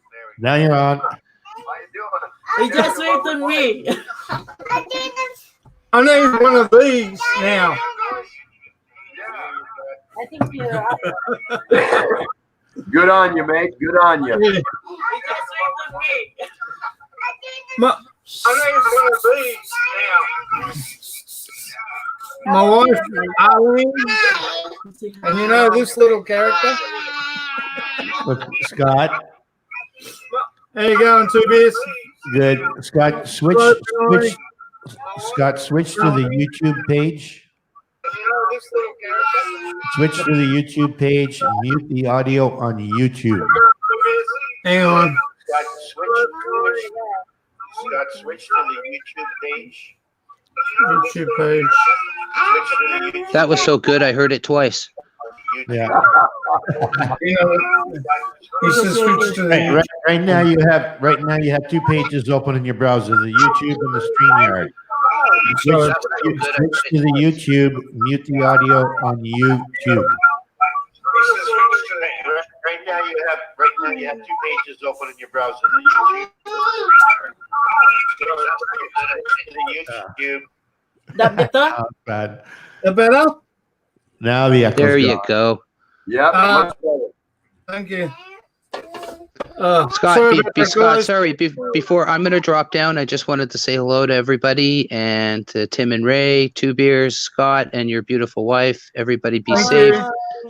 Have a great Thanks, day. guys. And we'll see you tonight 8 p.m. Eastern Standard Time on JGBK. Everybody come by and you can get with the program. We'll see you all later. Be safe. You too, Hey, mate. thanks for coming up, Pinoy. Sorry about the buggerization on the thing. I've been trying to get through, and look, I'm only like I've been around a little bit, but I'm still trying to get used to doing one thing and another. It's a And learning experience for everybody. Blue, whatever you call it, microphone, and I've just trying to get that all set up and paired with everything, and like everything, some things get pulled out and not put back in properly. So anyway, So down the rate for Australia exchange rate. yeah, well, the American rate's 50, which So how's things going with you, Scott? we're good, mate. We're good. Look, I think we're into about our 6th week of isolation here in Melbourne, Victoria. Me, Arlene, well, I dropped Arlene into work today. But you look. Sometimes I shake my head. You go out and you think, well, if these people isolated, what's going on? Because there seems to be more cars than what they're supposed to be compared to back there. And Same I thing know here. it's a different country, but look, we're doing okay. We're doing fine. I've got plenty of things to do with the pond and everything like that. But when you go out, you see more cars. Like today, there was a little bit more cars than what there was a couple of days ago. You know what I mean? So the authorities, in your estimation, in your opinion, do you think that people are being more liberal and the authorities are not cracking down the way they should be, or do you think everything's okay the way it is? I don't think. About I think that they should crack down a bit more, like what's happening in the Philippines, because even though we're on a par with the Philippines, as soon as Duterte heard what was going on with China, he locked down straight away. Well, we pretty well much locked down after that, so we followed the Philippines in lockdown, right? So both countries, us and the Philippines, haven't got as many deaths as what America has. And that's basically, or England and Italy. Well, Italy was leading and now America's sort of taken over. But, yeah. I look at the videos of the news, of America, and look, as I said in my video, I totally understand where they're coming from. Okay, no one wants to be isolated, but unfortunately, when it comes to something like this, if we stick together and we knuckle down, but then again, when you look at it, how long do you stay isolated? We've been isolated like 5 weeks now, and only going up to the shops for bare necessities and stuff like that. So if it, as I had said to you earlier, Tim, our government said 6 months.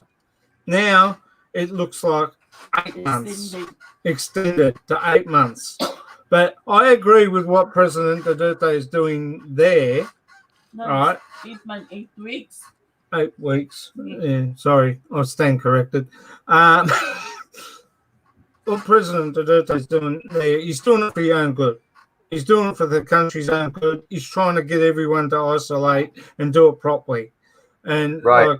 They'll then fall in line with what we've done, and even though both countries, us and the Philippines, have got barely as many as the other countries in the way of deaths, and We only had one more death today, and that came off the Ruby Princess, as I told you. But your question, as you said, Yes. Tim, I agree with it that they should crack down a bit more on it, because there's quite a lot of other people not really wanting to, they sort of want to, be liberal and go about things their own way. You know what I mean? I'm a last 1963. So you sort of I feel for the American people. I really do. There's a lot of people here that want to get back to work and are sick of it. But well, that's what it's coming down to, is a lot of people wanting to get back to work.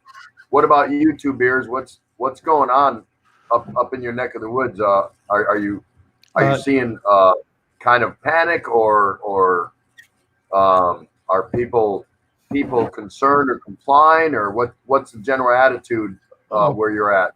For the most part, people are trying to comply, but you see that shot there, that's off my balcony. There's a park behind me.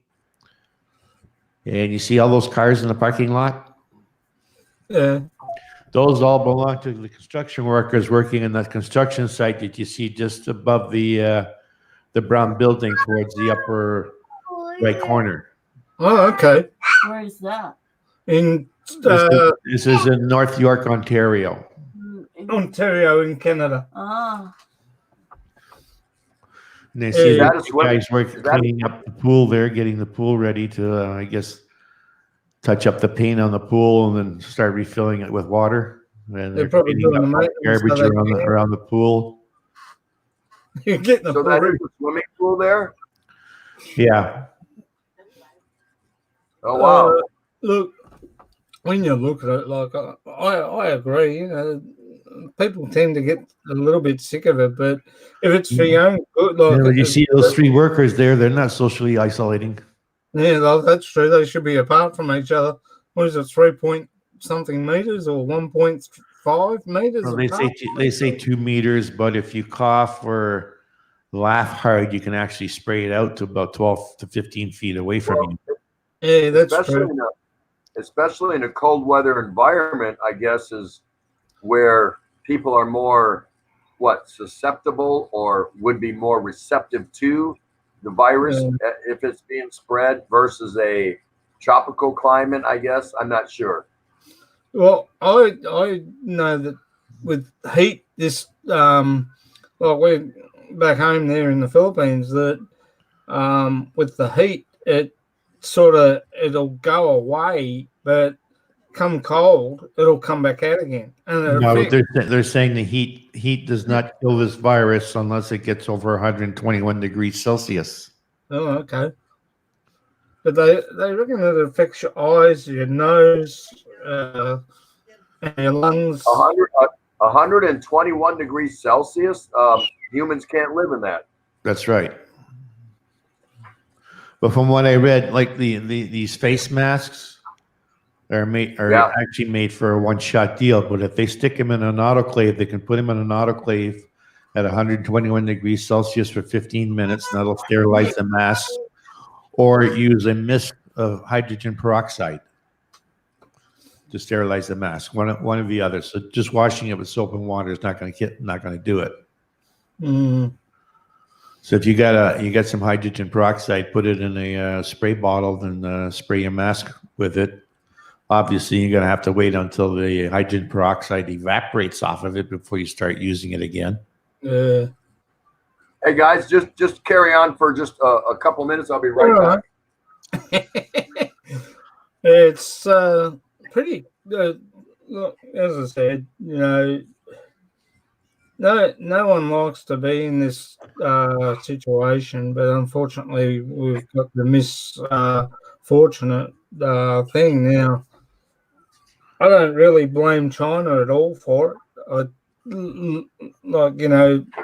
It happened in a fish market. Just so happened it happened in China, but yeah, well, they're blaming the wet market in Wuhan. But from what they're saying in China, or trying to say, and the government's preventing them from actually coming straight out and saying it. The first cases that were reported had nothing to do with that wet market. Oh, it must come from somewhere else then, yeah. So it might have been brought into the wet market. Hmm.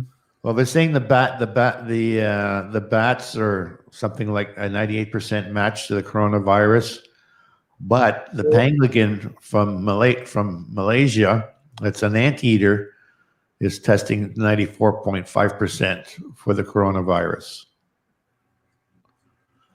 Have they got it down there, have they too, in Malaysia?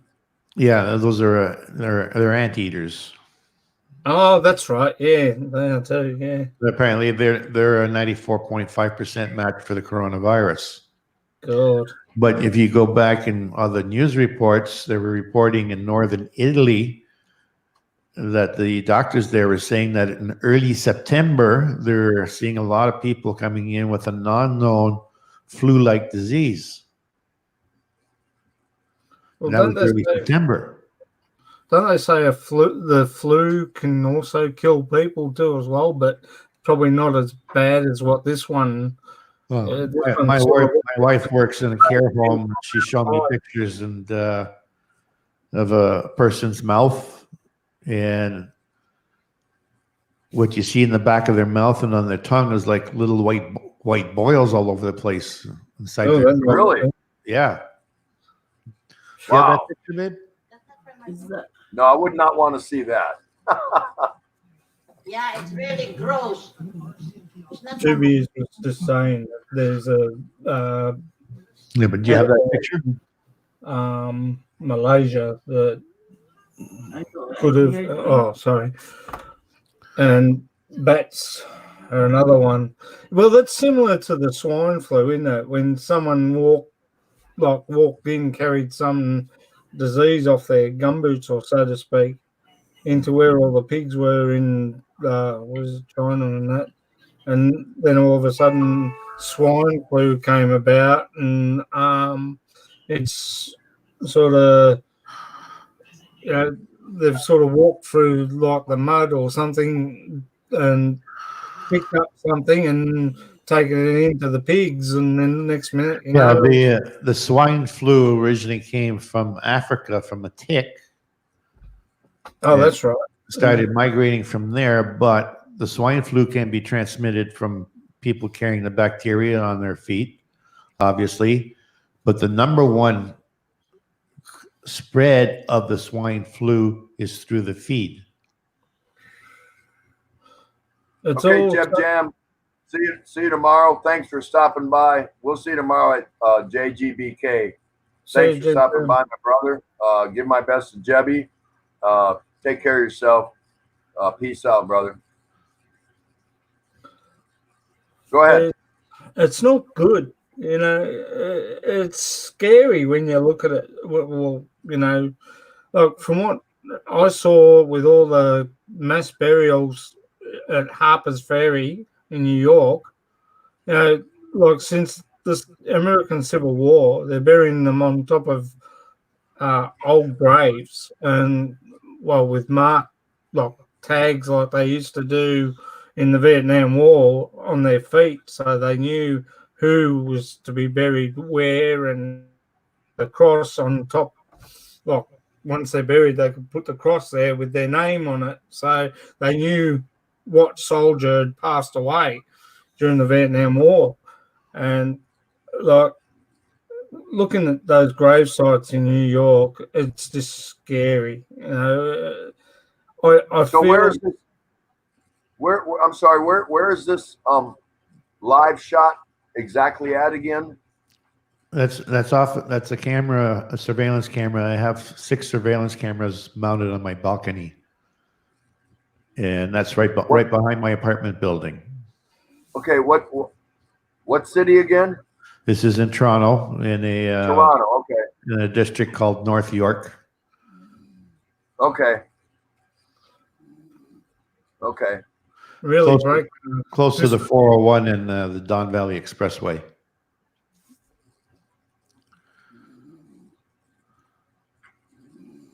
Now, do Really? you use the facilities there, Two Beers?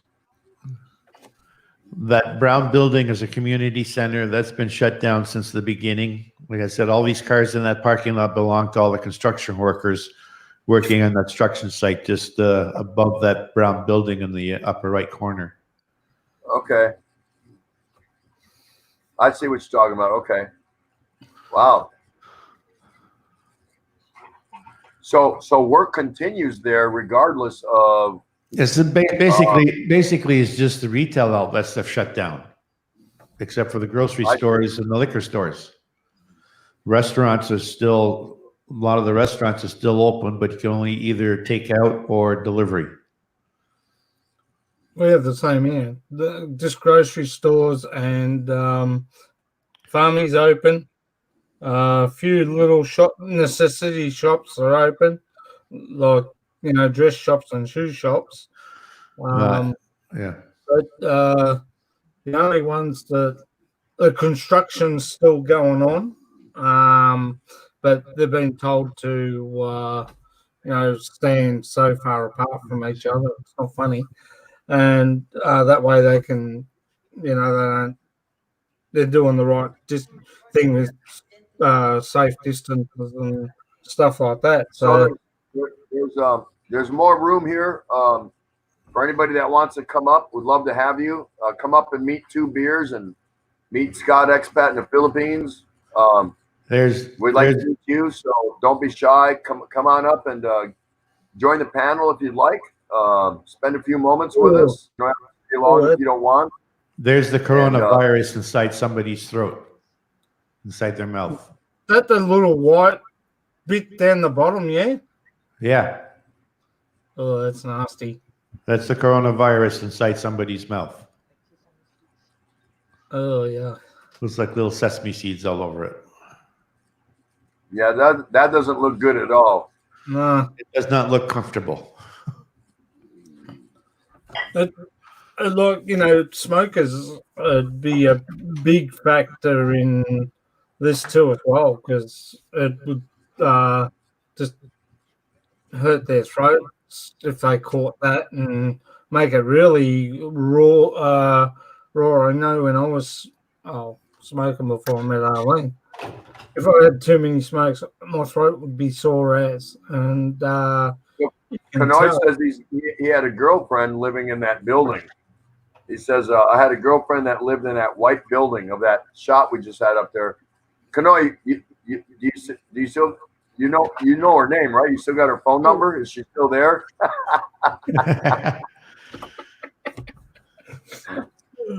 Hey, you never know, right? Yeah.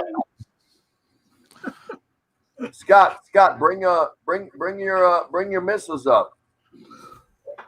she's actually Oh, tulog na. Tulog. On Tropical Team wants to talk to you. Yes, Tim. Hi. I'm just Hi, being, how are you?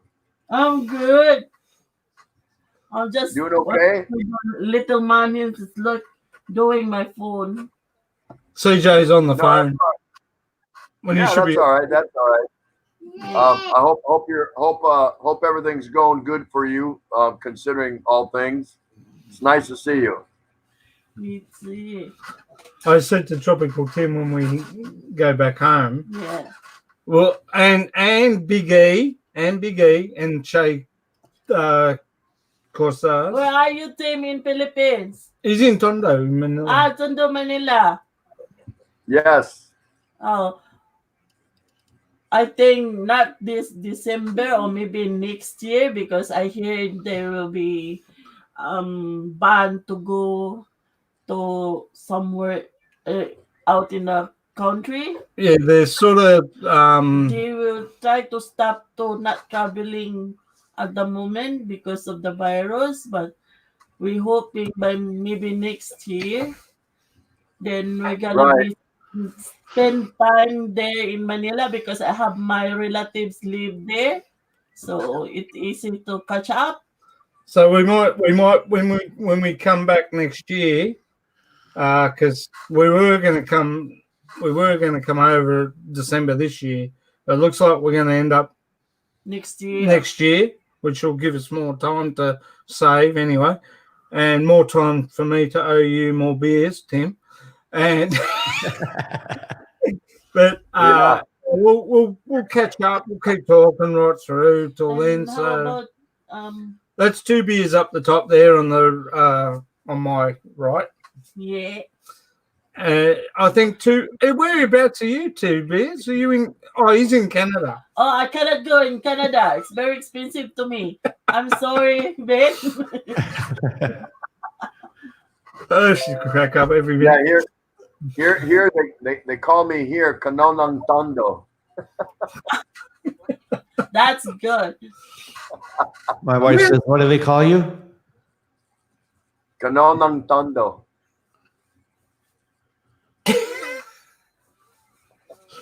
Where's the sound? Tondo. Ray. Ray stepped out for a bit. Tim, What's that? your wife Ray stepped out for a bit. What do you mean? Your wife, where's your wife? I mean to say, where's? So I can hardly pronounce her name, let alone write it. Ray. She's right over here. Come here. Someone wants to say hi to you. Oh. Me? That's Wait a great. minute. Teka muna. Teka muna. Wow. Hintay ka, hintay. Hello. Here we go. Tagalog and Visayas. Kamusta na? We just need 2 beers wife in here now. I'll get ready. Yeah, okay lang. Did you hear you? Did you hear them? She's zoned out watching the news on TV. I'm washing dishes. Oh, okay. Ah, okay. I see you in the background, Jam Cat. Come on back. you should be tapos now eating, diba? Tapos kain, diba, Jam Cat? I mean, Dan Cat. Hello, who shot? Who Shot the Sheriff says it's from a laboratory for sure and it's got out. Yeah, I have my own feelings or thoughts on that. And now I'm even hearing the Trump administration is kind of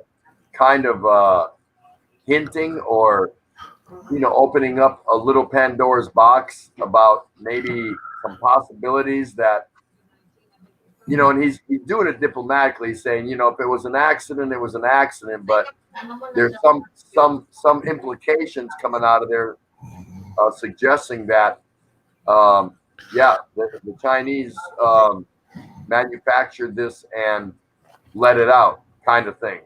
Who let the dogs out? Woo, woo. I don't know.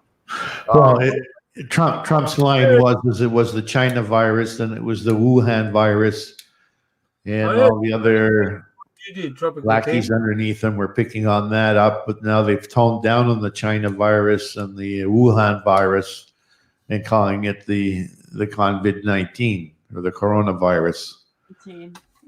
They're all trying to point fingers right now. The fact of the matter is that it's out there. Trump was asleep at the switch for a couple months, and so was the Prime Minister of the UK.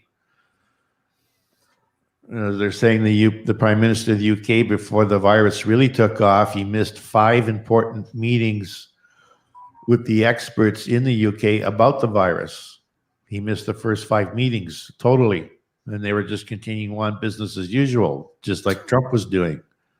What is your opinion? Do you believe this was something manufactured in a lab, whatever, and was A, accidentally released, or B, intentionally released? What do you think? I don't think it came out of a lab. I heard on the same similar lines as what you have, Tropical Tim. But I heard that it was meant to quell those in, is it Hong Kong? Because I think, where is it? Was it Hong Kong? They had the riots earlier this year. Riots? the rally. the rallies and that they had earlier this year, or was it early last year? Sorry,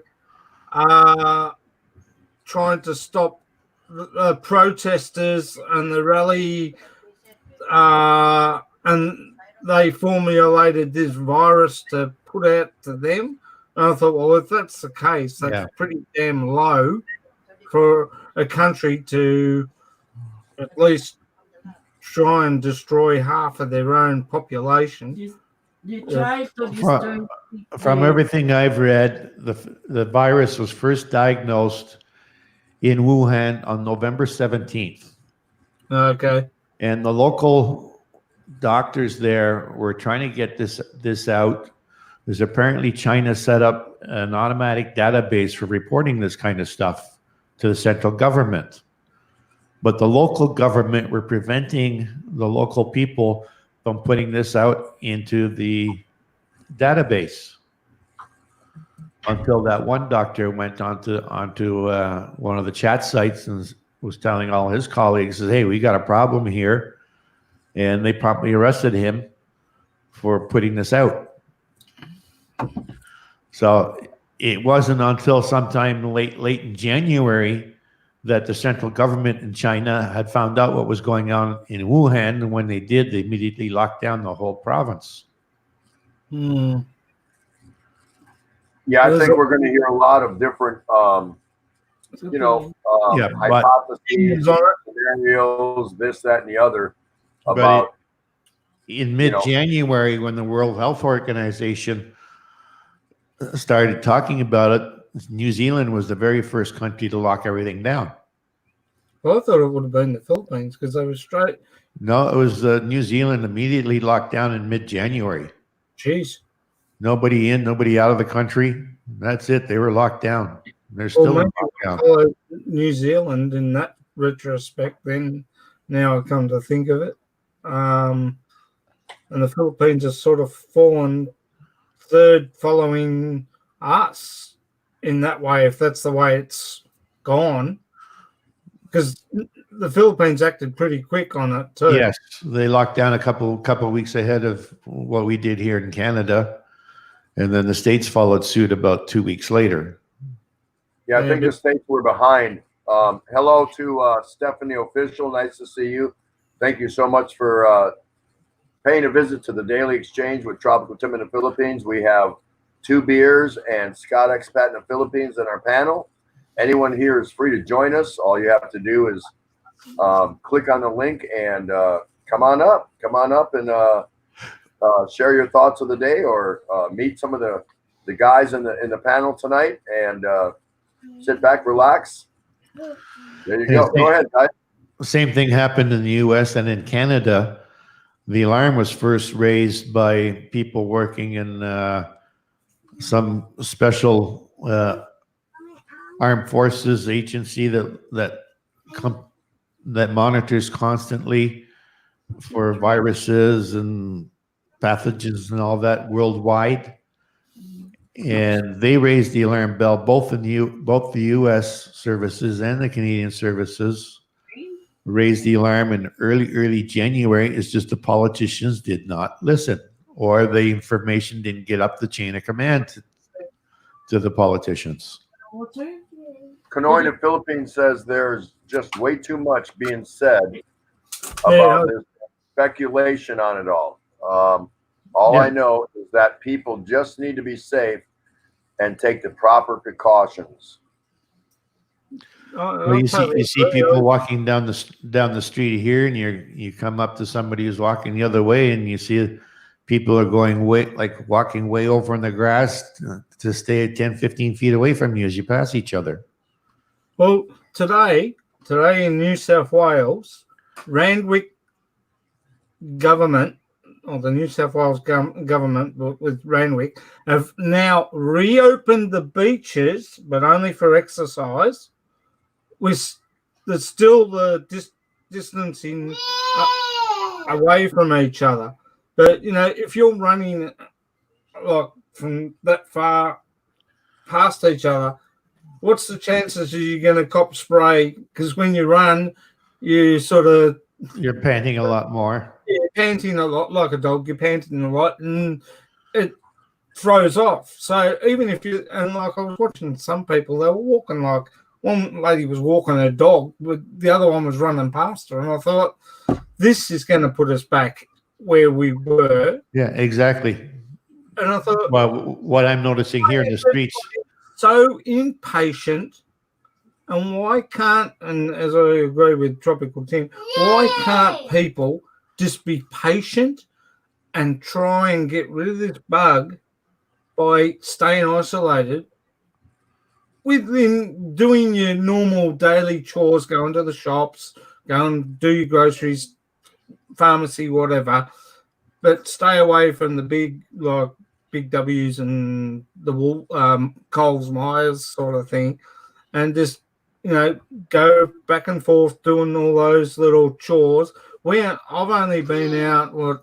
I think it's shopping day tomorrow, but I've only been going out to get groceries and that. When I do go out, I have a mask on. It might be the thinner mask, but at least I have something on my face that I'm not spraying anything at someone. Peter Michael says, I think they try to create fear and force more control over the people. People accept it because they are afraid and let them vaccinate. I even heard they have nanochip in the coming vaccine. Well, me and Arlene had, like I said in my video, like I've got 3 videos I'm uploading now. That probably also caused a bit of the interrupted. Yeah, but these chips that people talk about, if you look at dogs and cats and farm animals, they've had RFI chips in them for years now, and they're still about the size of a grain of rice. So they're not going to miniaturize this to be able to put it into you in a hypodermic needle. No way. No. Our technology's not there yet. Canoina, Philippines, I need a beer. Tim, beer me, man. Come on over. I got one for you, Randy. No problem. Clyde's inside in the house. Randy, that's a habit. Hey, Bat and Dara channel. Nice to see Bat in here. How you doing, Merc? Nice. So good to see you. Thanks for stopping by. We got 2 beers up, along with Scott Expo in the Philippines. Shout out to Jump Cut. And I noticed one thing in a news article on the Inquirer.net, which is a Philippine, as you guys know, is the Philippine news organization, of a video of a checkpoint, and there was an army officer. I guess he was an army officer because he's wearing the camo stuff. He had plastic gloves on and a mask, and he's taking papers from a driver, holding them in his hand, reading the paper. I guess it's probably a quarantine pass or something, handing it back to the driver. Next driver pulls up, he grabs those papers too, and he's handling those papers, gives them back to the driver, et cetera, et cetera. So this guy, even though he's got these plastic gloves on and the mask, he's still handling them with those gloves, and so if he gets the virus on those gloves, he's passing it from one paperwork to the next paperwork to the next paperwork, and all these people lined up waiting to go through the quarantine pass. Doesn't make sense, does it? So inadvertently, this army guy could be spreading it. Yeah, well, that's true too. Look, I know the Philippines deals with cash only over there, basically, and not card compared to what we do here in Australia and Canada and America. We basically deal with card all the time. The only time I deal with cash is if we're back home in the Philippines. 2 beers. Yeah, I think about the only place you can get along with the plastic in the Philippines is probably like SM supermarkets and Robinsons, maybe Gaisano, but all the other smaller operations, no plastic. What's TT doing? Cracks me up. I love your big flask. I reckon that is cool. That is really cool. You're talking about my big flask? Yeah, you have got that in it, haven't you?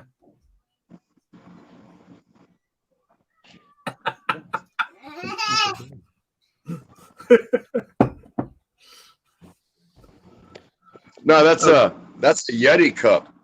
Yeah, And, yeah. You've got this in it though, haven't you? Oh yeah. Me and you must be proud sponsors of San Miguel. Yeah, I'm down to one case. One case. Once again, I'm down to one case. Jeez. What size Yeah, is the case? I've been getting it delivered through the Beer Underground Network. BUN, Beer Underground Network, BUN. Intermittently, every 6, maybe 7 days, something like that, where somebody's coming around looking up my wife Ray and saying, hey, we got some beer here, and pay a little bit more, and that's okay as long as it's not. I've turned some down because they were stupid, overpriced, and I was like, nah, you can keep it. I don't need it that bad. I've got whiskey, I've got vodka, I've got gin, I've got rum. So, and I still got 2 cases of Red Horse, which that's like emergency. But anyway. Yeah, I'm not too partial on Red Horse either, mate. Tropical Tim, it's not my favourite beer. I prefer to drink San Miguel, but Red Horse, when it's called Red Horse, it's not nice. Oh, Arlene likes Red Horse. No, I'm not drinking. Before, yes, I drink, but not now. Yeah, but it's still out there. You just gotta like I said, you have to be really smooth and slick, and I don't get involved at all, of course. But Ray, she goes out and she makes the deals and whatever, and now they deliver it under cloak. They'll put it in big, large, hefty trash bags, or they'll wrap it in cloth or whatever when they deliver it to the house. Oh yeah, because they ban. Hey, Tropical Tim, I reckon it's going to get like prohibition there with alcohol, mate. Well, hi, Jam Cat. Hi, Kathy. How are you? Hello, Jam Cat. Hello, Well, Kathy. it's like I said on my other show the other night. The liquor stores, the distributors, whatever you want to call it, they are up in arms, and they're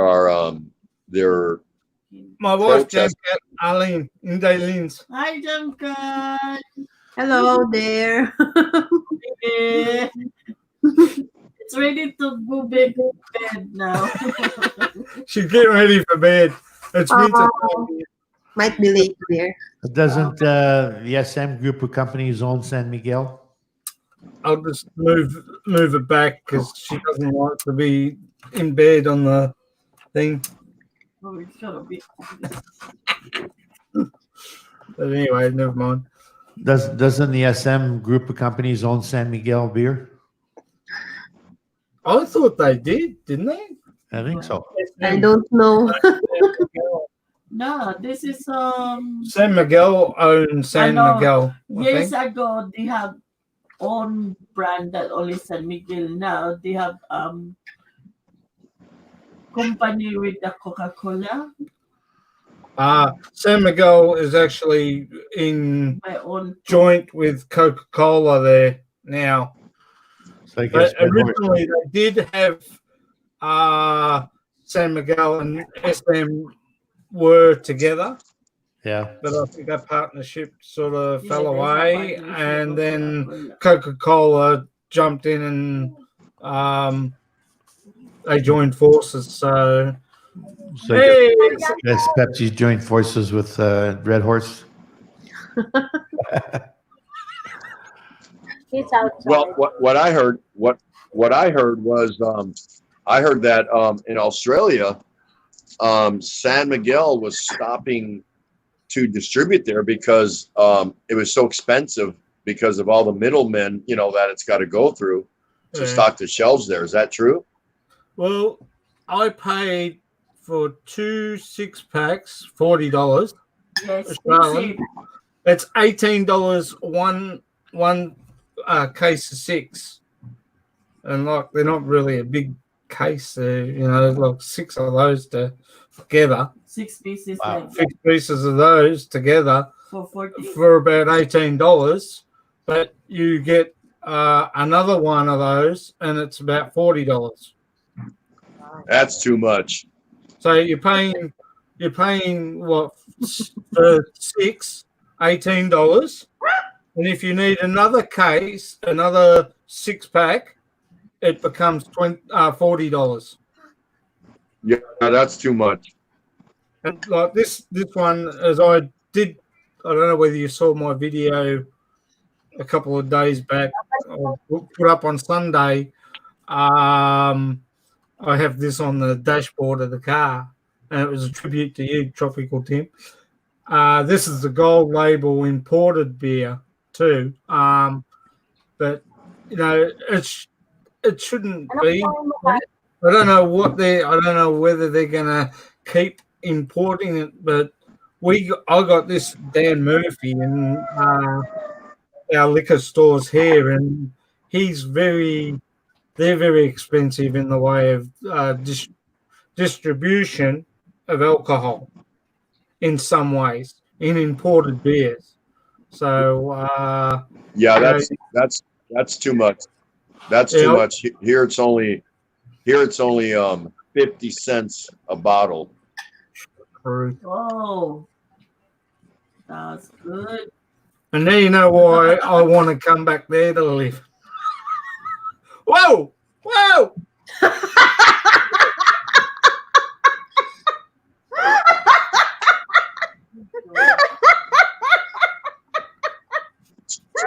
Two beers is showing it off, huh? I'm sorry. I'm shocked. In front of women.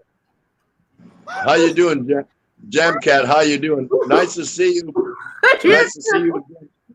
Andrew Lou, back. Nice to see you, Andrew Lou. I'm good. Entertained. Hello, Andrew. Oh my goodness. That was funny. Scott did. Two beers is showing it off tonight, huh?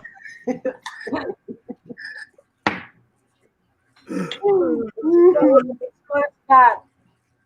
Here he comes again. It must be hot in Canada. That's all I can say. It's minus. It might be -1 outside, but I can't control the heat in my apartment. It's over 80 degrees Fahrenheit in here. Oh my God. Oh, You got a very good heater Wow. system. And that's with my balcony door open and the window open. I missed that Clyde Seaside. Sorry. I look away for a second and I missed it. Got one canoe. I missed Clyde. 15 Canadian for a 6-pack. I look away for a second and I miss it. Jane Cat's a bit flooded. Sorry. I think it's not my wife. no, I didn't because I didn't see it. She didn't say it. Okay. That's good. But you want to see it again? No, No, hey, wait a minute. Where's the other ladies? 2 beers and Scott. Can we get your ladies up there? Elizabeth, I'm here. Ray and Kathy want to talk to you. Ray and No, Kathy. the other girl, the other Filipinas want to talk to them. Oh, Here she comes. Hello. Hi. Hi. Kamusta? Hello. Good evening. Kamusta? Uy, nice mic. Hello, Mr. Stoobies. That's Elizabeth. Oh, sorry. My apologies. Hello, Elizabeth. Hi, How are Elizabeth. you? Elizabeth. Okay, Kamusta Hello. po? Here- Kamusta po? all right, here we go. Here we go. We're gonna get on with the Tagalog moment. So let them all speak Tagalog for a few minutes. Ah! Taga saan po kayo? Ako sa Tondo. Tondo. Ako, Cebu. Cavite. Ala, oy. Ohio ka Iloilo. Pinas. It's not far from Auntie. Buti kayo I'm nandiyan. right now in the US, but I'm in Cavite from Philippines. On vacation? I live Ali, here. Oh, you live there Ali now? Auntie lives in Cavite. That's, I have I'm in tried Philippines. Oh, Oh, so cute. Hi, baby. That's her baby. Aw. That a black poodle? Aw. One. So cute. she's Alassa Absol. me. What's the dog's name? Tubies? Tinker. Tinker. Good. Look, baby, puppy. Look at Puppy. It looks like a poodle. So That a poodle? Ano, it's Alasa. Scott, get your wife to come up to the camera. Come up to the I'm camera. gonna have it. Then it's fine. I'm gonna book you. Oh, you're gonna. Let her just sit down So- there. We're gonna a special soap for Arlen. That better? There you go. Yeah. My chair is so short. Wait, that's nice. I like your mic. Aray ko. I know, right? They said you like your mic. Okay. Ikaw mag-get up. They said they like your mic. That's an a Shure SM57 microphone. I put a windsock on it because my grandson spits a lot when he's singing. Okay, let's hear you, girls. Let's hear some pure Tagalog or Visayan or whatever. What do you want to hear? Hey, you're licking Ay, me. wag ka mo marinig, ah. Kaya nga eh. Oy, Kano. Anong gusto mo marinig? Te, yung sa Tondo, anong pangalan mo, te? Ha? Anong pangalan mo? Ako po si Ray. Ray? Rain? Or Ray? Ray. Ray lang. Oh. Beth.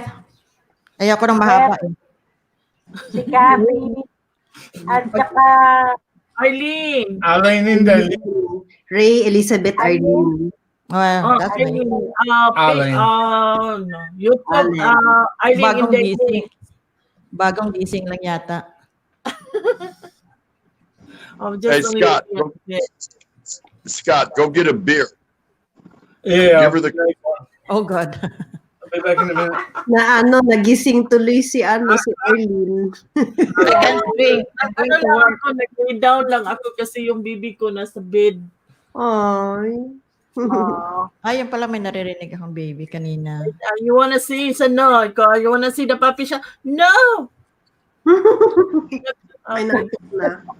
Come, baby. You wanna come, mommy? dito pa si Kathy, kain lang ng kain. Ayan yung picture ng quarantine. Kain. Ang kinakain ko, Quaker Oats muna. Mamaya, magpa-5, cup of rice ako. Hindi mawala yung rice. Puro kanin. Nagluto ako labahita. Uy, sarap nun. Pinirito ko lang. Sa labas, mabaho daw yun eh. Namiss ko palengke sa Pinas.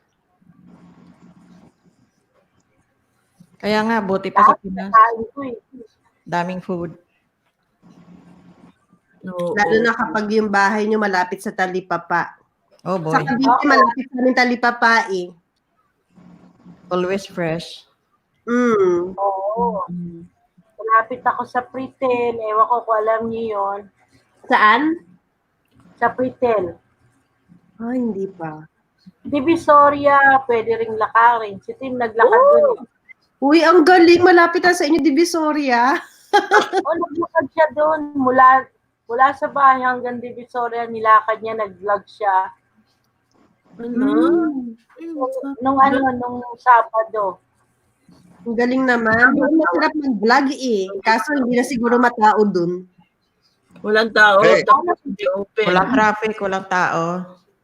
Hey, I know everybody's name here except I don't know Two Beers' wife's name. Queen of England. That means that one. Ayun, ano yan? Sanitizer. Showing his sanitizer. That was before the outbreak. Now it's about $10. Oh my God. Wow. Yeah. Wow. Overpricing. That's not good. Yeah, Price gouging. usually I get my coffee from Amazon. It was $5.97 for a 950 milligram. Lim na bukal na, tin. Bem? Now that's $32 for that same coffee. So we're a 300% increase, more than a 300%. So, Sanitizer. I hindi ka told naman you. natatakot yan, Kathy. Ano yan? Ano, Ate Ray? Hindi ka natatakot na yung nangyayari ngayon. Hindi ka takot yan. Medyo. Ang isip kasi namin mag-asawa, kapitbahay kasi namin yung bayaw ko. May dalawa silang 10 years old tsaka 8 years old. Ngayon, hindi din naman kami takot magkasakit ng asawa ko kasi nga wala naman kaming anak. Yun, ang kinakatakot namin pag nagta-travel kami yung makahawa. Yeah, that's true. Kaya stay home lang kahit mga relatives. Nung galing kami sa PA, alam niyo yung balita na yung babae dinuraan, inubuhan yung mga gulay, malapit sa amin yun. Nung nasa PA kami. Oo. So pag uwi namin dito, wala talaga kaming kinakitaan ng mga kaibigan maski yung kapitbahay naming bayaw namin, hindi namin pinuntahan. We quarantine kami ng 1 week. So far, wala naman kayong naramdaman ng mga symptoms. Wala naman kayong nararamdaman. Although nung nasa PA kami, nilagnat ako, tapos pag uwi ng Ohio, nilagnat din yung mister ko, tapos gumaling naman. Thanks God. At least magaling kaysa Nag-aano kami, vitamin C, tapos kung bibili kami sa labas, lalabas kami, hindi na kami gumagala, pagkailan talaga, tas diretso sa sasakyan. Yeah, and then hugasan lahat, everything. Mga pinamili ko, pinupunasan ko ng yung pine sol, inaano ko sa tubig, tapos basang-basahan, ayan. Yeah, right. Tapos yung mga gulay talagang ako hinuhugasan ko na, yung mga fruits bago itago. Yeah, yung Kakatakot eh. alcohol nilagay ko sa bote na pwedeng mag-spray. Pati gulay, ini-sprayan ko na yung alcohol. Gulay, hindi na ako masyado namimili. Medyo puro frozen yung binibili ko sa ngayon. Yeah, tapos kasi dito nakikita ko, kukunin nila tapos ibabalik. Yeah, tapos kinagalaw na ng iba. So, daming kamay ng humawak na. Yeah, pindot dito, pindot yan, Jesus. Pero pagka napakuluan mo naman kasi yun, mamamatay agad yung pero malinis na yun kapag naluto naman eh. Yeah. Pero bago mo itago talaga ng hugasan. Ako sinusok ko sa either vinegar, yung tubig na may vinegar o yung may asin. Wala kami masyadong alcohol, konti lang yung bote namin. Nakachamba ako sa Target, pumunta kami umagang-umaga. Ang that time, hindi ako dapat bibili na alcohol nun, pagkain lang. Tapos narinig ko dun sa nagbabantay, kasi pabukas yung store nun eh. Nag-i-stock pala sila ng umaga. Oo. So, konsensya ako, nilalagay nila yung alcohol sa ibang lugar. Nakita ko siya sa vitamin section. 10 siya, nakabili lang ako ng 2. O kasi may limit ata, 2 lang sa isang That tao. time, walang limit sa store na yun, pero nakonsensya ako eh. So, 2 lang binili ko. Share pa sa lahat daw. Uy, Hey! Scoots, okay? Kanoy. Guys, nice meeting you. May pasok ako kaya mag-get ready na ng aking babaonin para mamaya. Thank you. Maraming salamat ha. Sa Ingat. pag-usap sa amin. Thank you. Baka bukas, pag naka-on kayo, off ako mama bukas Tuesday. Opo. Panoorin niyo Yeah. yung Nice to meet nung you. Sabado. Yeah, nice meeting you. Nag-live stream si Tim nung Sabado. Dito sa Tondo yun, makikita niyo lahat yung mga ginagawang kalokohan ng mga tao dito. Kaya nga, pag nakakita ako ng mga sa Pilipinas, sa Iloilo, yung mga ganon, oh my God, parang gusto ko lumipad. The guys are nosebleed. Kausap ko yung mga kapatid ko, mga pagkain na niluluto nila. Sabi ko, mga visit kayo, pinapalaway niyo ko. Ako naman, namimiss ko naman nasa Amerika yung mga pagkain. Baliktad. Yung tacos, kasi yung tacos, iba dito eh. Oo, iba nga. May ng tacos dito, tsaka pizza. And then the serving is more bigger. Yeah. Ay, dyan kami ranggot sa Pilipinas. Kasi one time, my husband and I went to McDonald's in Philippines. He's like, oh my God, is this the size of the pancake? Like, seriously? The servings in Philippines are very small. Even the Dairy Queen, I bought, there's a Dairy Queen in Philippines. So he asked for me to buy Dairy Queen for him. We're in SM Mall. He wants medium size. The medium size is like an extra small size. Yeah. Makaliit. I don't know kung meron kayong Popeyes. You guys have Popeyes anywhere in your area. But I love Popeyes. Popeyes is kahit saan. I love Popeyes. And If I I were love to choose from Popeyes and KFC, I love Popeyes because kasi yung gravy ang sarap. Yeah, ang KFC And I ayoko love maalat. Medyo maalat. Nako, the beans and rice. Ang salita. That's all right. They don't have beans and rice here. Nice pa. Nagigigil sa salita. Oh, I wish they can, KFC can offer rice too. Kasi Popeyes have rice. Beans and rice. Okay, good night or good evening everybody. Good morning. Nagigigil sa gusto na magsalita. Sorry, I am okay, sorry. Good day. Morning day. How you doing? have to look at me clock.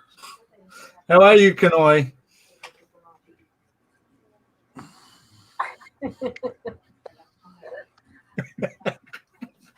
He's not Kanoy, he's good gay. Beijing Kanoy, shout out. Good is gay. Boogie, What are you thinking? what are you thinking, Kanoi? His name is what Scoot is gay. No. Scoot's not here, that's not fair. His nosebleed from our conversation. I had to spend 8 hours with him yesterday. So yeah. Louder, we can hear you. Hey, Kanoi, turn your volume up a little bit.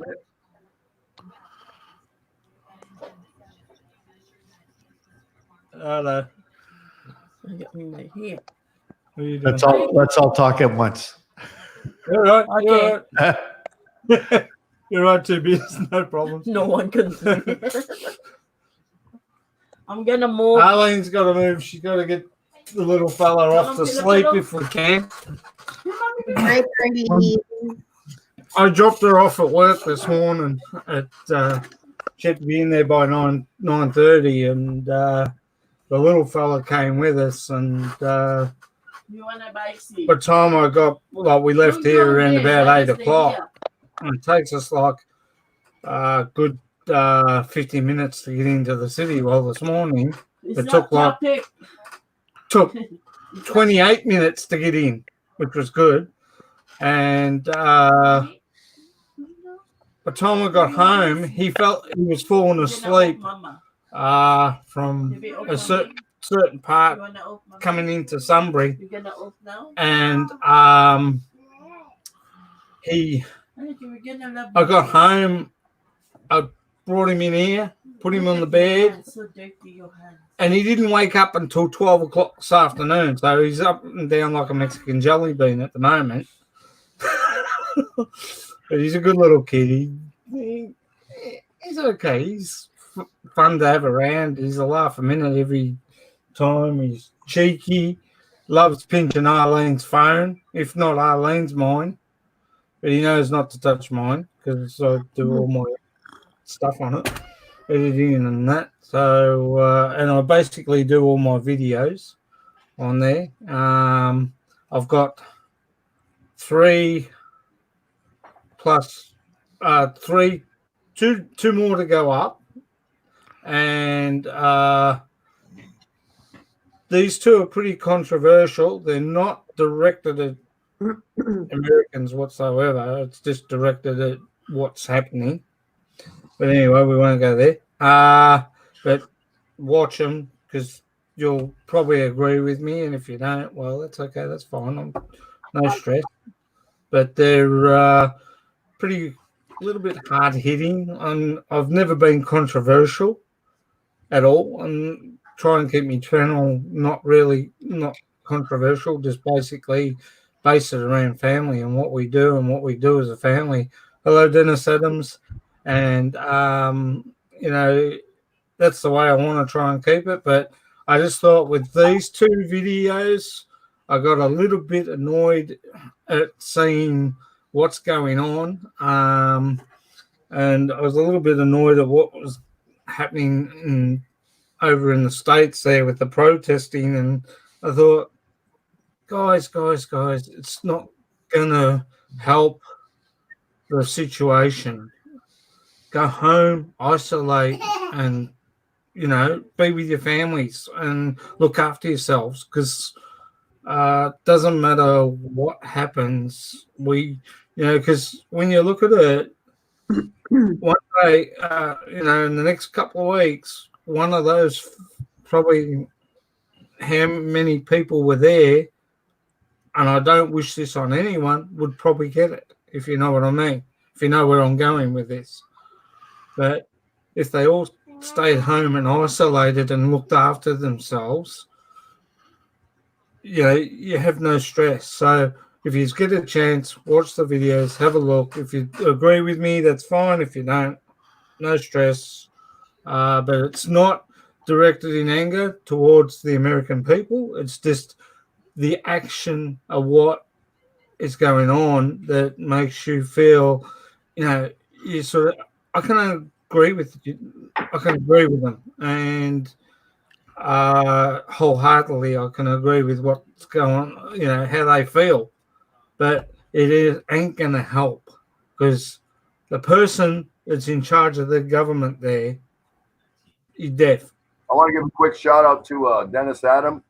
Dennis, welcome back. You were here early in the stream, and your name was drawn for the guest topic today, but you had stepped out, so your name got thrown back into the bucket, and you'll have another opportunity. But just let you know, you were drawn tonight, so next time. Anyway, tonight's guest topic was, what Philippine custom is most unique or weird to you? And that was provided by none other than lovely Jam Cat, who is up here in our panel right now.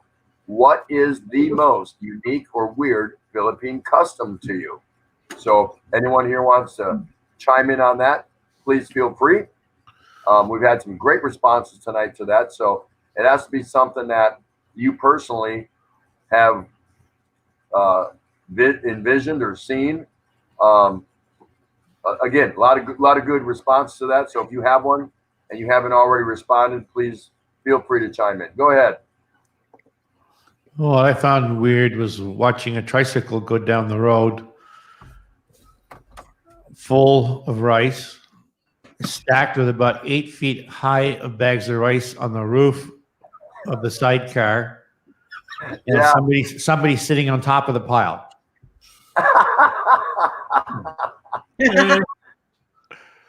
I got videos of that. Yeah, It's- here in the Philippines, if they need to move it, they're going to figure out a way to move it. There are no, weight restrictions, road restrictions, width, height.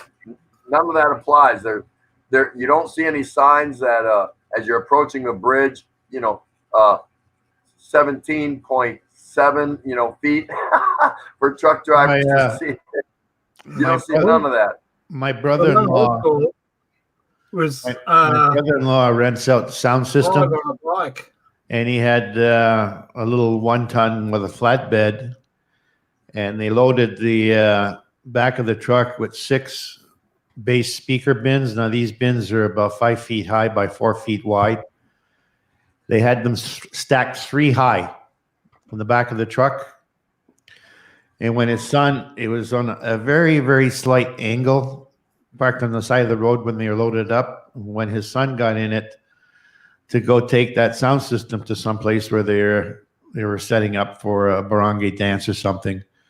When the kid got in the truck, when he closed the door, the truck rolled over. The whole thing tipped over. So what is the most what has been for the 3 of you? Because we've got 2 of you married to Pinays. We have a Pinay married to a Kano, meaning a Westerner, an American. What has been the most difficult challenge for you in an intercultural marriage? So let me paraphrase that just for a moment. What has been the most difficult hurdle, obstacle for you to climb over being in an intercultural marriage? And we'll start out with 2 beers. I haven't had any problems at all. The only problem I had was with my father, and I disowned him at that point. Never talked to him again after that. What does that mean exactly? He was unaccepting of you marrying a foreign national, or is that what you're talking about? When my wife and I brought my wife in to meet him, and when my wife and his wife were asleep, he'd been slopping back the rum a little bit. Then he turned to me and he said, "You listen to me, Mr. Me. Your brother Ronald, you and your Jungle Bunny wife are not welcome here." That's the last time I talked to him. Wow, that's amazing. First of all, thank you so much for sharing that, because that's fairly intimate. And I can imagine very devastating. I experienced a similar behavior from my mom and my sister in northern Wisconsin. After I retired from the Navy in Florida, we hung out in Florida for a while, and then I decided I was homesick. I'd spent 20 years in the Navy, and I went back home to Wisconsin. I sold my house, a lot of things, packed up what kind of we wanted to pack up, and went back home and thought we were going to make a new life and show my boys and my kids about Wisconsin hunting and fishing and just all those cool things. And my wife and my children were 100% rejected from my mom and my sister. Regrettably, they're racist. They just couldn't accept it. I don't know if it's through jealousy that I had this beautiful Filipina bride and whatever. Now they had met Ray before in the past in '86. So when I went back, it was the year 2000. So a long time had gone by. And if I walked into my mom's house or my sister's house, and they lived in a duplex owned by my sister side by side, I was welcome. It wasn't an issue. Yada, yada, yada. Hello, Timmy, because, you know, I was Timmy because I was younger than them. All that good stuff. But anytime I brought Ray over to the house with me or any of my kids, you could see their eyes roll and they were just non-responsive and they weren't happy. So what I thought was going to be our lifelong, you know, journey in Wisconsin, where I grew up, turned out to us packing up and moving and leaving the state. Now, I could have moved anywhere away from them, of course, but I was so detached and so mad and angry that I just wanted to get away from it all. So I'm good at that. I packed us up and I said, we're out of here. Let's go. And we went to Ohio, and that's where I opened up my 2 restaurants, and the rest was history. It didn't matter. It was a short chapter in our life, very, very short, but to this day, yeah, I don't have any family anymore. You know, that's how I approach things. I just don't have any family no more. I have no idea what they're doing, you know, who's who, anyone who died or this or that. I just totally cut it off and detached. So my children were deprived of getting to know their grandmother because of the way she was, the way she viewed them. She was part of the culture of marry the girl next door. If you ain't white, you ain't right, kind of deal. Yeah. So I left it all behind, and my kids are better for it. My wife's better for it, and we're better for it. So it was just a small little blip in life. But you talk about disheartening. So I know I relate to what you're talking about. I was very upset about that, and you know, it's bygones be bygones. I let it go. So go ahead, Scott. How about you? What's the major obstacle that you had to cross over to make an intercultural marriage survive? Well, ours survived purely just because we love each other, and but yeah, I think sometimes when I was back home and in the early parts before we did what we did with our housing situation and got everything going and everything like that. The fun part about it, I thought it was funny. Mum back home didn't. I would get up because we lived at the back part of the bar of the airport, Barangay, the airport, and Arlene would be at work, and I'd get up, have me breakfast, and then I want to shower, you know, because it was hot over there. It was summer, and because I went over in July, and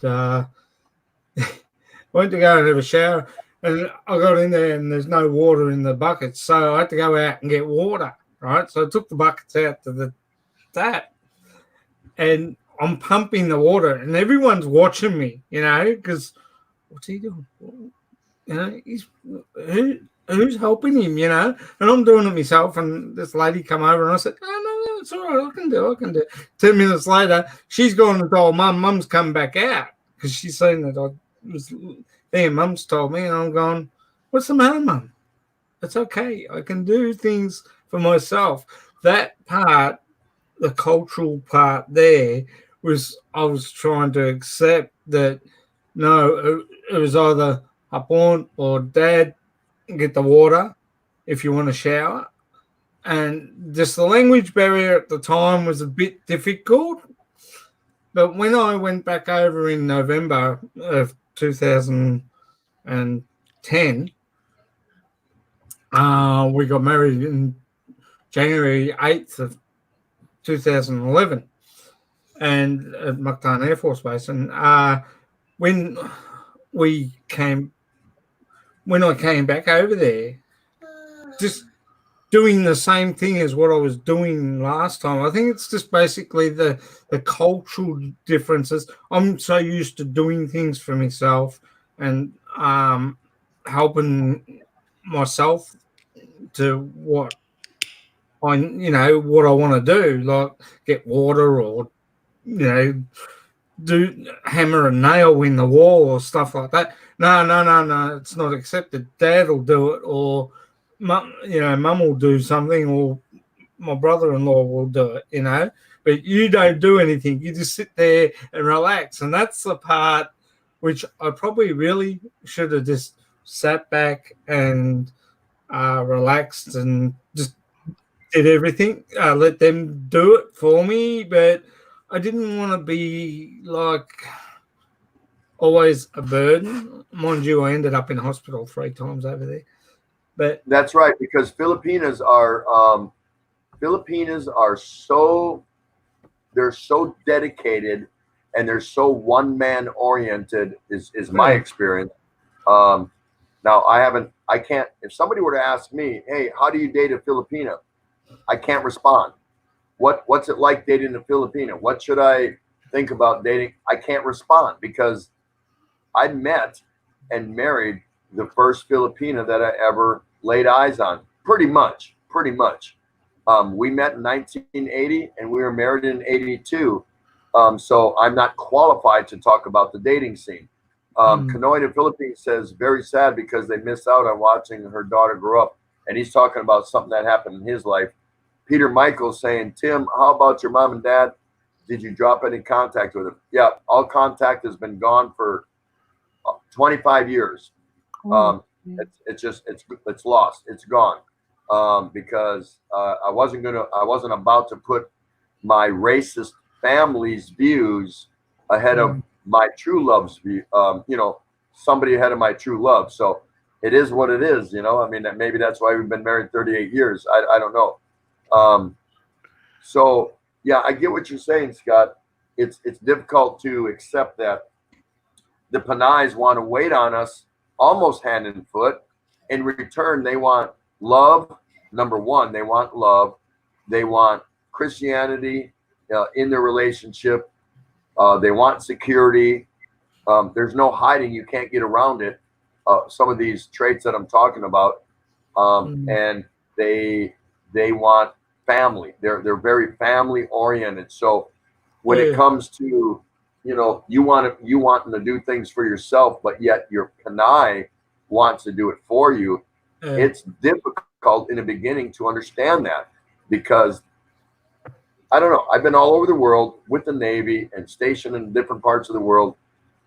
I've not seen anybody like a Filipina as far as a woman that is dedicated and loyal. And some guys abuse that and take advantage of that. The good guys don't. They just kind of understand and they flex to it, and they come to an understanding. Okay, it's important for her to do for me.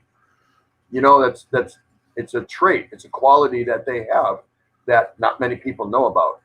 What about you, Jamcat? What was the major difficult obstacle for you to achieve an intercultural marriage?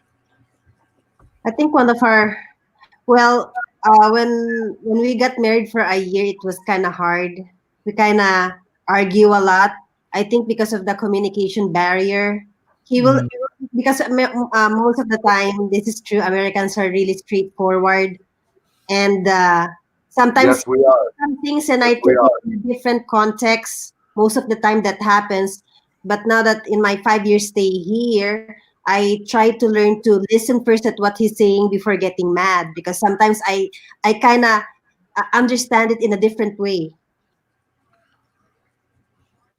Because it's just straightforward. It's not about that he's disrespectful to me. I just need to get used to be also straightforward and be more open, because I don't know with other Filipinas, but me, I have an attitude. If I don't disagree or he kind of hurt me a little bit, I don't talk to him, and I'm not used to opening up immediately. But now I kind of learn to be more open to him and tell him straight away that I'm kind of upset.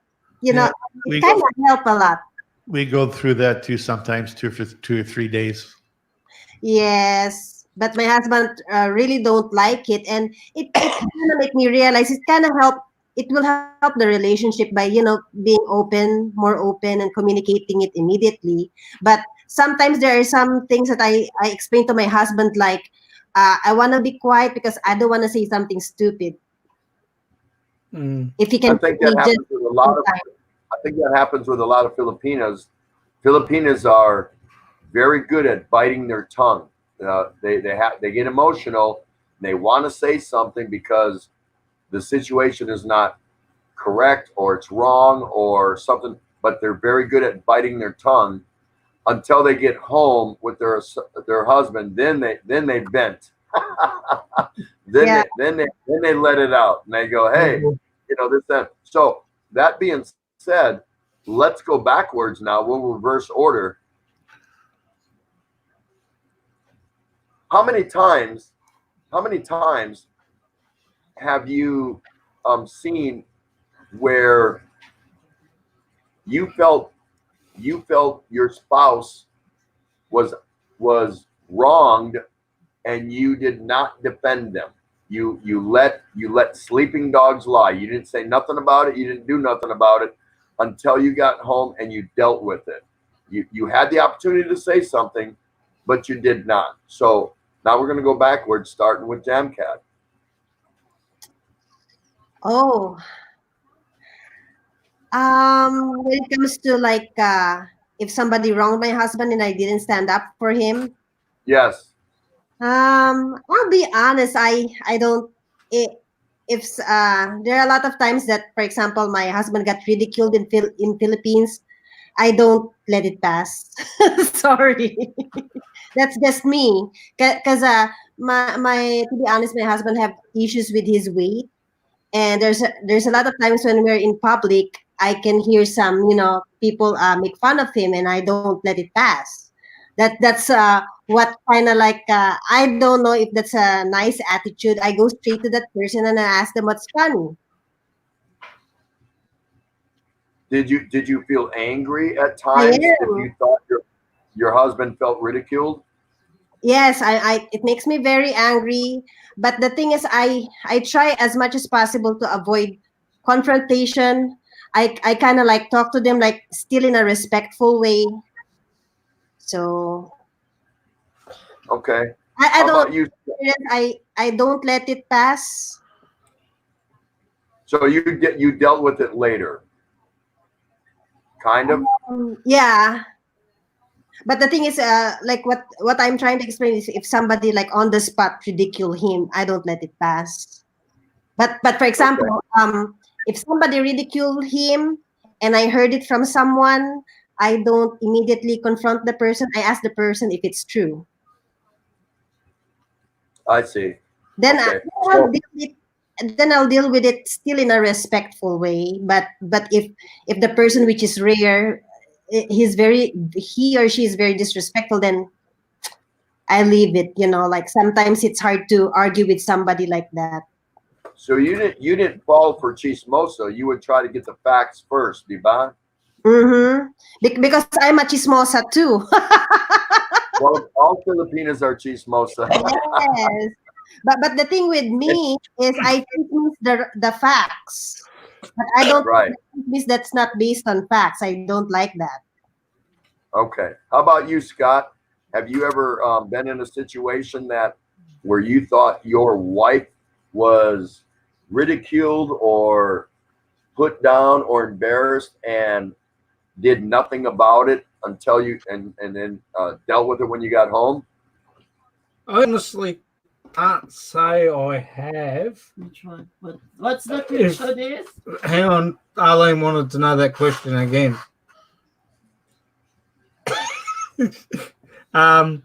Look, I can't say that I've heard her being ridiculed. Not by my family at all, because my family adore Arlene. Good for you. Good for you. Outside, I think my wife, if if I heard it, if I actually heard it, I probably would walk up and it would be just all over, Red Rover, you know. But in saying that, I think Arlene would get in front of me and say, no, let it go.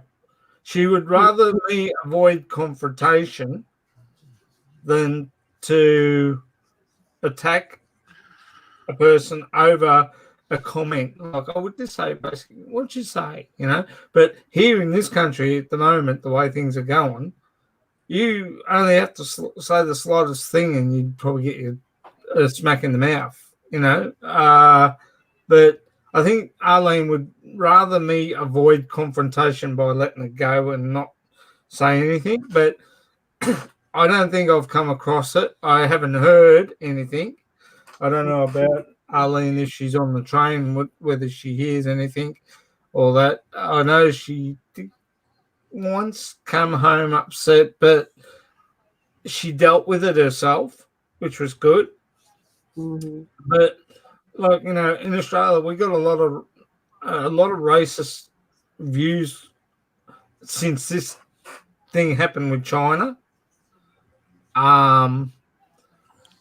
We had two uni students belt up on one Chinese girl, or two Chinese girls, just the other day.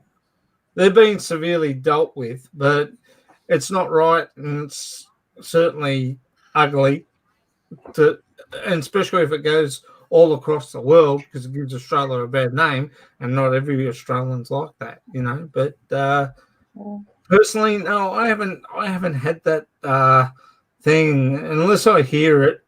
Probably continue. Sorry to cut you. I want to add to it. I didn't experience being ridiculed when I'm with my husband. I experience it if my husband is not around.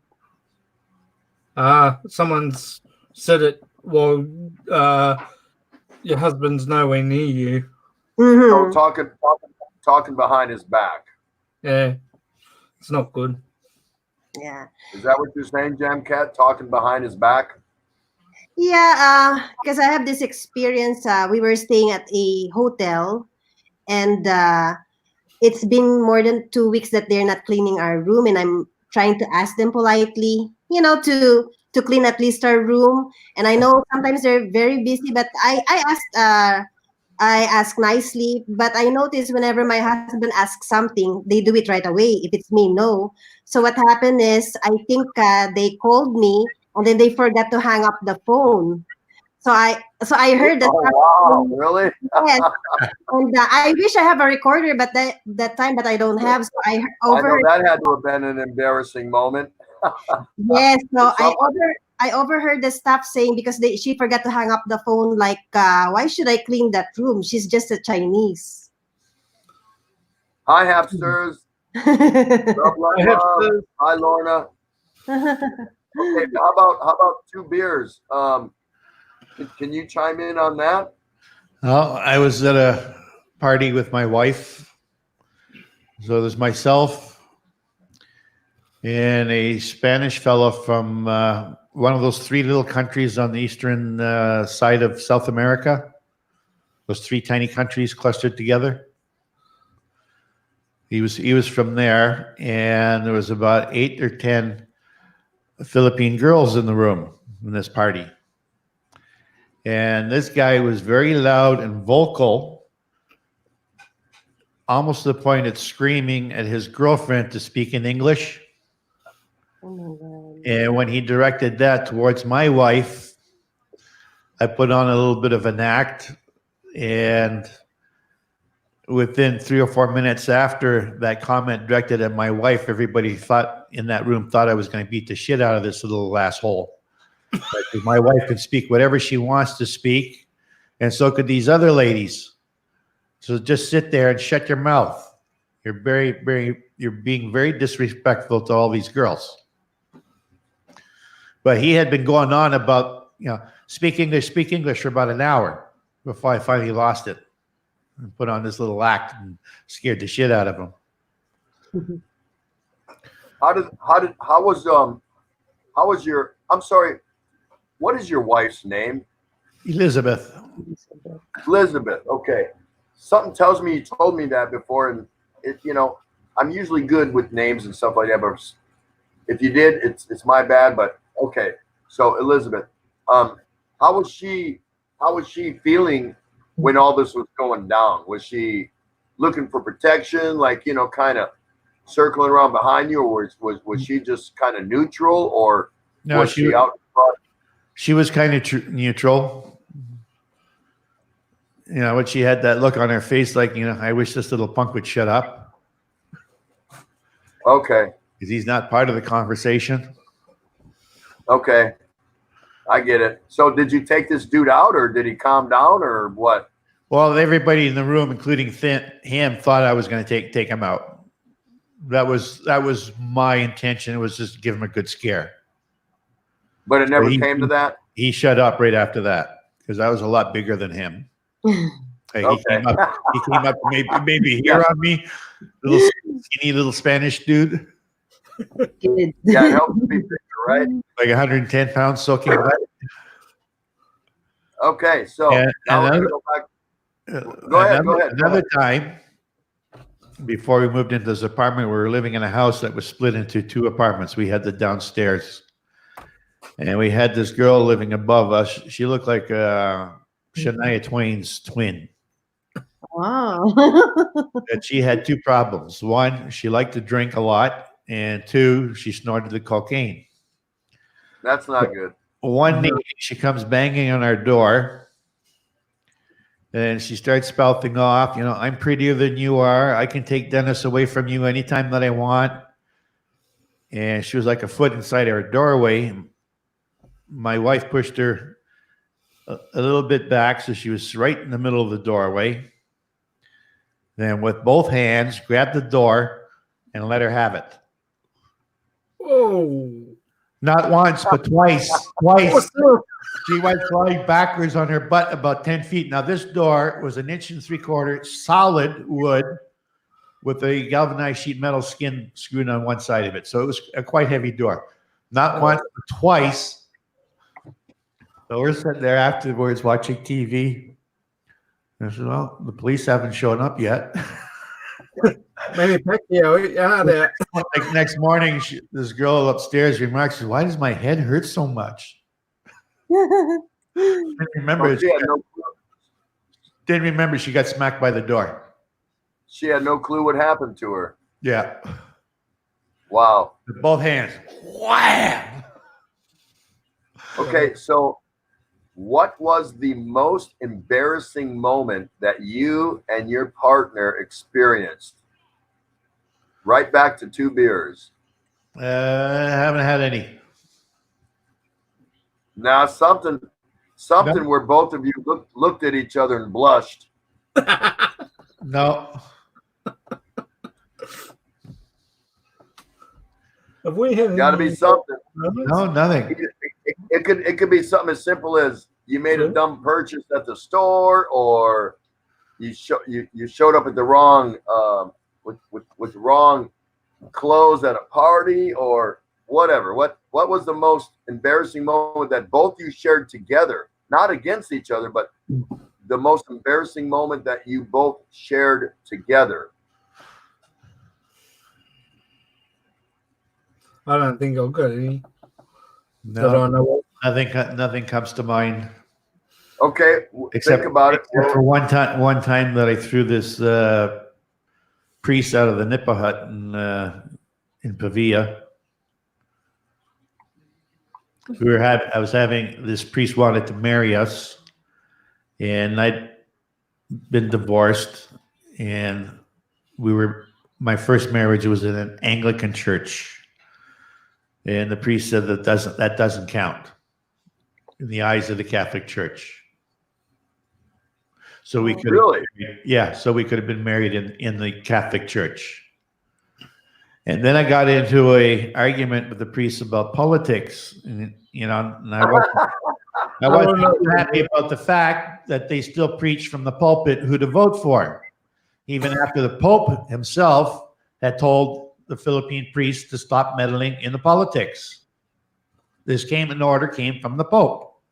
but they were still Right. meddling in politics. And I mentioned Duplessis, if you know your history, the premier of Quebec, way back when, got elected to be the premier of Quebec. And as the outgoing premier shook his hand and said, "Congratulations, you'll be having a visit tomorrow from the bishop." And he says, "Well, what about it?" "So you'll find out." The next morning, his first day in office, he gets a visit from a priest. He says, "You're summoned to see the bishop right now." And this newly elected premier looked at the guy, and and this is what he relayed to the press the next day. He thought to himself, he says, "Wait a minute, I'm the one that was elected." So he looked at the priest and he says, "Make an appointment with my secretary." So the priest went stomping out of his office. The next morning, the bishop comes stomping right into his office, right by the secretary, and started yelling at him what he was going to do for his next 4 years in term in office. So he very quietly sat there and listened to this bishop with his tirade. Then he went on the 6 o'clock news. This was in French. Back then, there was no TV yet. Just radio was just new. And he told all the people who were listening on the radio about his conversation with the bishop. And he said, "The bishop was not the one that was elected. I'm the one that was elected, and I will do what you voted me for." And that got rebroadcast on the 11 o'clock news, translated in English all across the country. That's the day that the priests lost control of the politicians in Canada. But here in the Philippines, they're still preaching from the pulpit who to vote for. And then this priest, that when he was losing the argument, he blurted out, "So the Filipino people are too stupid to know who to vote for." My brother-in-law, who was sitting on the other side of him, said, "Did he just call us stupid?" Said it came out of his mouth. "He just called us stupid?" It came out of his mouth, and he looks at the priest with, "Father, you're Filipino." And at that point, I said, "I think this conversation has come to an end. Would you please leave before I lose my temper?" True story. True story. 4 or 5 days later, I got dragged to the funeral. This priest was the one who was doing the service. It was a relative that passed away. Don't ask me what the relationship was with my wife, but it was a relative that passed away. And I overheard the wife of the deceased asking her oldest son to stand at the back of the church and video the ceremony. And at one point, this priest tells everybody to kneel down. And here's this fellow standing at the back holding the camera, stops the service, goes marching halfway across the church, and he's pointing at him. You, sit down, sit down, sit down. And this young fellow was all confused. So I got up, grabbed the camera from him, and I said, "Go ahead." And I stood there with the camera, just seeing the look on this priest's face. It looks good, kill. How about you, Scott? What is the most embarrassing moment that you and your wife both shared together? I don't know. I don't think I've got one. I really don't think. Sweetie, what is the most embarrassing moment that we have shared together? What?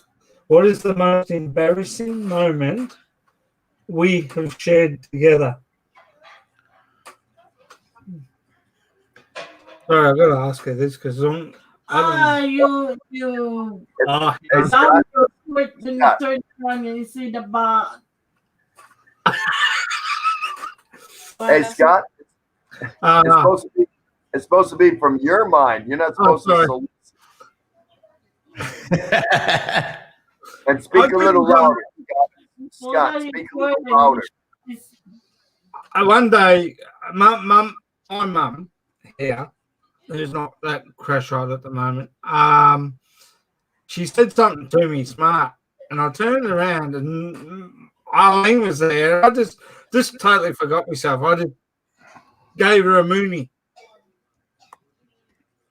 a brown eye Mooney, and Arlene was so embarrassed she is just going like this.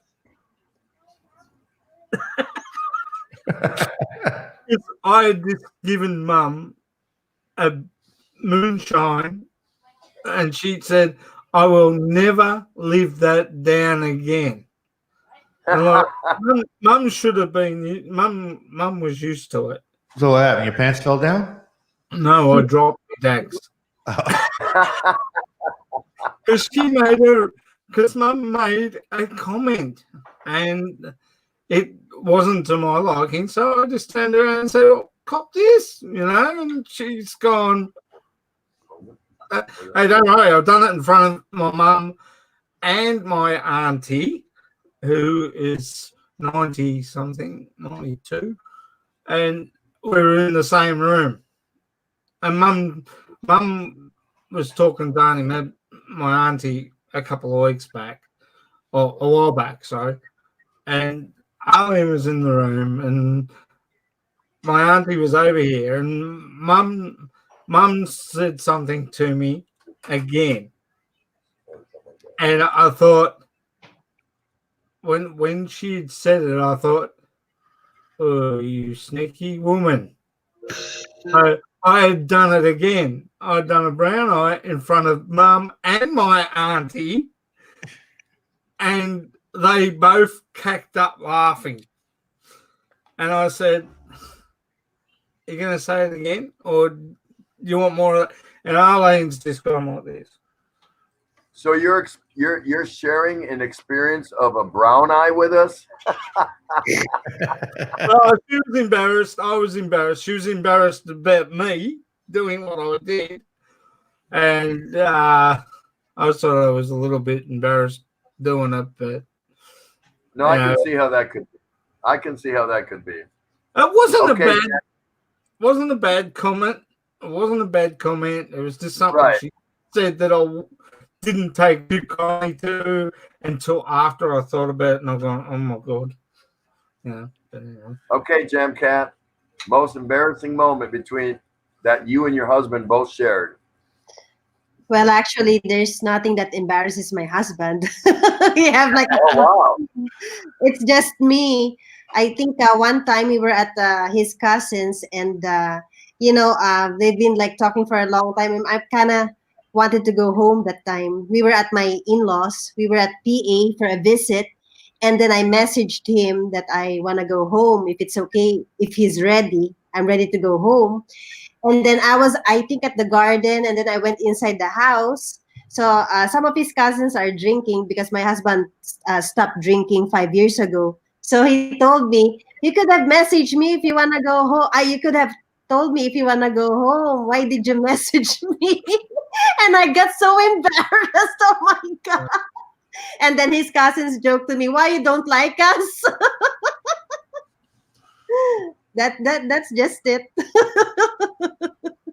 So you felt you were in kind of a awkward position at that time, or?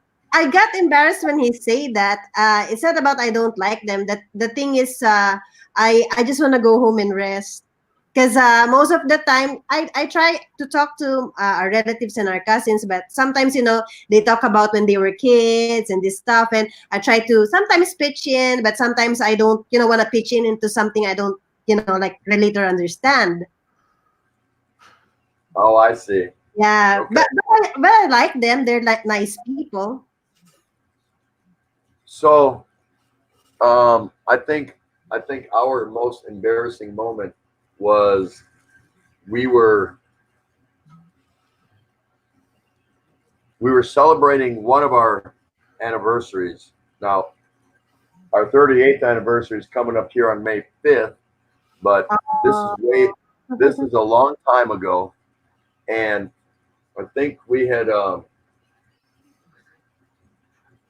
we got one of those. I took her out for an anniversary, but we brought the kids. It was a family anniversary, and we had 5 kids, of course. 2 of them were, let's see, one was, I'm going to say this was not 90,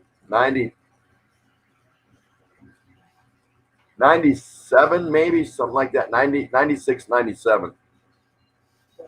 7 and 6 years old. Yeah. So we have a 6-year-old, a 5-year-old, a 1-year-old, 1.5, 2-year-old, and then our older kids were let's see, 14 and 12, something like that, whatever.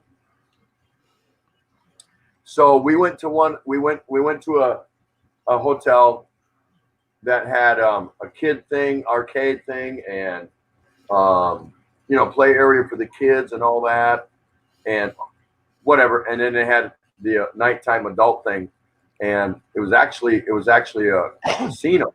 It was a casino, and we got one of those joint rooms where, you got the master room and then the other room where, one door separates both rooms.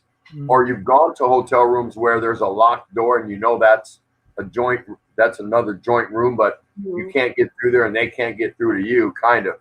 Well, we did our day's events, whatever, and then her and I, when the kids were settled watching movies and Disney movies and whatever back then, our older kids were babysitting the younger kids in the other room, and we went down and did our adult thing and partied a little bit, had dinner and whatever, yada, yada, yada, danced a little bit. And we went back up to our room, and we forgot to lock the door to the next room. I locked the door coming into the hotel room, but we forgot to lock the door to the adjoining room. And the kids came in the next morning wanting go down for the breakfast buffet and whatever. And there we were on our queen bed, butt naked.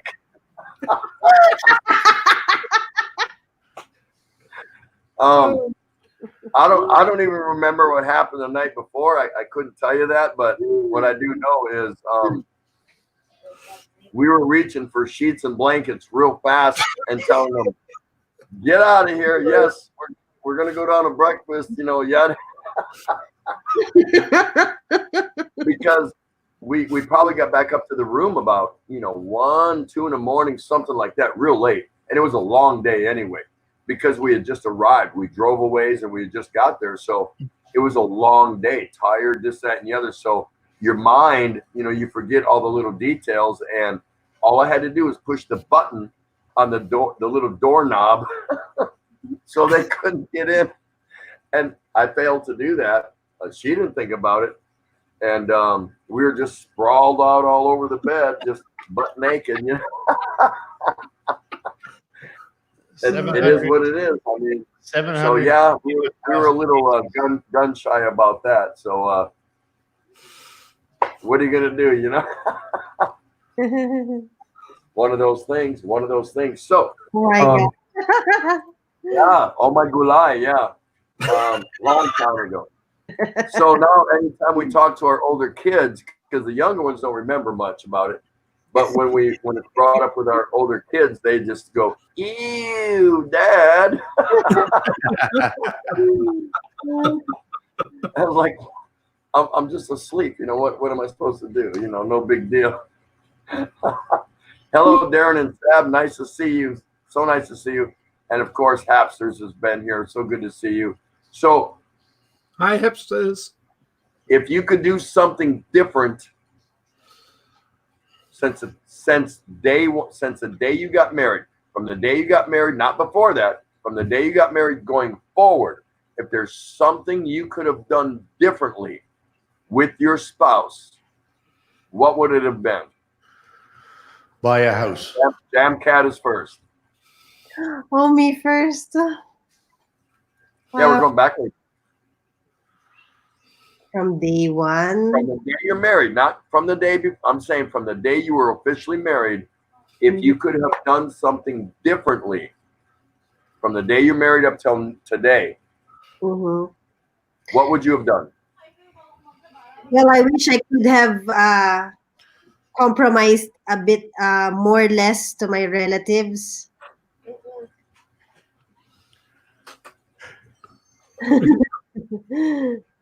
Hey. Continue. Yeah, Yeah. because Tim was asking, what could I have changed first day we got married? Because I was our culture is like really different. We're very family oriented, and after our marriage, we really don't have that much privacy. All of the relatives just want to meet us, like have fun with them. But at that time, I really want to have me and my husband want to have a alone time. So we kind of have a quick honeymoon, like just like a 4 days in Baguio, and then we need to come back in Manila because like my mom was saying, there's a lot of relatives waiting for us. So I'm like, I should have compromised more or less, and I'm glad that I am so happy that my husband is very patient and understanding, but I kind of feel bad on what he felt that time. So I could have changed that. Until now, looking back, I still feel bad about that. I wish I could have changed mine too. But he say it's okay because my husband is like he's thinking after we get married, I'll be in the U.S. and it's gonna be a long while before I get to see them. So my husband kind of suck up with that. He just said it's okay.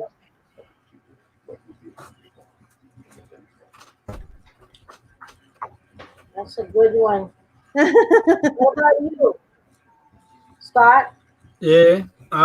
What I've changed when we were married, and what we were doing. I can't hardly hear you. Oh, sorry. As I was saying, what would I have done? I don't know. I think I would say my thing is I would love to live there where you are. Arlene wants to live here, but she would rather be back home. I know that for a fact because she's missing mum and dad and the kids, and I miss the girls, and it's fun being over there, but probably if I had done if I had thought about it, I would have loved my mum and dad to come over and be at the wedding, but at the time dad wasn't too well, and now mum's not too good. Mum's in her 90s. Dad passed away when he was he would have been 100 September just gone last year. Wow. And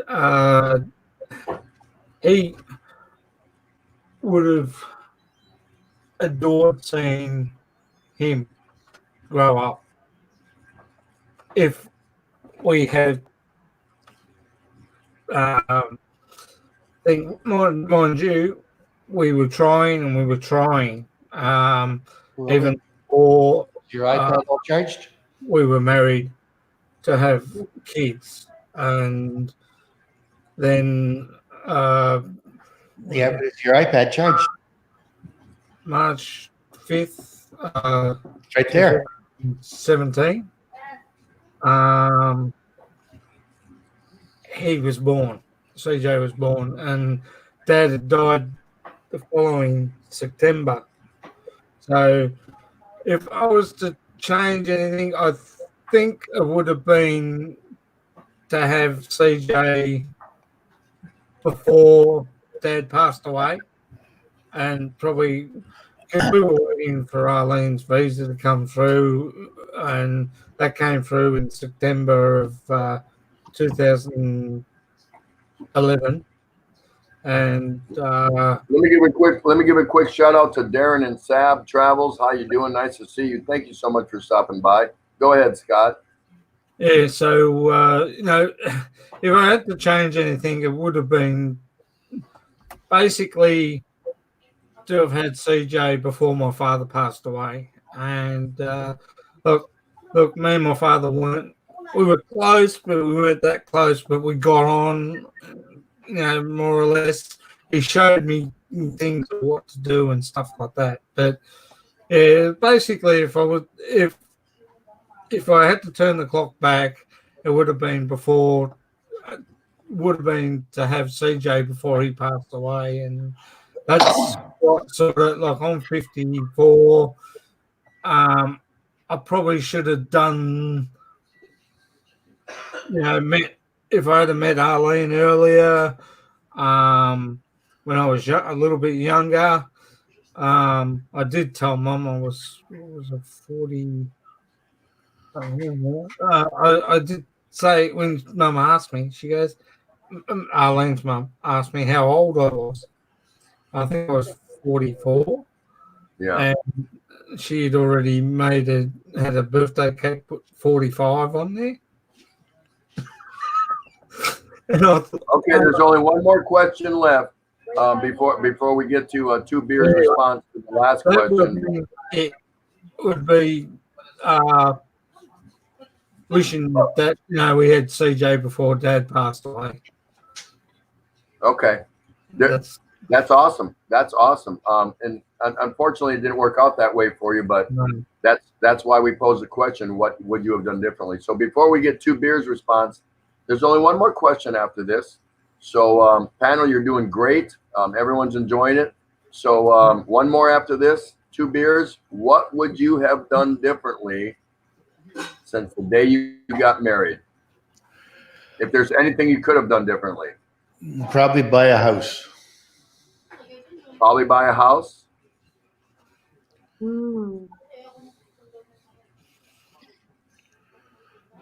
I would have stayed longer here in the Philippines. Tell me more about that.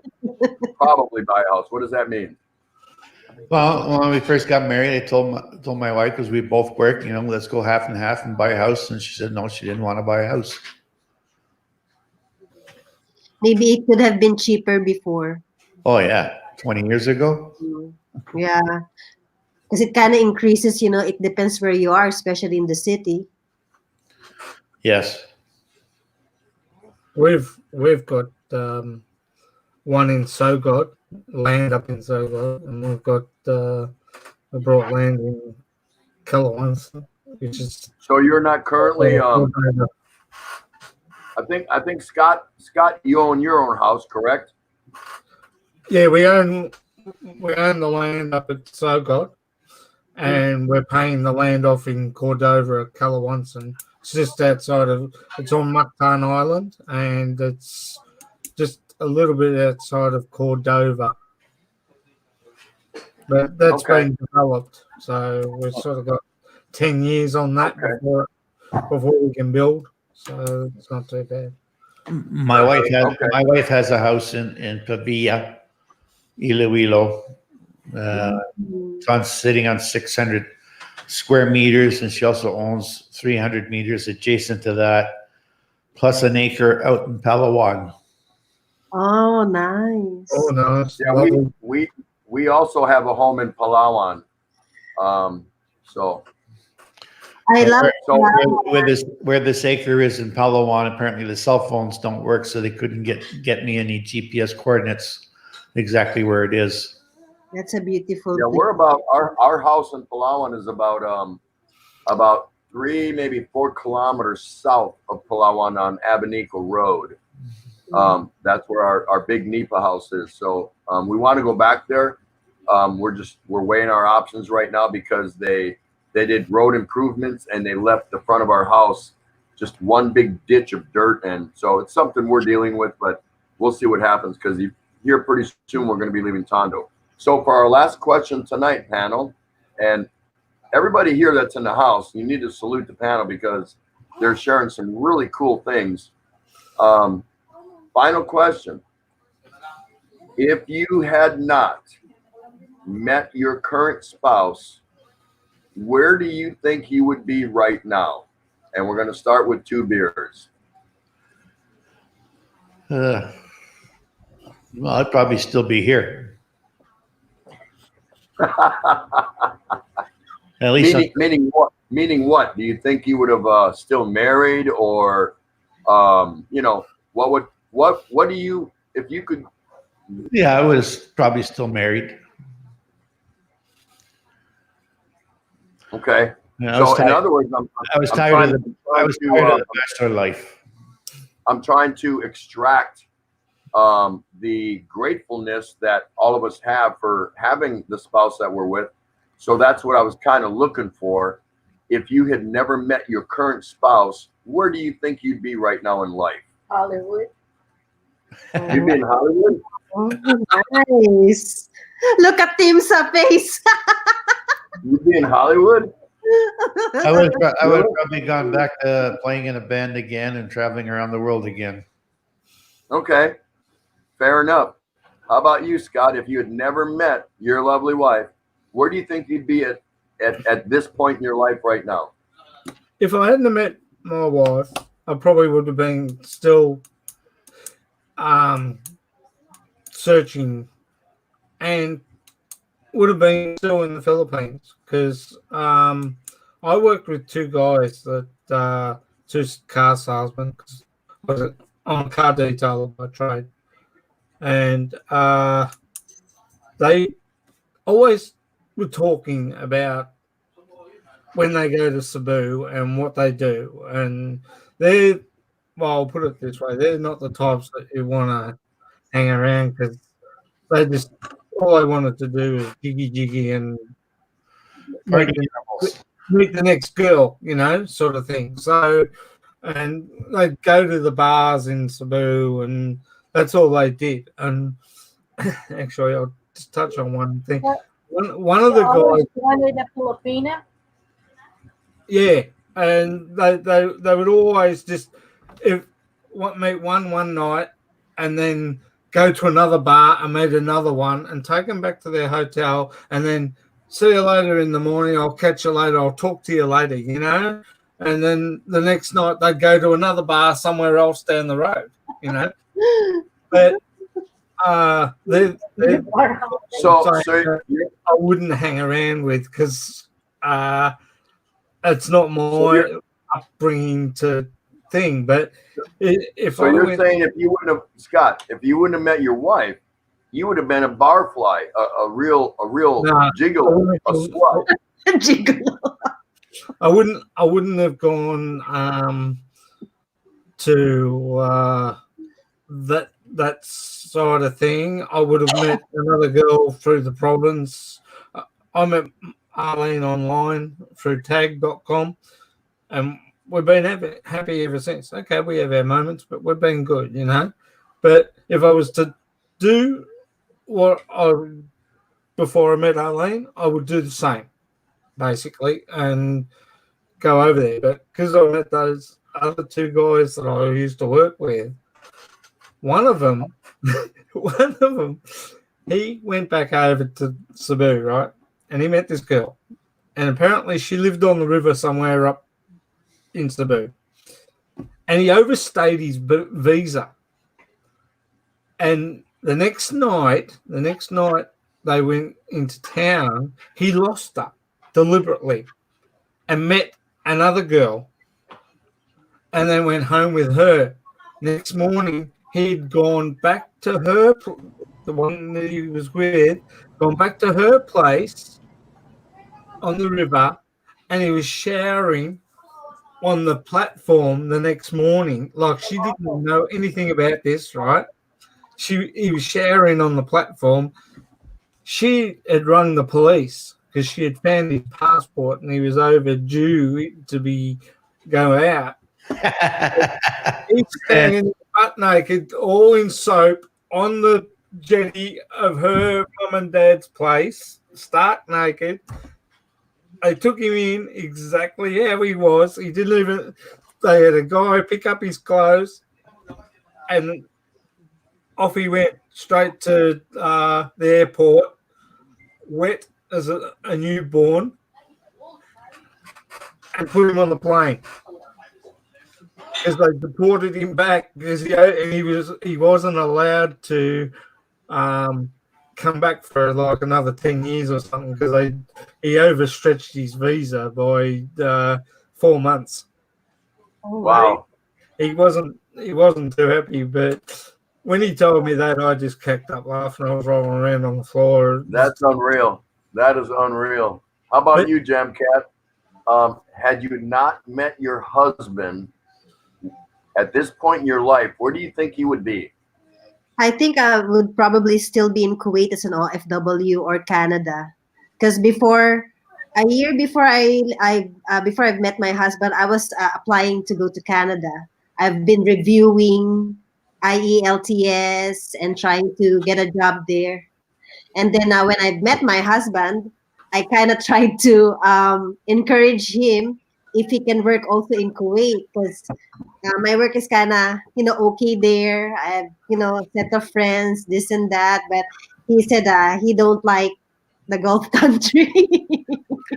You know, So I can understand. Yeah, I would be probably still single. Canada is the only country that allows OFWs after they've been here for 2 years to get an open permit Mm-hmm. and work for any employer that they want to work for, take courses if they want to go to school. Mm-hmm. Oh, really? I didn't know that. 5 years to apply for permanent residency. Yeah, it's the only Really? country that allows that. Mm-hmm. All the other Really? countries, you work as an OFW, when your contract is done, they kick you out of the country, you go back home. Mm-hmm. I didn't know that. That's pretty cool. Because I have a friend there. And for any of you ladies listening in there in the Philippines, Canada has a testing center for medical professionals that want to come to Canada. You go into the testing center and they give you the test for whatever field it is, whether it's a nursing or a doctor, dentist, radiologist, whatever. And they'll administer you the test, match you up with an employer, set you up with an apartment, and support you for 6 months till you get settled here in Canada. Wow.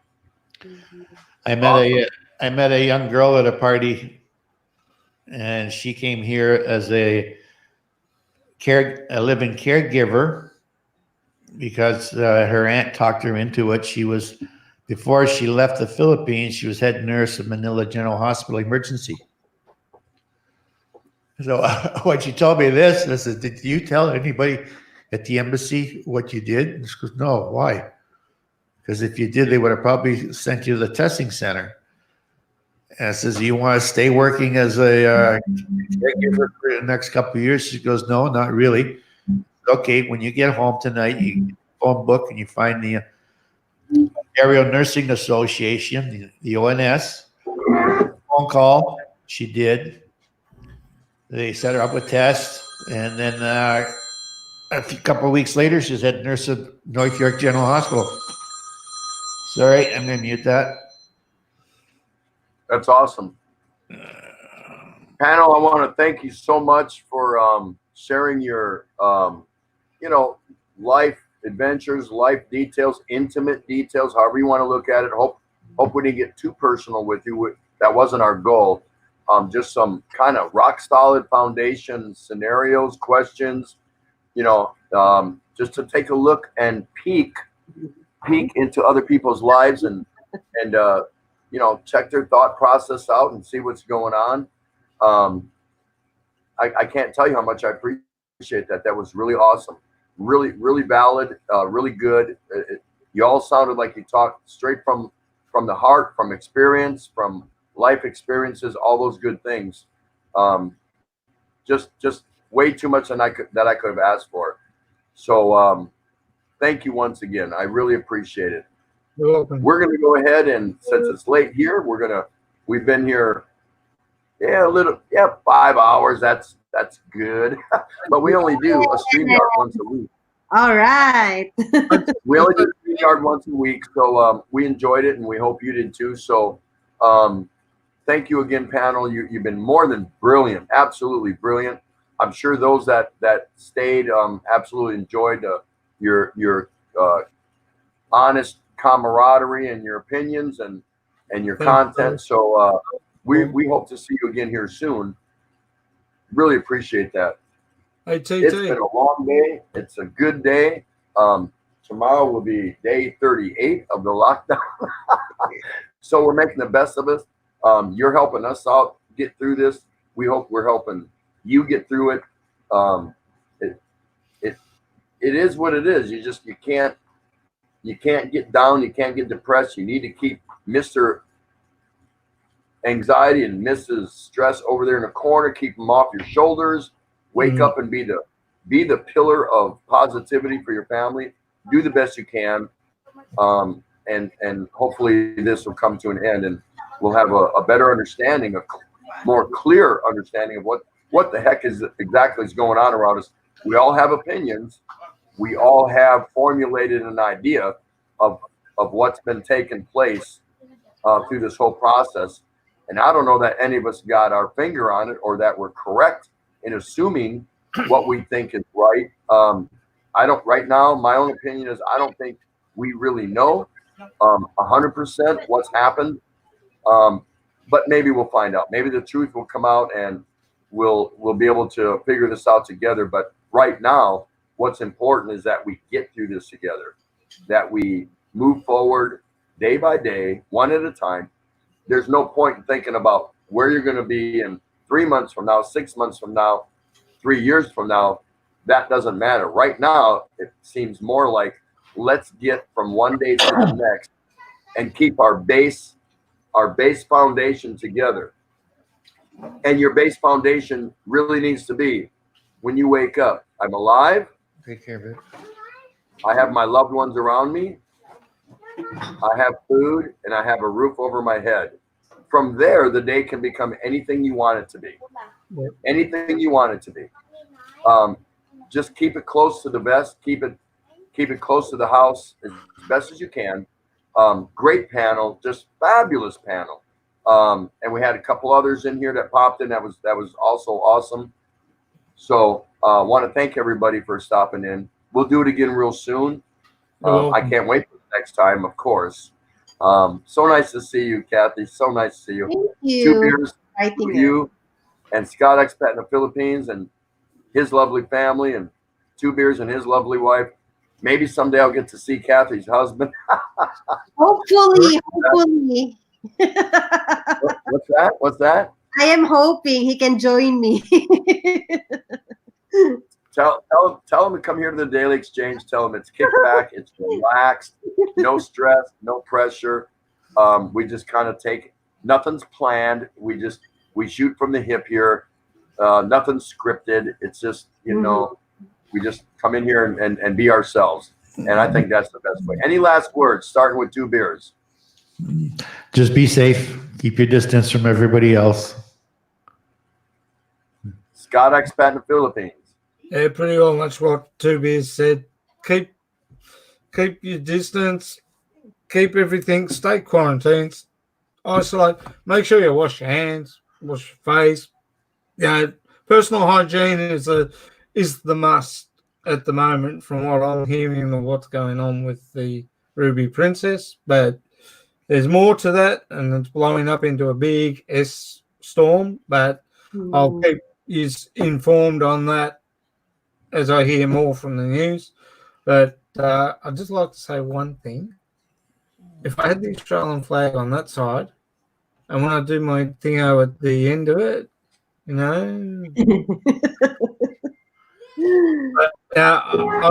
love life. I love life. I love my wife. I love my family. And basically, nice to see Maravet Boisillo. Thanks for stopping by, Maravet.